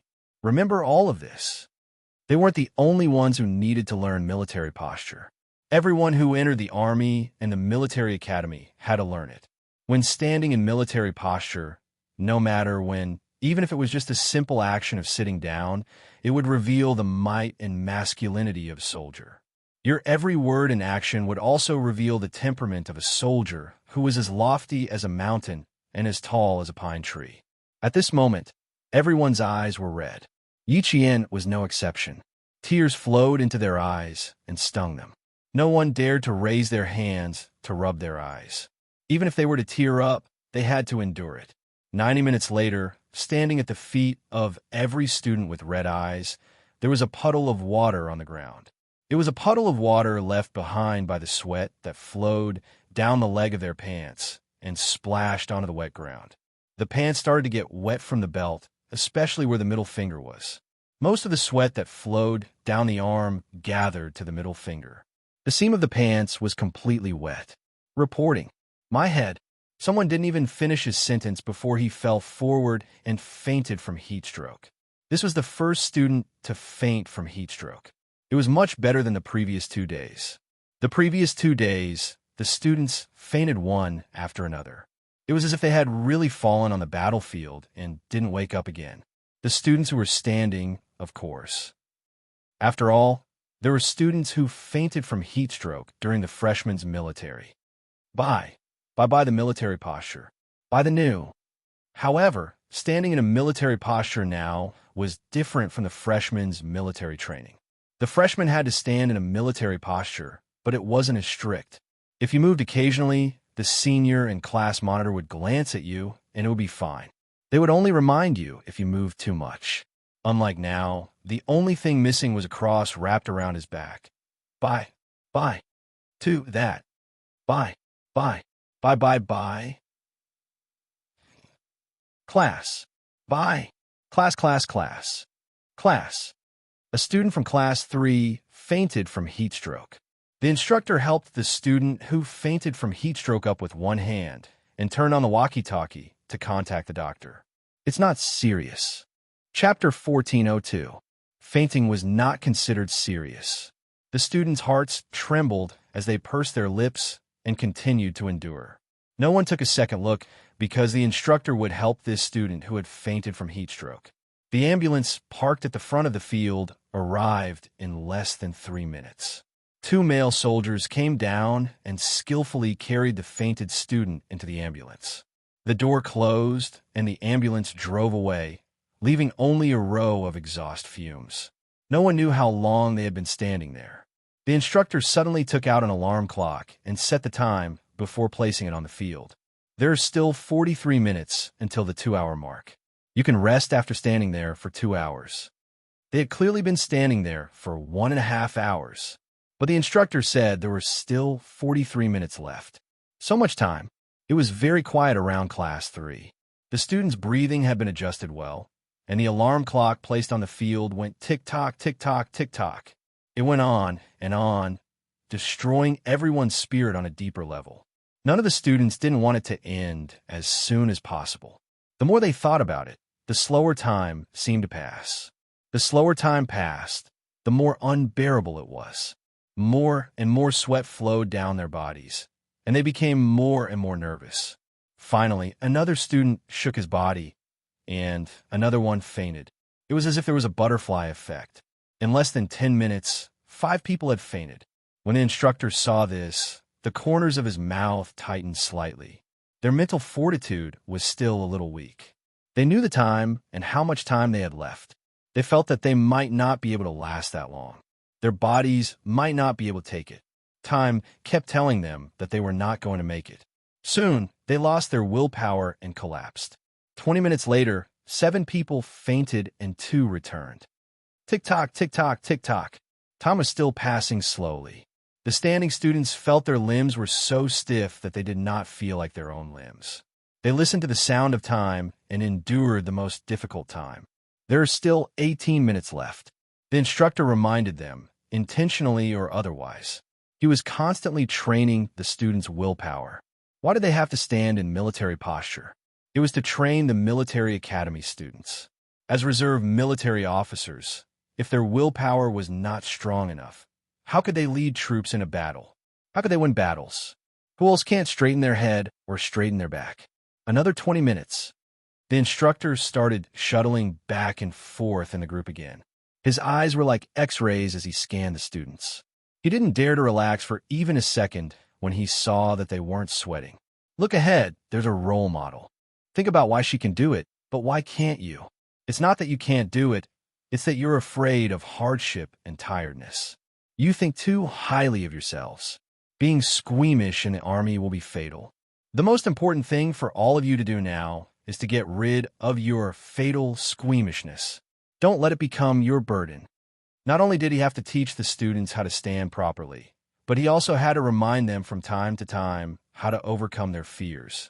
As the role model, Yi Qian led the entire class to stand under the sun, motionless in their initial positions. They listened to the ticking of the clock and felt the time pass by bit by bit. Don't think that time is unbearable, and don't think that you can't hold on. You don't need to think about anything. Just look straight ahead and stand straight. That's all. Ding, ling, ling, ding, ling, ling. The alarm clock that only made a ticking sound suddenly let out an ear-piercing sound, telling all the students that they had been standing in a military posture for 2 whole hours. Chapter 14:03. At this moment, no one dared to relax their bodies. It was just the alarm clock that rang at the set time. It was not the time for the instructor to dismiss them. The student's performance made the instructor, who looked serious, finally show a slight smile. He blew the whistle to signal the end of the class. Everyone move around. If you don't have enough water, there's a water tanker in front. After standing for 2 hours, they were seriously dehydrated. How could 1 pot of hot water be enough? They needed at least 2 pots of water. Although the class was dismissed, the limbs of the students were so stiff that even their muscles and joints seemed to have hardened. A simple action of bending over to pick up the kettle made them look like 80 or 90 years old people. They could not bend over for a long time. Yi Qian moved his limbs and slightly bounced on the ground for more than 10 times to move the muscles of his legs. Then, he bent over to pick up the kettle. "Do me a favor. Do me a favor." A student called Yi Qian with a bitter face. "I can't bend over. My legs are like saws. Once I move, I feel pain inside." Then, another student also needed Yi Qian's help. "And here, Yi Qian, help." After a week of getting along, the students in the class had gotten used to Yi Qian's strong physical strength. Song Jiqiu picked up the kettle for the 2 boys and joked, "Do you still need to carry you back? Just grit your teeth and sit down. You'll be fine after shaking your legs." His physical strength was good, so it was easy for him to do it for a few days. During the break, the instructor was not as serious as during the training. He would help the students pick up the kettle and even massage their legs. Upon hearing this, he raised his voice and said, "He's right. It's just a military posture. Do you know how a national flag class does it? It takes twice as long as you. The forward kick is delicate. The distance between the 2 feet is not even half a millimeter. You still have to stand with both feet. They have to stand with 1 foot for so long." Why did the soldiers look tall and mighty when they stood there? It was not because they wore military uniforms, but because they practiced day after day and year after year. You're all learning from Yi Qian and training with him. His military posture is the same as that of a veteran. You guys have to shout for help when you pick up a kettle. If you really go to the battlefield in the future, don't tell me you'll have to ask someone for bullets. Nowadays, the teacher mentioned Yi Qian the most. The students were already used to it, so they didn't show any signs of dissatisfaction. There was nothing they could do about it. She was indeed amazing, so they had no choice but to admit defeat. Su-won, who had drunk half a bottle in one go, winked at Yi Qian and asked, "Do you feel any pressure?" "It's all right. I'm doing my best." Yi Qian blinked and said softly, "There are only 3 girls in our class. We can't lose." After Su-won heard this, he patted Yi Qian heavily on the shoulder and said earnestly, "It's all thanks to you, Yi Qian. He Jing, and I will support you in spirit. In terms of actions, I can't support you." He Jing, who had just returned from refilling the kettle, heard this. She sat down with difficulty and said, "I have a goal, unlike you." She then said softly to Yi Qian, "I'm a little hunchbacked. I want to practice by myself at night. Is there any way to improve quickly?" Yi Jing was a girl who was very strict with herself. Her brother also graduated from the National University of Science and Technology. According to her, the reason why she applied for the National University of Science and Technology was because of a bet with someone. Who was that someone? Su-won and Yi Qian did not ask, but from her eyes, they could tell that this someone was not an ordinary person. Chapter 14:04. There's a trick, but it's very difficult. Yi Qian thought back to how Principal Chun had taught him the trick of military posture and said to He Jing, Prepare a few pieces of paper as thick as poker cards. I'll show you the trick tonight. There were only 3 girls in the class, and they were all good students with good personalities. Even though Yi Qian had only known them for a week, he had already established a friendship with them. The boys who were closer to them naturally heard it too. They rubbed their faces and looked at each other. No matter what, they couldn't lose to the girls. At night, they would have to practice again. The whistles sounded again, and all the freshmen finally endured until it was time for lunch. Once lunchtime arrived, even the instructors could not delay because the military academy had a rule about lunchtime. If they wanted to eat after lunchtime, there would be no more food. Therefore, the instructors could not delay lunchtime either. Line up, reorganize, and do a head count. After a series of actions, the students of Class 3 could finally head to the cafeteria. Everyone walked quickly, afraid that if they were late, there would be no meat, only vegetables, and a thin soup. With every step the boys took, they could hear their stomachs rumble. Then, like a long dragon, the students of each class rushed over from all directions, all heading towards the same destination. With a step command, they quickly stopped moving forward.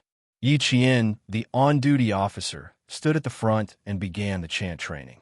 Every lunchtime chant training was the moment Yi Qian wanted to laugh the most. In order to get into the cafeteria earlier, they shouted the chant with all their might. The instructor had once said that the chant for lunchtime was shout with your life, and this was not false at all. They were indeed shouting with their lives. For a time, the chant in front of the cafeteria grew louder and louder. This was lunchtime for the military academy students. From their first year until their last year, when they graduated, it was always like this. Later on, Yi Qian had returned to his alma mater a long time after he graduated. When he saw the youthful faces that already showed the might of soldiers, he said to the guard beside him, "Every time I come in, I will immediately take a look at what dishes are served. Which dish should I choose? Which dish looks good? Which dish I probably won't be able to get?" My 4 years of fighting for food in the military academy is still fresh in my memory. As the sun rose and set, Yi Qian passed the 8th day of school. Her days were so fulfilling that she felt like a fish in water, adapting to military school life much faster than any of her classmates. At night, all the students had to be dressed neatly. They had to wear their military caps, tie their belts properly, and button up their shirts properly. If they were not dressed neatly and were seen by the pickets, they would be publicly announced. It would definitely be a tragedy. The classroom was similarly quiet. On the large podium, there wasn't a single teacher. No, it should be said that they hadn't seen any teachers who would stay in the classroom at night. They were all consciously following the rules. To be able to enter the military academy, other than straight-A students, they were all straight-A students. Their memory was superb. They memorized the thick books of rules and regulations very quickly. In the end, they would close the books and recite the words silently. Pass. Yi Jing did not have many plans for herself tonight. She still needed to ask Yi Qian for tips on military posture. Walking around the school grounds at night was also prohibited. Of course, if you strengthened your training, you wouldn't have to worry about being caught by the pickets. Put the books on your head. When standing, don't we need to lean forward slightly to put gravity on the soles of our feet? When your front foot steps on the stairs, your back heel hangs in the air. Don't you feel that your center of gravity is leaning forward?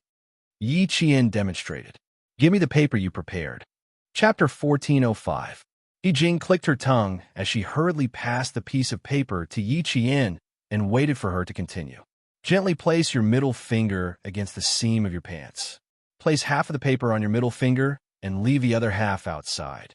You also need to clamp the paper between your knees. Keep your legs straight and taut. Yi Qian demonstrated the entire process under the light of the staircase. Yi Qian never hid anything that was beneficial to the group. She told them everything she knew, but how much each person learned depended on themselves. It wasn't something she could control. It was also because of this selfless dedication that Yi Qian had always been popular among her classmates. Even though it was tough in high school, she still tutored her classmates. She even helped her roommates get into the top universities in the country. Even though Yi Qian had left the province, her name could still be heard in the province. Those students who had received her help were still grateful to her. Every time she opened the little penguin phone, the first thing she heard was a series of DDD sounds. They were all messages from her high school classmates. He Jing thought Yi Qian would only give her simple reminders. Who knew that she would teach her so diligently? For a moment, he didn't feel good in his heart. He felt ashamed of himself for having such petty thoughts. Don't drop the book. Don't drop the paper between your fingers and thighs either. Yi Qian placed the book on He Jing's head, then placed the paper between her hands and thighs. The last piece of paper. Yi Qian smiled and pointed at her knees. Here's the main point. You have to place a piece of paper there too. Let's make it clear first. If the book or paper drops, we have to add time. Let's stack it in units of 10 minutes. She bent over and placed the paper between He Jing's knees. At the same time, she heard He Jing and the faint gasp from the floor above. This is too cruel. He Jing felt her knees hurt. Yi Qian, don't tell me that this is how you practice. This is how I practice. My uncle is a retired soldier. He likes to make me stand in military posture. I started standing in middle school. Classmate, why do you think I got the title of role model? It's because I've suffered more than you. Everyone was suddenly enlightened. So that's how it was. No wonder he was so powerful. He Jing understood, and so did the students who were eavesdropping upstairs. After deliberately explaining, Yi Qian gently patted He Jing's knee. All right, just stand there. I'll time it. Then, he raised his head and said to the students who were eavesdropping upstairs, You all understand, right? If you understand, then stand together. From now on, stand for half an hour. Fuck, she seems to have discovered us. I don't think so. I have to cover my nose to breathe. She must have found out. Otherwise, she wouldn't have said, stand together if you understand. She must have found out. Stop squatting. What are you squatting for? You've been discovered. 3 seconds later, a soft sound came from upstairs. Then, Qin Yanjun said awkwardly, That. Ahem. We don't mean anything else. We just want to learn. In the morning, when the boys heard the conversation between Yi Qian and He Jing, they thought that, as boys, how could they fall behind the girls? After discussing it for a while, they decided to let Qian Yanjun and Song Jiqiu take the lead to sneak a peek. When they heard Yi Qian's words, all of them were so shocked that their jaws dropped. He Jing did not know that there were people upstairs. When she heard the sound, she lost her balance and the paper between her knees fell. Chapter 1406. At another 10 minutes, Yi Qian kindly reminded them and said to the boys, You can start now. If you don't have enough paper, stand like Yi Jing. Books on her head, paper in her hands, knees in her knees, and feet in the air. This posture is so painful.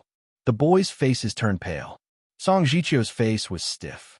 She twitched her mouth and said, No, I want to sleep. I have to get up early tomorrow. Next time. Too cruel. It could be seen from He Jing's expression that she was in pain. Since they were here, Yi Qian would not let them go. He blocked their way with a smile and raised his eyebrows. He looked at the frightened boys and said, Give it a try. It's quite interesting.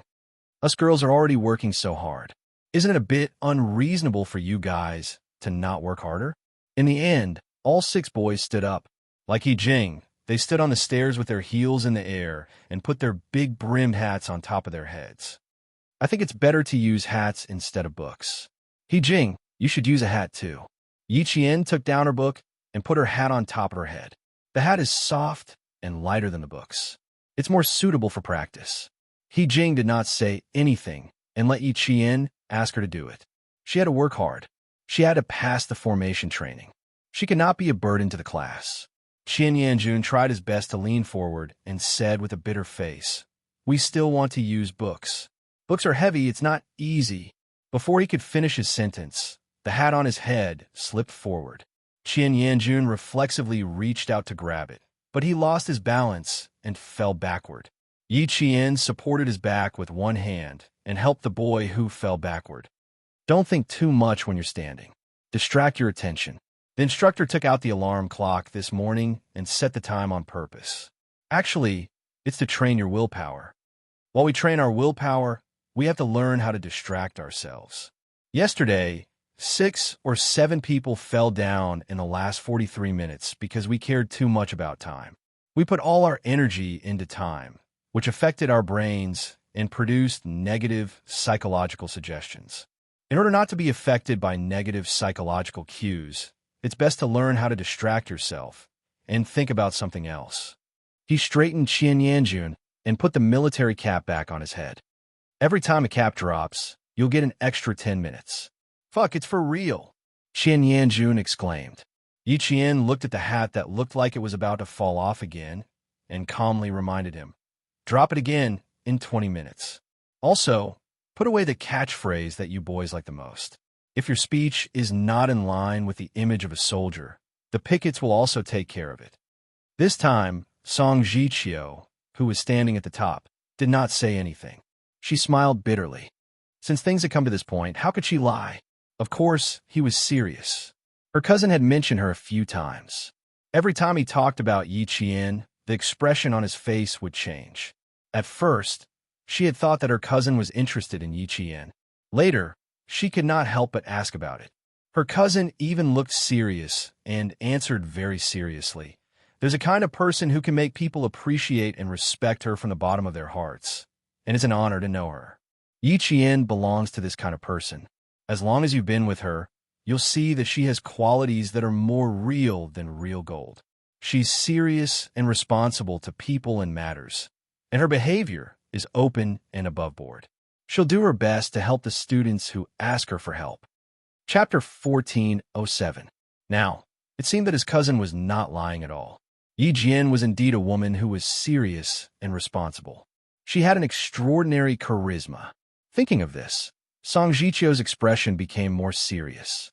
Yi Qian, who was helping Qian Yanjun to stand upright, did not see him standing on the top step. He turned the hat around and put it back on Qian Yanjun's head. He looked at him with a smile. Think of the hat as your head. I think you can hold on. If the hat falls off, your head will fall off. Don't you think it's very serious? Qian Yanjun was speechless. It was not just a little serious. It was absolutely serious. Yi Jing tried hard not to laugh out loud. Thinking of the hat as her head, she did not dare to drop the hat. The other boys were suffering but could not say anything. They had come out purely to be companions. They did not know that, when they were caught, they had to stand in a military posture. If they did not stand properly, they would be punished. When they could finally rest at night, they had to continue. Life was tough. Yi Qian checked their postures and corrected them. Then he stood on the last step together with them. He maintained the same posture with their heels in the air and stood in a military posture with them. Our heads and necks must be straight. We have to be upright and upright. We have to have a correct attitude. We have to be clear about our goals and take every step well. We have to raise our heads and stand upright. We have to tell everyone that we can overcome difficulties no matter how difficult they are. Our knees will naturally be strong. Our heads can be broken and our blood can flow. Only when we are strong and unyielding soldiers can we show our strength. We have to straighten our legs. If we are soft, we have no confidence. If we are soft, we have to give in to the difficulties in front of us. Our eyes will naturally look forward. Don't think that you are so great. Soldiers should not be arrogant. What we need is to look forward and do our best to complete your mission. Keep your lips shut. Talk less and do more. Don't brag all day long about how capable you are. No matter how beautiful your words are, one thing done well by others is better than 1,000 words from your mouth. Yi Qian repeated what Principal Chan had said to the students who had asked him for advice tonight. Unmoving as pine trees, straight as spears, eyes like torches, expression like majestic, indomitable spirit, good boys and girls. Unmoving like a pine tree, tall and straight like a spear, eyes like torches, expression majestic, indomitable, good children. The sound was sonorous and powerful. It contained a majestic aura that caused the pickets who were about to go upstairs to check the situation to stop. It turned out that the students did not intend to stay in the teaching building, but were using the break time to practice standing in military posture.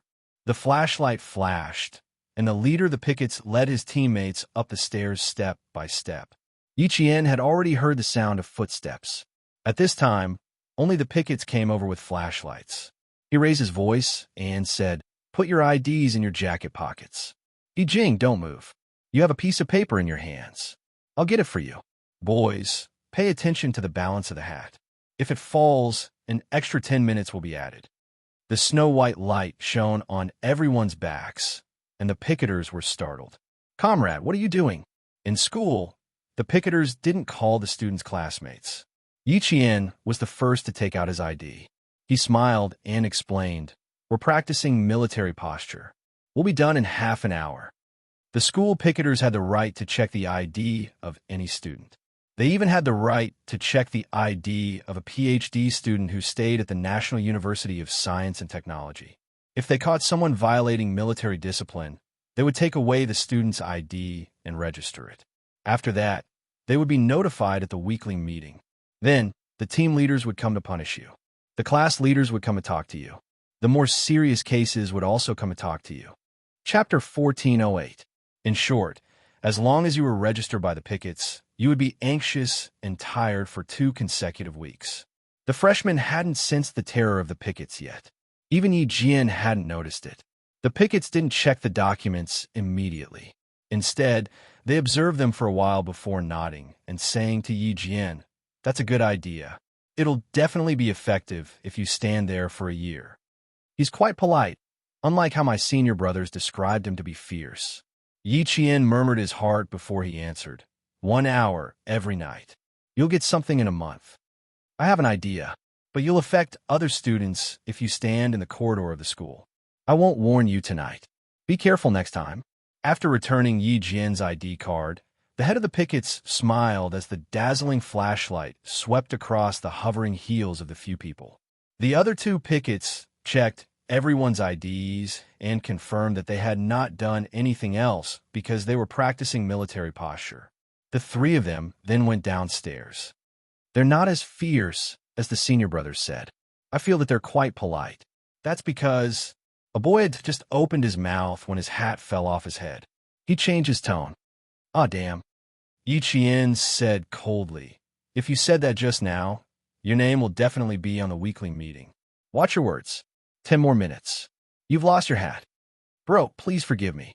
I want to go back to the dormitory to sleep. Stand still. Don't fall on me." He even spoke slowly for fear that he would lose his hat if he spoke loudly. Time seemed to pass by casually.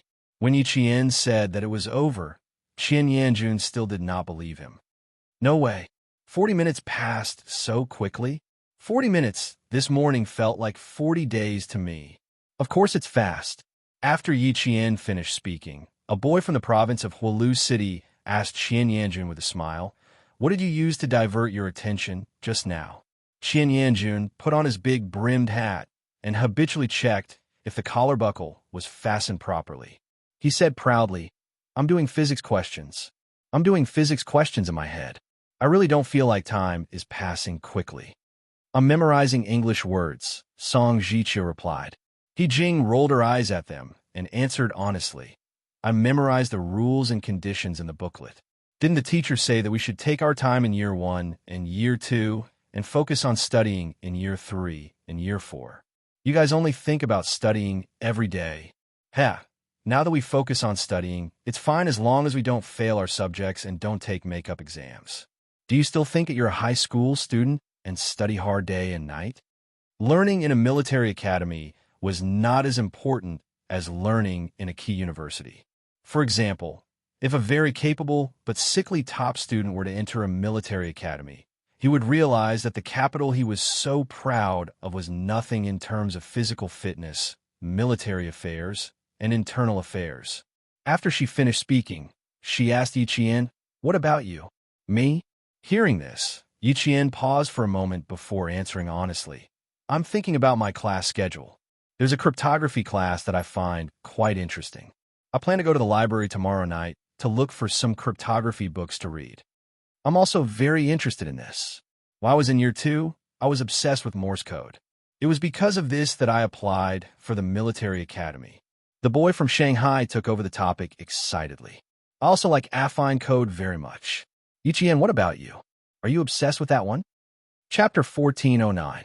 Qian Yanjun Song Jiqiu, and the others raised their heads in silence. They really didn't understand these things. Yi Qian, who was also a top student, thought for a while before answering, I don't particularly like any of them, and I'm not crazy about any of them. But someone told me about them before, so I'm a little interested. Xia Jinyuan sent her to school to report. Along the way, he talked about most of the classes, especially cryptography, such as the tripartite cipher, ADF-GVX cipher, Boole cipher, and Sifong cipher. He also suggested that she study cryptography carefully. Yi Qian, who had not been very interested in cryptography before, was also interested because he said that he was good at cryptography. The Shanghai top student was less excited after hearing that. He said, "Oh," discouraged, but in less than 3 seconds, he did not give up and asked, "Have you tried to learn about cryptography?" "Learn about it." Yi Qian thought for a while and said with a smile, "I'm going to learn about it. I also want to learn it better." Yes, we must learn it well. There are also experiments in cryptography. Yi Qian, we could do experiments together in the future. The clean and gentle Shanghai boy's eyes were shining because Yi Qian was the only girl he had met who was interested in cryptography. He would spare no effort to persuade her to study cryptography with him. Not only more cipher, but also many other cryptography. Virginia cipher, Etbash cipher, they are all alphabetic words. Very interesting. The rest of the people, including Yi Qian, were confused. "Excuse me, what kind of astronomy are you talking about?" The Shanghai boy really liked it. He talked about Virginia cipher. Military intelligence needs to be encrypted, and usually a key is used. Only by finding the key can we get access to the file. I think our cryptography will definitely have the Virginia code, and by then, Morse cipher? Sherlock Holmes cipher? He Jing was completely confused. While listening to the Shanghai boy continue talking about cryptography that she did not understand, she whispered to Yi Qian, "I'm not only feeling the pressure physically, I'm also feeling the pressure in my studies." Yi Qian pursed his lips and smiled. "I don't know either, but these things do need to be learned. They'll be included in the exam, and they'll be tested every year. If we don't understand, we can learn. We have a ready-made genius in our class. If we don't understand, we can ask for leave from him." The world of a top student was not easy to understand. As for the world of a prodigy, he could not see through it at all. The Shanghai boy could be categorized as a prodigy, who asked him not to be able to understand what he was saying. At 10 o'clock in the evening, the campus was still brightly lit. There were faint shadows walking back and forth in the field. They were all students who were not physically fit and were secretly training themselves. The lights in the 3rd and 4th year schools were not completely switched off. The prodigious senior brothers and sisters were still making use of their break time to study. They did not neglect their physical fitness, studies, and housework. Yi Jin looked up at the classroom where the lights were still on and the square windows were illuminated. She looked into the distance with her quiet and bright eyes. 5 years ago, was Xia Jinyuan as hardworking as he was in this school? "Those are prodigies who will be selected as top students," He Jing said with emotion. During the freshman's military training, the senior brother and class monitor told us that after 4 years of graduation, there will be a very small number of people who will be selected as top students with extremely harsh conditions. A very small number of people who will be selected as top students with extremely harsh conditions. Chapter 14:10. How many are there? How harsh are the requirements? Yi Qian couldn't help but ask. Xia Jinyuan once said that he would be evaluated as a top student when he graduated. At that time, she didn't think it was that difficult. After all, she had been evaluated as a top student every year since the 2nd semester of her 2nd year of middle school. When she heard that, she said disapprovingly, "I get it every year.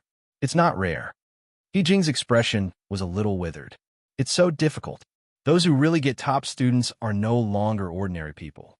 That exaggerated? But seeing that her withered expression contained some respect, Yi Qian couldn't help but gather his thoughts. For 4 years, all subjects have to score 90 marks. There's no minimum score. All subjects have to score 90 marks. All physical subjects have to be excellent. You can't even get good. For 4 years, no bad record, no record of picketing, no illness, no leave, no demerit points in class, etc., etc. Jing finished in one breath. Her expression was sad. In short, if someone really gets top students after 4 years, they're the best in the whole school. Yiqian thought about what Xia Jinyuan said to her. In the car, he looked indifferent and lazy as he talked about his 4 years in the military academy. My minor languages are German and Spanish. I probably had some talent in languages, so I got a level 8 specialized Esper. As for physical fitness, I got excellent.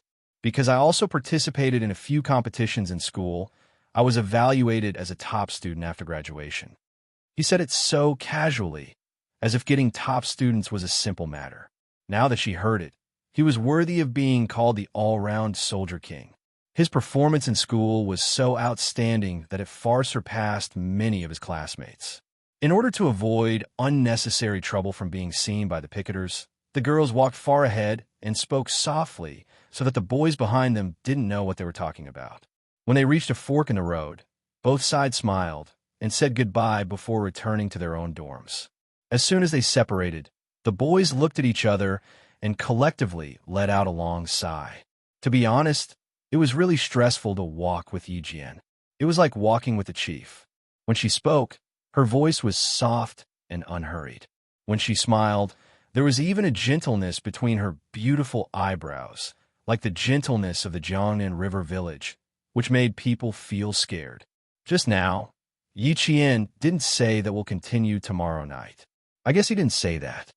Qian Yanjun twisted his stiff neck. Thinking about what had happened before, he gritted his teeth. Her way of standing is more tiring than standing in the daytime. 40 minutes is equivalent to 2 hours of our daytime. But we can't deny that it is indeed. Song Jichio's neck was also stretched. She's tired, she couldn't move for 40 minutes. If we want to improve progress, we can use her way. It's useless if we only improve quickly. The whole class has to improve quickly to have an effect.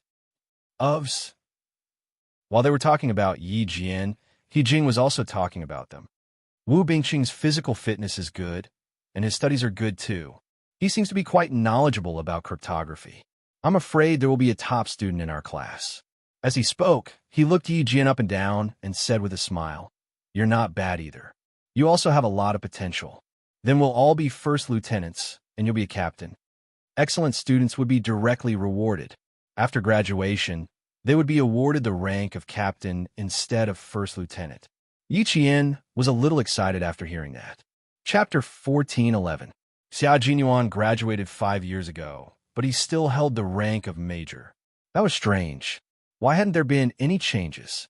Yi Qian thought to herself. She smiled and said, "Commendations are tempting. The rank of captain, just thinking about it makes me excited." Who said it wasn't? When I heard it, I was filled with pride. As they spoke, they arrived at the dormitory.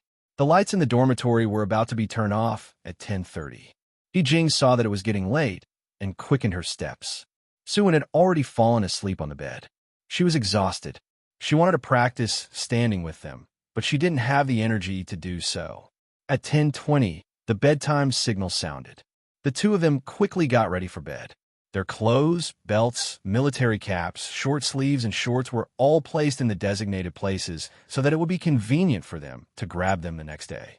They didn't have to look for delays everywhere. The bedtime signal sounded again. The white lights in each dormitory went out almost at the same time. All the dormitory buildings were plunged into darkness. The night insects played a symphony of nature. After a while, the students who were tired from the day fell asleep. Yiqian laid on the bed, but couldn't fall asleep. She thought about what Xia Jinyuan had said to her. She thought about his life in the military academy and his hard work. If she wanted to be as outstanding as him, even if she got into the military academy, she couldn't relax. She had to continue working hard. She had to learn from him. She had to get close to him. Through her own efforts, she had to become an indomitable soldier like him. Yiqian closed her eyes and thought deeply. That elegant and handsome face appeared in her mind. The corners of her mouth lifted slightly, and she gradually fell asleep. The next day, during the drill class, Class 3 all obediently took off their military caps under the smiling eyes of the instructor. Then the instructor continued to smile and said, "In order to make you all stand at attention as soon as possible, I've decided to take the advice of the boys." Hearing this, Yi Jian had a bad feeling in her heart. It couldn't be. Did they tell the instructor? Soon, her premonition came true. As the leader of the procession, Yi Jian was the first to take the brand new poker card from the instructor's hands. The instructor chuckled softly and said, "Your uncle must be a very outstanding soldier." "Thank you." Yi Jian also lowered her voice. She really did not expect that the boy would tell the teacher. Great. Now there was going to be a lot of trouble. Wasn't there going to be a lot of trouble? In a while, someone's big brimmed hat would fall off. Over time, after a while, someone dropped a poker card. Over time, dropped the hat, dropped the cards, over time. After the first day of class, it caused even more public outrage. Everyone said that they wanted to find out which brat had suggested such a trick to the instructor. Yi Qian and He Jing fell silent. Fortunately, the instructor had mentioned a few boys and not girls. The few boys who had asked the instructor for help tried their best to join in the fight against the common enemy. Faced with the anger of more than 30 students in the class, they did not dare to reveal that they were the boys that the instructor had mentioned. Even after graduation, they still couldn't find out who the boys were, and it became one of the unsolved cases of the third class. Soon, the third class also found a psychological balance. The rest of the teachers of the first year felt that this method was very good and immediately used it in their classes. In the end, the school leaders were alerted and praised the spirit of the third class and this batch of freshmen for their hard-working spirit.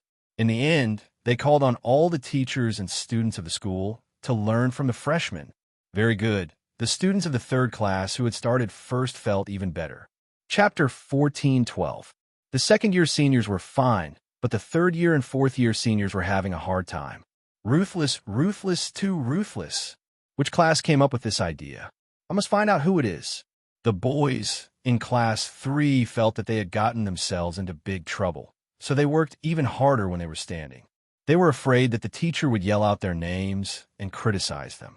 What's wrong? You can't even stand properly? It's just a hat, not a piece of equipment.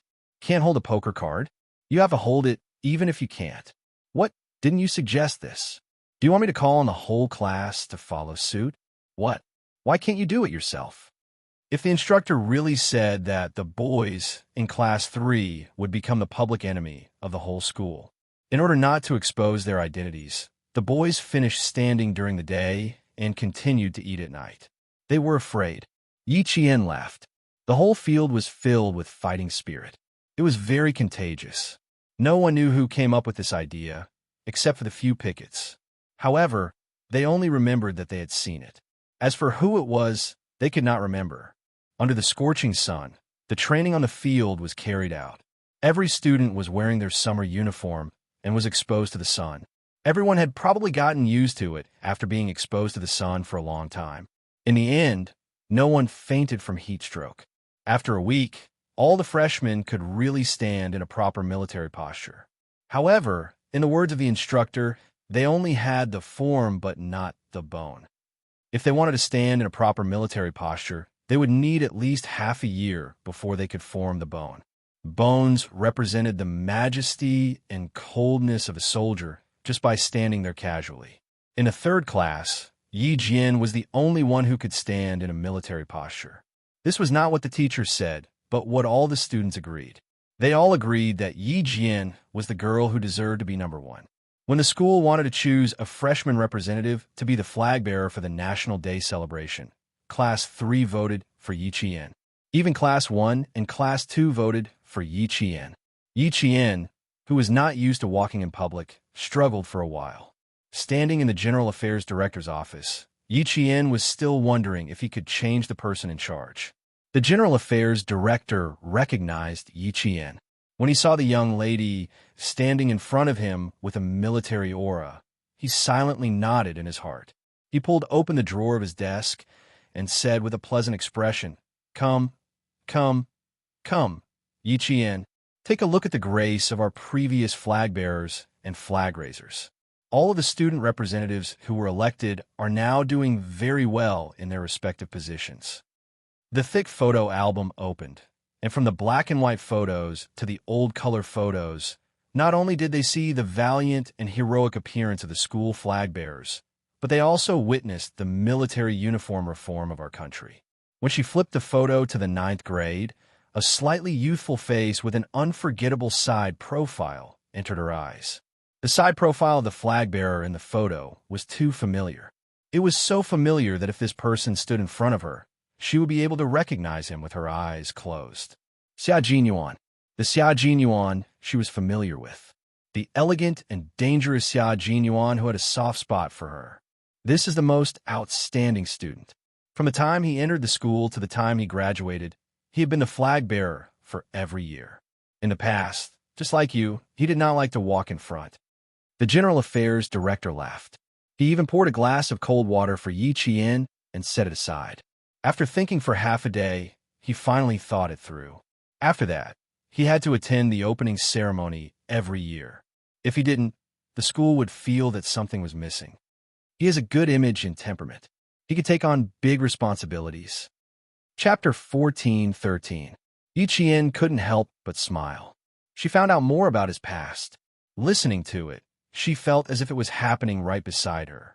He had left too many traces in this school, and she could even find out about his past from the teachers. Inexplicably, Yi Qian felt much happier. He had always been her goal. Now, she was following the path he had walked, chasing after him step by step, moving forward. And he was not far away, quietly waiting for her arrival. Yi Qian closed the photo album and became the representative of the freshmen, taking on the role of the flag guard. At this time, the freshmen had entered the marching formation training. The formation training consisted of marching, running, and marching. The marching was the best way to show the valiance and vigor of the soldiers. It had a very strong effect that could shake people's hearts. When Yi Qian returned, the 3rd class was resting. Everyone was sitting under the sun, laughing so hard that their shoulders were shaking. The 2 girls, Su Wen and He Jing, were sitting far away, looking awkward and uncomfortable. It was as if they had encountered something embarrassing and were very uncomfortable. When they saw Yi Qian walking over, the boys in the class pursed their lips again, laughing so hard that they suffered internal injuries. "What's wrong?" Yi Qian, who didn't know what was going on, walked over to his roommate.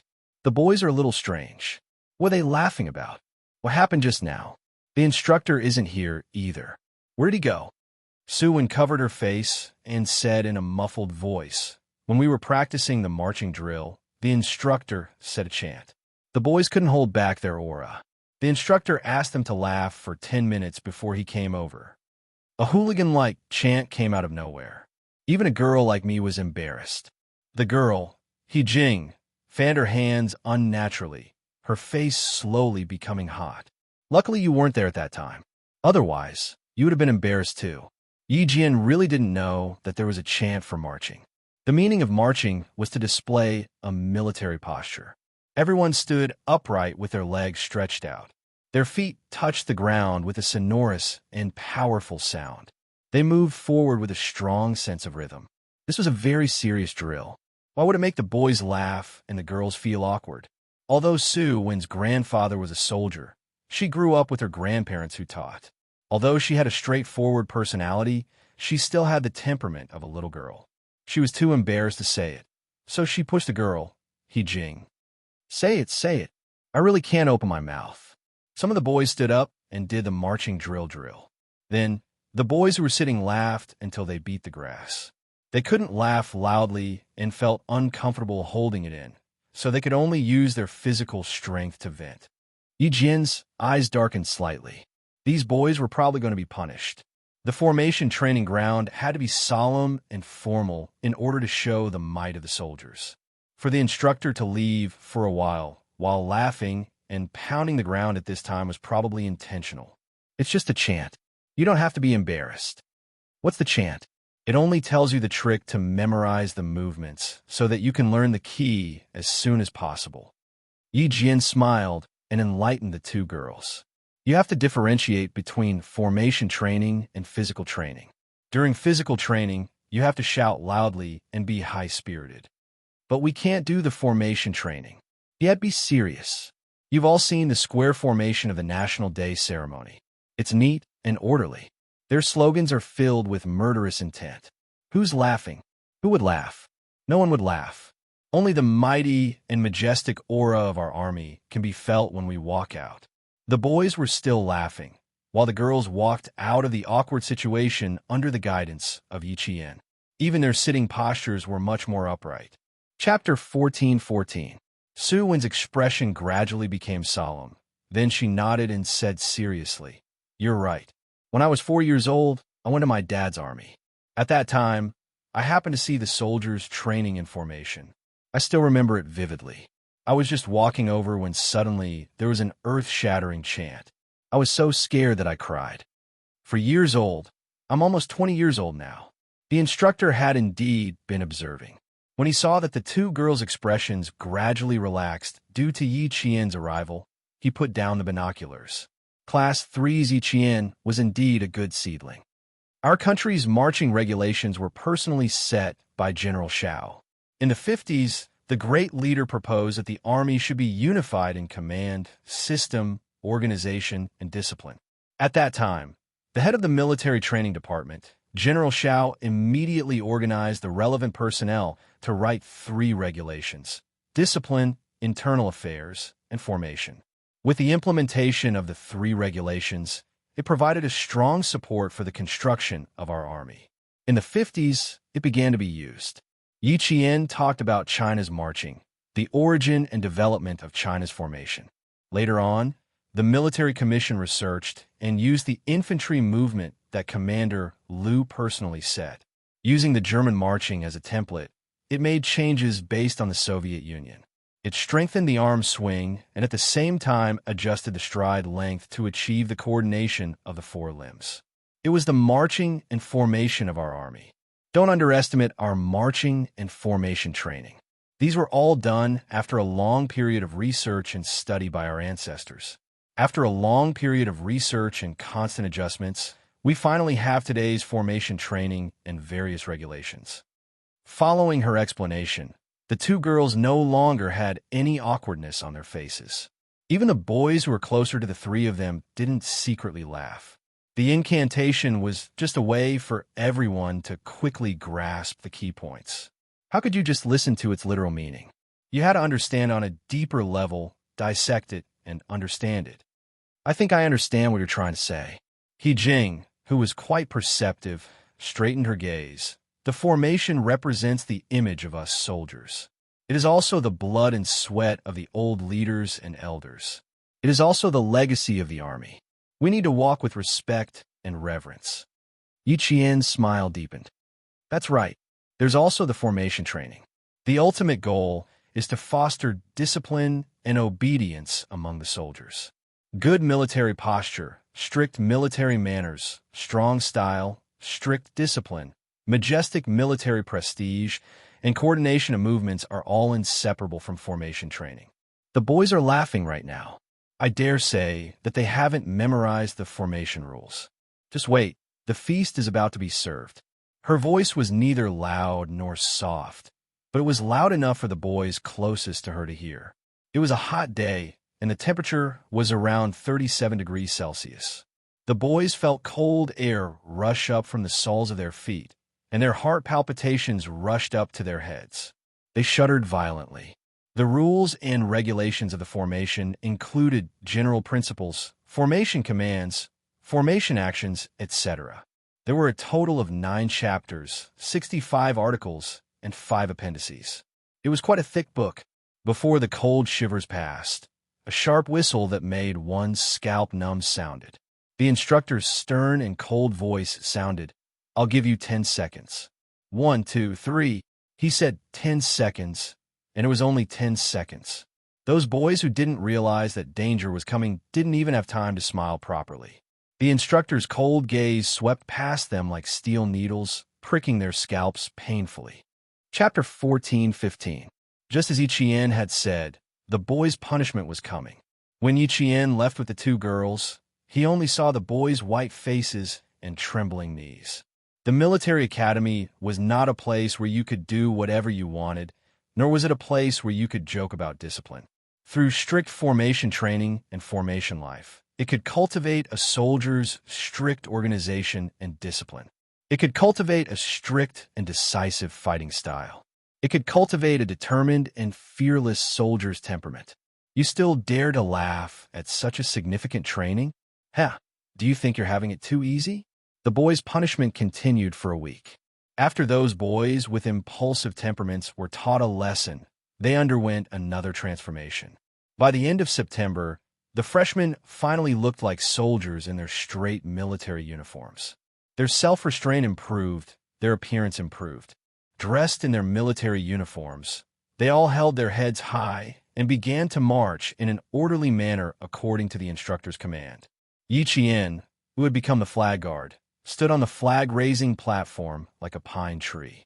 His gaze was cold as he looked at every class that walked in the square. 1, 2, 3, march in unison. The orderly troops walked in a very rhythmic manner on the platform.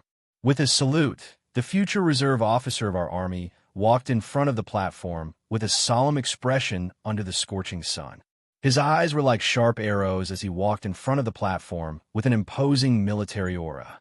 In the entire National University of Science and Technology, other than the military parade field, it was so quiet that not a single person could be seen. At the main entrance of the school, a sentry stopped a couple and said very seriously, "Our school is not receiving any parents right now. Please leave our school quickly. Please cooperate." "No, comrade, we really have an urgent matter. The child's grandmother is dying and wants to see the child. Comrade, can you please inform her? Her name is Yi Qian. She's a new student. If it's really not possible, can you inform the homeroom teacher?" Sun Dongqing's voice was full of emotion. Her expression seemed to be quite anxious. The sentry maintained a cold expression and did not allow any room for discussion. "Please leave our school immediately. Please cooperate." If they still did not cooperate, they could ask the soldiers to come out. "Comrade, why are you so inhumane? The child's grandmother is about to die. Why can't you be more reasonable? If a soldier can go home to attend a funeral, I don't believe that a cadet can't go home to attend a funeral." The sentry in front of the school gate was not armed with a gun. Sun Dongqing stood up and grabbed the sentry's wrist. "Do you have to make things difficult for people like this?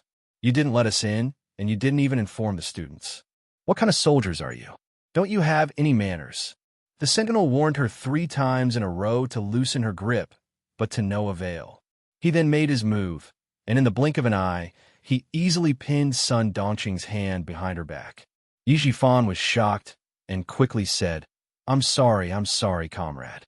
My wife was a little impatient. She didn't mean any harm. She definitely didn't mean any harm. Please take her away from our school immediately." The sentinel didn't probe further. He let go of Sun Dongqing, whose face was distorted from the pain, and waved his hand.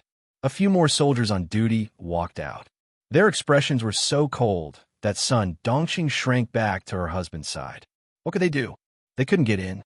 If they wanted to find Yi Qian, they had to go through the sentinel. Yi Jifan had no choice but to put down his pride and ask politely, "Then I'd like to ask, how can we contact the students inside? Tomorrow is National Day. I heard that cadets can leave school this afternoon. I don't know if that's true or not." Chapter 14:16. The gentle Yi Jifan had the authority of a government official, and he spoke boldly. The guard's attitude was not as cold as before. He replied, "Our school is holding a celebration right now, and we won't be receiving any parents. As for the holiday arrangements, each class in each school is different, so we can't answer your question. Also, sir, if you don't leave now, the soldiers on duty will come and deal with you." In the car, Ying stared at the majestic gate of the National University of Science and Technology. The thick bricks, the cold colors, the majestic national emblem, and the sentry on duty. Yi Qian received all these and entered the military school known as the Military Hua University. But she had nothing at all. Her fingernails dug into her palms, and she didn't let go even when she felt the pain. She had to think of a way. She had to think of a way to defeat Yi Qian. She had to think of a way to defeat her. But what could she do? Now, in order for her to enter the military, her parents had to bring her here to apologize to Yi Qian and ask her to forgive her mother for being disrespectful to Uncle General, that old thing. Even after he died, he was still causing trouble for her family. How hateful. What should we do? They won't let us in at all. How can we find her? Sun Dongqing hurriedly chased after Yi Jifan, who had turned back to the car. She was really anxious. For the sake of her daughter's future, how could she not be anxious? There's still no news from the Qin family, and there's no progress on your side. Old Yi Qian is the only path we can take. Yi Jifan, whose face had darkened, glanced at her coldly. What's the use of being anxious now? We can't even see her. He had purposely picked a national holiday, but he still couldn't find her. Why is it like this, damn girl? How did it come to this? In the past, I could hit and scold her whenever I wanted, but now, I can't even find her. The difference was too big, and Sun Dongqing still couldn't accept it. I'm afraid you won't even know where she is in the future. Yi Jifan was a little irritated as he smoked a cigarette. He took a deep breath and looked at the gate of the National University of Science and Technology. His eyes were a little dark and unclear. He did not expect that things would come to this. Why did he still have to depend on Yi Qian? Ying didn't come out. She just watched. The unwillingness in her eyes turned into a gloomy darkness, making her look exceptionally cold. I'll ask them later. The Sentinel said that they're holding a celebration. It's probably related to National Day. Yi Jifan finished the cigarette and adjusted his mood before saying, if you really see her later, give me. A sentry walked straight towards him. Yi Qian is currently participating in a celebration. After registering, you will enter the school together with the soldiers on duty. Please abide by the school's regulations when you enter the school grounds. You're not allowed to walk around or take photos. In short, he said a lot, and Sun Dongqing's expression changed again and again. She endured it and tried her best to keep her mouth shut. Yi Jifan thought that things would be difficult, but who knew that there would be such a big twist? After listening carefully, he said, we will definitely not cause any trouble for the school. We will definitely abide by the school's regulations. As long as she could get in, she would definitely cooperate. Otherwise, she would be chased out by Yi Qian on the spot.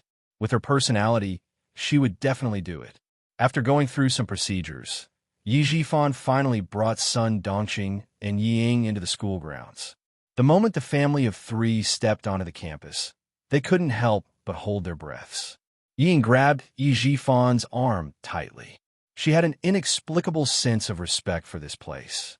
Chapter 14:17. This was a campus that Ying had never understood or been familiar with. Everywhere she looked, there was a sense of unfamiliarity that made her feel like she was suffocating. Sun Dongqing's shoulders shrunk back a little. She did not see anyone on the campus. It was so solemn that it made her tremble in fear. Her eyelids were twitching, and she was extremely panicked. Old Yi, why don't we wait outside? After walking for about 500 meters, Sun Dongqing suddenly said anxiously, this place makes me feel uneasy. I feel like something big is going to happen. The further they walked, the faster her heart beat. Sun Dongqing had not met Yi Qian for the first time, and she was already feeling scared. Ying bit her lower lip. She was also panicking, but to ask her to go back. Impossible. How could she go back? If Yi Qian knew about this, he would laugh her to death. Ying cleared her throat. In order to show her imposing manner, she purposely straightened her back and said coldly, Mom, follow me closely. She thought she was imposing, but her voice was dry, revealing a sense of cowardice. Ying heard her own dry voice, and her face stiffened even more. She might as well not open her mouth. The soldier on duty, walking in front, did not communicate with the students' parents. Only when they reached a fork in the road did he remind them coldly, this way. Yi Jifan's cold eyes were filled with warning. He turned around and glanced at the mother and daughter. Watch your step. Don't fall. It sounded like he was concerned, but it was actually a warning. The campus was very big, and it would take some time to reach the military parade field from a school gate. After passing through 2 empty teaching buildings and walking through a long corridor, suddenly, a deafening sound that seemed to be able to shatter the air came from the front. Ying was so shocked that she let out an ah, as she was not prepared for this. Then, She immediately covered her mouth. Her face was filled with deep regret. The soldier on duty did not look back, nor did he explain anything. He connected to the walkie-talkie and contacted the soldier on duty inside. I am a soldier on duty at Post 11. The students' parents are here. The students' parents are here. Please respond if you hear me. There was a buzzing sound from the walkie-talkie, and then someone replied, "Please bring them to the audience. Please bring them to the audience." Got it, got it. The soldier on duty cut off the connection and turned to Yi Jifan's family of 3, saying, "The entire school is now holding a military parade. When you arrive at the audience seats, please sit properly. Do not stand up or walk around casually. At the same time, cooperate with the routine inspection of the soldiers on duty." Even Yi Jifan, as an official, couldn't help but clench his fists when he heard the slogans. His attitude was gentle as he said, "We will follow the school's arrangements. We will not make our own decisions." Although he was a provincial-level cadre, once he entered the military academy and entered the army, it would be the same. It was only right for him to lower his attitude. When Sun Dongqing and Yi Ying saw that even the backbone of the family did not put on airs, they naturally did not dare to put on airs. They even fearfully followed the soldiers in. They walked valiantly in unison, with a cold and imposing manner. When they were in formation, their orderly and mighty steps, their sonorous and powerful voices filled the vast field with the figures of future reserve officers of our army. Although it was not as grand as the National Day Parade, it was enough to shake people's hearts. Ying was already dumbfounded. This was the military academy that Yi Qian had entered. This was the place where Yi Qian would live for 4 years. This was Yi Qian's life. Chapter 14:18. Holy, dignified, mighty, piercingly cold. It made her feel fear and reverence, and it made her more and more panicked. How did this happen? How did this happen? She was clearly the most outstanding one, and Yi Qian was clearly the worst. She should be the one with a bright future. How did she end up like this? How did she end up like this? She didn't know which class the students from, but the white gloves on their hands flashed across Yi Ying's dazed eyes like a ray of light, so piercing that she couldn't help but close her eyes. Her entire aura seemed to be covered in dust, cold, gloomy, and without a trace of vitality. Ying, hurry up and leave. Sun Dongqing saw that her daughter didn't move and couldn't help but urge her softly. They're all looking at you. Hurry up and leave. Ying opened her eyes, and her eyeballs moved slightly. She asked in a weak voice, "Mom, how am I worse than her? I'm clearly better than her. How did I end up like this? What nonsense are you talking about?" Sun Dongqing, who always thought that her precious daughter was the best, said coldly, "How are you worse? You're better than that wretched girl. What's so good about this place? See, all the officials are standing at the top. Yi Qian is nothing. He's just a military school student. How many military school students are there? It's no big deal even if she got in." Sun Dongqing always comforted herself, and even found excuses for Yi Ying to escape. She thought that she was doing it for Yi Ying's good. But in fact, every time Yi Ying had the slightest thought of self-reflection, Sun Dongqing would immediately jump out and find excuses for Yi Ying. Over time, Ying also became like her. She developed a habit of not recognizing reality and finding excuses to escape reality. She always thought that she was right and everyone else was wrong. Everyone else was useless, and she was the only one who had a bright future. Sun Dongqing, who once again extinguished Yi Ying's self-reflection, didn't know how wrong she was. She continued to comfort her, let her enjoy her glory now. When you enter the capital government regiment and talk to the high-ranking officials every day, Ying, those days will be glorious. She might even find a high-ranking official's son, or find a young high-ranking official to be her boyfriend. Look, how great is that? How promising. So what if that wretched girl has the support of that old thing? Who would help her for so long? Sun Dongqing, who had forgotten about the pain after her wounds healed, returned to her old ways and dared to belittle Yi Qian again. Ying, you have to remember this for my mother. You will always be stronger than that wretched girl. No matter what, you still have your parents' support. But she has nothing. That's right, no matter what, she still had her parents' support. So what if Yi Qian was doing well now? She was just a normal cadet from a military academy. She was just standing here basking in the sun. Who would notice her?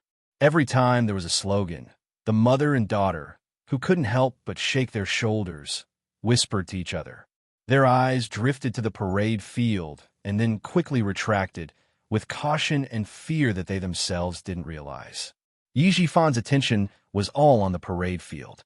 He didn't turn around to look, nor did he hear what the mother and daughter were saying.